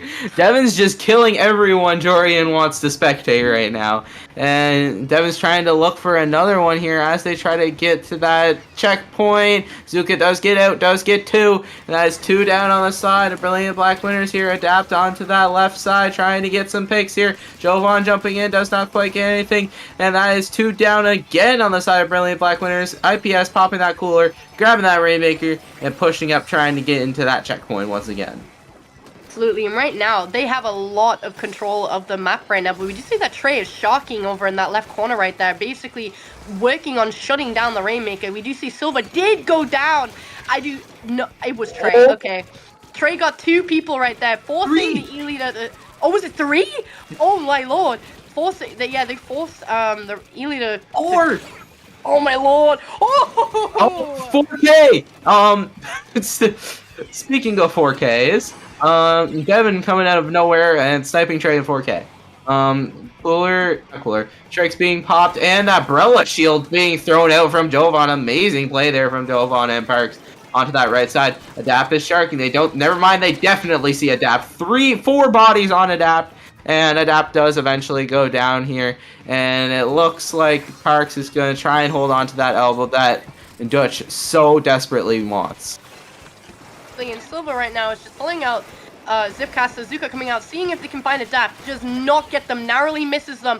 The Blaster then also kills Silva as they were going. That Kraken taken down.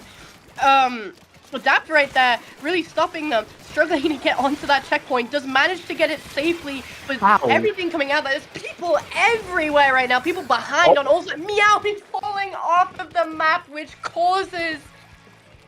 Oh no! People are everywhere, people are behind, people are in front, people are on the side, and people are off the map.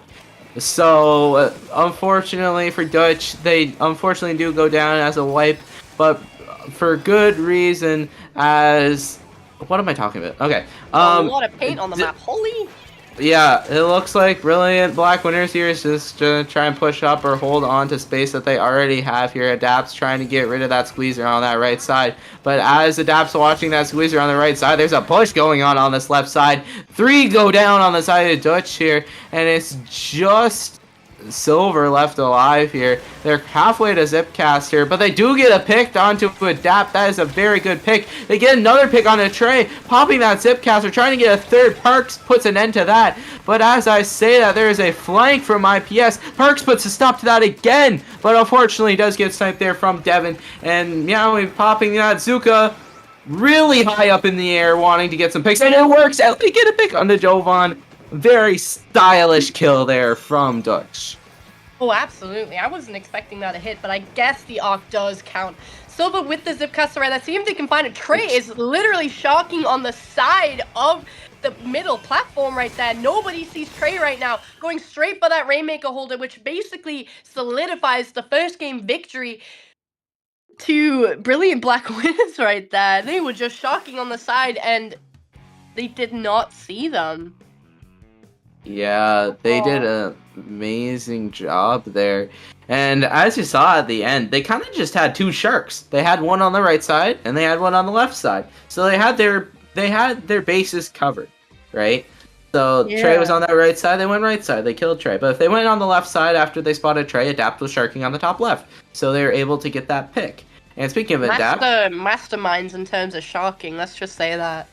yeah, Brilliant Black Winners are doing amazing jobs at sharking when it's needed and being aggressive when it's needed here. And as we saw earlier from this set, Jovan did an amazing job with that umbrella. Like, they did so good with that. They did so good with that umbrella. With that umbrella shield and they did it and pushing up. You guys can't see it, but on the other cam that we can see, there's another host DC. Yeah, but at least it wasn't in the game this time. That is true. That is very true. And we will be rehosting. Oh, hello there. That's me. Yo, that's really cute. Actually, I did not realize you had that.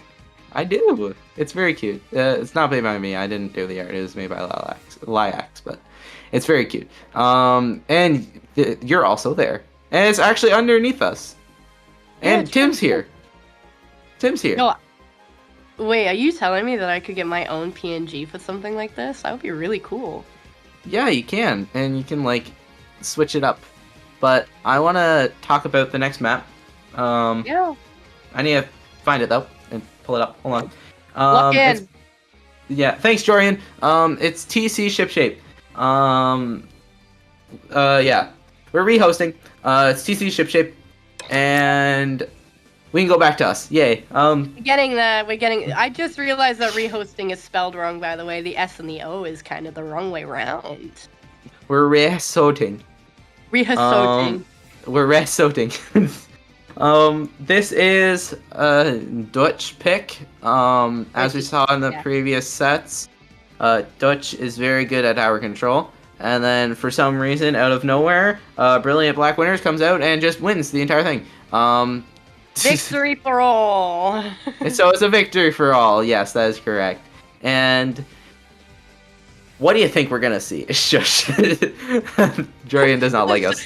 The comment section right now is talking about the spelling error. Jorian, you are getting put on blast right now. You're getting put on blast by the comment section right now. And us. I am putting Just getting rid of it completely. I want to talk about these graphics, by the way. These graphics are really cool. Like, as you saw earlier, the ads were cool. Bro's pressed. Bro is pressed. Holy. You know what, Jorian? We can leave. You can solo commentate. And Just stream. solo commentate, do it. Would you like to do that? Do you like to do that? Silver asked to change his net. Huh? Huh? Again, you can't spell. IPS is gonna rehost. Okay. We're going, bro. We're doing our best. We're doing our best, guys. Please hang tight. We're just having a few difficulties with Nintendo Online right now. So what did Silver do? What did Silver do? Silver asked to rehost, I'm assuming. Silver asked. is gonna oh, Argo just can't spell. Anyway, we're in the lobby now. We're finally in the lobby, guys. We're getting somewhere. Very quick switch over right there. Nintendo is really enjoying this set, and they accidentally kicked the plug on the net. You know what I mean? You know, yeah, you know what happens every now and then. You know, kind of just connection gives up on everything. Yeah, they were getting really hyped, and then they just kicked it out of the outlet. Nintendo is not at fault here, people. Their foot is. Anyway, we're gonna go into TC Shape Cargo & Co. And do you want to see Luna Blaster again? The government name! Are we gonna see Luna Blaster again? Do you want to see Luna Blaster again? Chat, do we want to see Luna Blaster again? We want to see Luna. The question is, do we want to see Luna Blaster again, everyone? Do we want to see Luna Blaster? I want to see Luna Blaster. I want to bet see chat's Luna Blaster. filled. Mars wants to see Luna Blaster. Tim wants to see Luna Blaster. I bet the chat's freaking out right now wanting Luna Blaster. Want it, bro. No? No, Really okay, not. well. I said no. Sure, no. Okay, well, never mind then. Anyway, like that. Game 2. Game 2, guys. Game 2. Game 2. Same comps from last game. Oh, true. We do want Clash, yeah. No, same comps from last game, except Devin's gonna go to that vanilla leader because Kraken's not the best on tower because of that tower knockback. And we see Silver getting an amazing opening pick onto Jovan, actually. Silver playing aggressive onto this left side, trying to get rid of that cooler. Adapt goes down to Metavision there on that squeezer here. Jovan jumping in, unfortunately does go down. It is just Parks left alive here onto this right side. Silver popping Zipcaster here. And Devin's trying to get rid of Parks while the distraction's going on, but Silver unfortunately does go down here. And it looks like Adapt's trying to get another pick, and 2 go down on the side of both teams actually here. Trey's trying to play aggressive to try and get onto that area, does get that pick. 2 jump-ins to Devin here, but they don't see the jump-ins actually, and that is a trade between Trey and IPS. Being said, we do see that Brilliant Black winners right now have the upper hand in terms of, no, they don't actually. I was gonna say, never mind. There is a lot of stuff going on. One person jumping out. We do see that Adapt right now is trying to see if they can get any picks on anybody who's coming up there. Silver trying to work on the Blaster. I believe they did get the trade. 2 people down on the side of Deutsch right now. Strikes coming out, which allows Brilliant Black winners to go to checkpoint right now, which allows them to work on taking lead. That splashdown, the snipe on the sniper, the cancel with the sniper that we do see Jovan right now on tower. They do take the lead. Jovan was off the tower when that lead happened. We do see jumps. 2, 3 people down on the side of Brilliant Black winners right now allows Deutsch right now to get themselves back in. We do see that Silver right now is trying to work on seeing if they can find anybody right now. Yeah, Silver's playing aggressive. They know they have that Zipcaster they can get out when need be, but they do go down to Parks here. Zuka being popped onto Parks, and Parks does go down themselves here. That is 2 down on the side of both teams here, but both teams have cooler respawn, so it doesn't look like it. Adapt playing aggressive onto that tower, gets an amazing pick onto Silver. Direct, and as I was talking, Dutch took the lead back as well. Adapt's playing really, really aggressive, wanting to get them to back off. They want to hold on to that court area. Adapt bottom right, trying to get a pick onto that squeezer. Does not quite get it, popping splashdown to stay alive here. Strikes being popped as well. Silver's playing aggressive onto Parks, does get that pick onto Parks. But as I say that, Adapt's also playing aggressive onto the other team as well. Devin coming out of nowhere getting an amazing pick there, and it looks like Brilliant Black winners is trying to get that lead flip. They do get that lead flip with Jovan holding on with that Brella shield, and they manage to get that jump out as well, as Trace holding on to this left side, does get 1, does get 2, tries to get 3, but Devin puts a stop to that, and that is 2 down on the side of Dutch, and 2 down on the side of Brilliant Black winners. Absolutely, Jovan right now putting strikes in mid right now to really stagger Deutsch right now while they're trying to push the tower. We do see 2 players, the Gal and the Edit, with the Blaster right now, taking people down. The Zap does go down. We do see that Devin also went down to the Brella, I'm pretty sure, which gives Brilliant Black winners a chance right now to get that tower back and rolling right now. With that being said, Silver is looking for people right now. They are doing what they can right now, almost getting Parks killed. We do see, I believe they went down. 2 people down on each side of both teams right now. There's jump-ins in mid right now. We did see that Meta did find them, but did not get the kill. There's a lot going on. They really are just staggering a lot right now due to the specials that are going on from Brilliant Black winners right now. And basically, they have the streamline for taking that lead right there. We do see that 2 players did go down on the tower, and tower has been touched by Deutsch, which means it does go back to mid. Yeah, Dutch manages to win that fight a little bit late, so unfortunately the lead swap goes back to Brilliant Black winners here, but they are not letting up here. Dutch here is trying to push up with those coolers and trying to push up with those zipcasters, but Adapt is saying no and gets 2. Adapted Trey trying to get a pick on the IPS. They do get a pick on the IPS. They have cooler spawns though, so they are back with specials here. Adapt camping that jump. Does not quite get that jump. Jump's allowed to stay alive, but they go down to Trey anyway. And that is 3 down on the side of Dutch here. Adapt popping that splashdown really just wants Metavision out of there and causes a stagger, which is not good when there's only 25 seconds left on the clock, Mars. Did not even realize we were so close to the end of the game right there. There was so much going on that time is just completely running away. With that being said, Devin is looking for people right now. They are getting located by everything right now. Getting the snipe on Trey. Joven having strikes right now, which, oh my lord, there is a lot of people going down right now. Brilliant Black Winners having the control of the tower right now, which gives them the victory of game 2 right there. We did see Silva desperately trying to get in there at the end right there, but unfortunately did run out of time to contest that tower. Yeah, amazing job from both sides there. That was a really fun very fun game to watch. It's best of 5. We're gonna see another game. But that was a very fun game to watch. It was very back and forth. Lead kept getting swapped. Very aggressive plays from both sides. And I want to highlight Devin's snipe onto Trey. That was crazy. Like at the end there, with the Trey having the wall up, and there's a little sliver where Trey could get shot, and Devin found that little sliver, and they were able to get the kill onto Trey. It was just chef's kiss. Like, I don't know what to tell you. Yeah, I really think that Brilliant Black Winners right now is really just trying to take the victory. They forced that bracket reset and they are taking the victory by force right now. They are clutching it with their fists so hard right now. With these clips, you can really see how hard they are working. They are going overtime with what they're up to right now. But with that being said, we are going on to game 3 very shortly, which is Clamblitz Umami Ruins. Once again, we do see Clamblitz Umami Ruins, which will be interesting, to say the least. Not gonna lie with you. I honestly, this map is definitely an interesting one. That's all I can really say about it. Yeah, Clamblitz Umami Ruins. Okay. Can we fire Jorian? Can we fire people? Can us as commentators fire people? I need to know. Can we fire people? Please hold me back. No, I'm just kidding. We are going into game 3. Potentially the set. Potentially the tournament as well. For Brilliant Black Winners.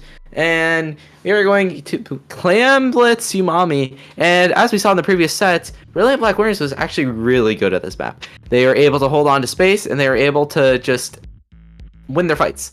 But, as we saw previously, like last time, Dutch was able to retake. They were able to retake, they were able to get points on the board, and they were able to win in like 20 seconds left on the clock and get a KO push.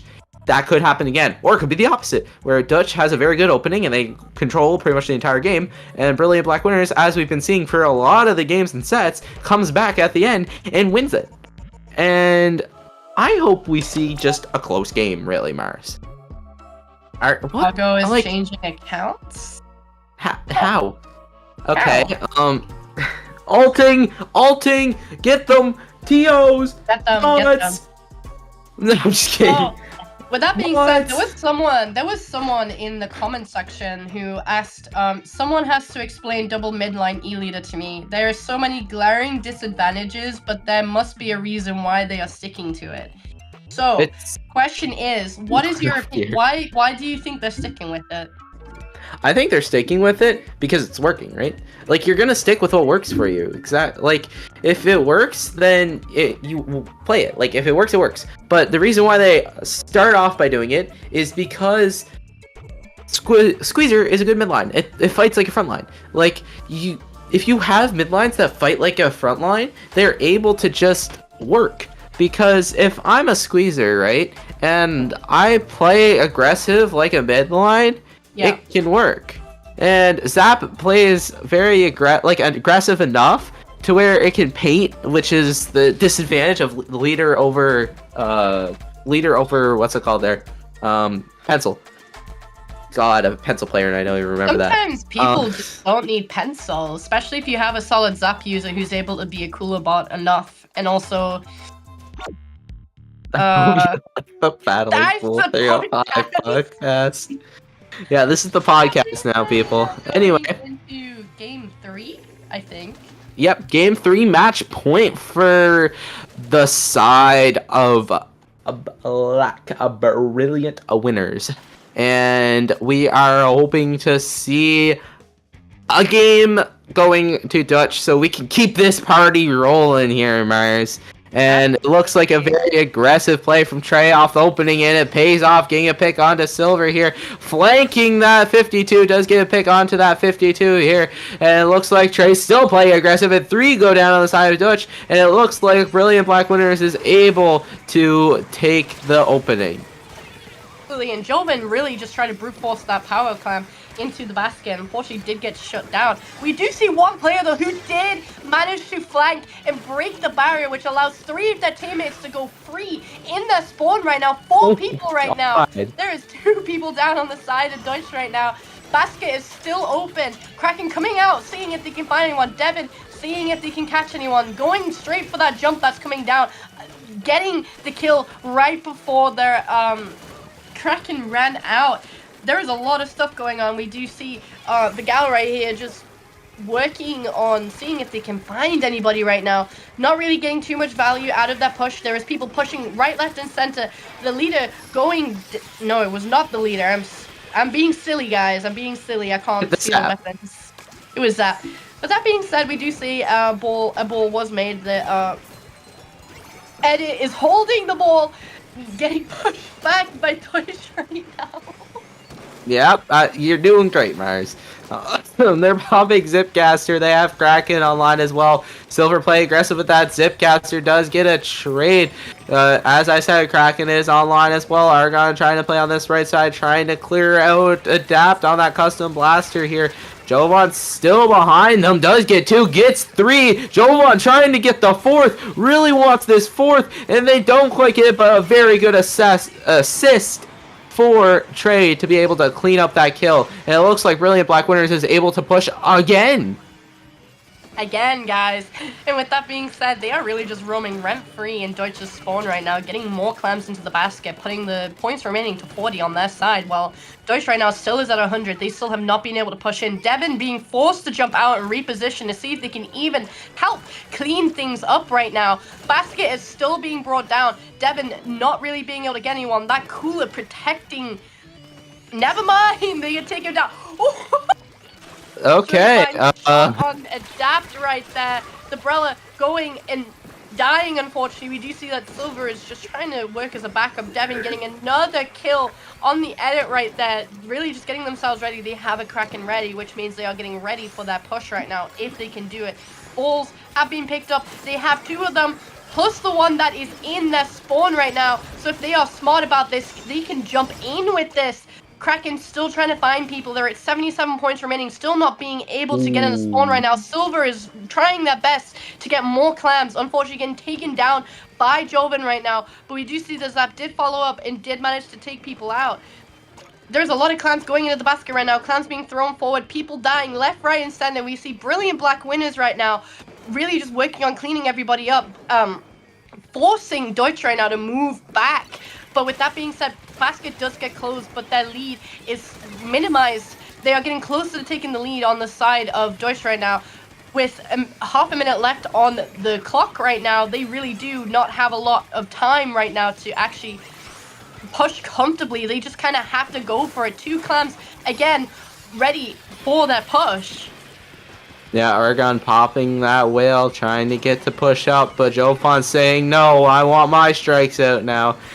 Jovan popping strikes, preventing them to push up off that whale. Cooler being popped as well on the side of the Brilliant Black Winners here. But 2 go down on the side of Brilliant Black Winners as Silver comes with that Zip Caster. Does not quite get much value after that, though. Devin throwing a Power Clam in, popping that Kraken. Does get value. Parks gets a crucial pick onto that 52. Devin gets 2, though. Is just Parks left alive here. And it looks like Dutch is not quite able to get lead there. But Devin's still last alive here. So they're able to hold on to mid, securing a chance for a third and final push with 30 seconds left on the clock. But Adapt and Trey are not allowing that to happen. Adapt playing aggressive, does get 1, does get sniped from Devin here. Trey playing aggressive on that left side. They have Cooler at the ready. Parks does get sniped from Devin. Devin's trying to get another pick onto Jovan, but as I say that, Jovan and Trey are clearing them out here. It is just Devin left alive here, and Silver. They have that Cooler ready, and it looks like there might be someone behind them, but they do clear that out.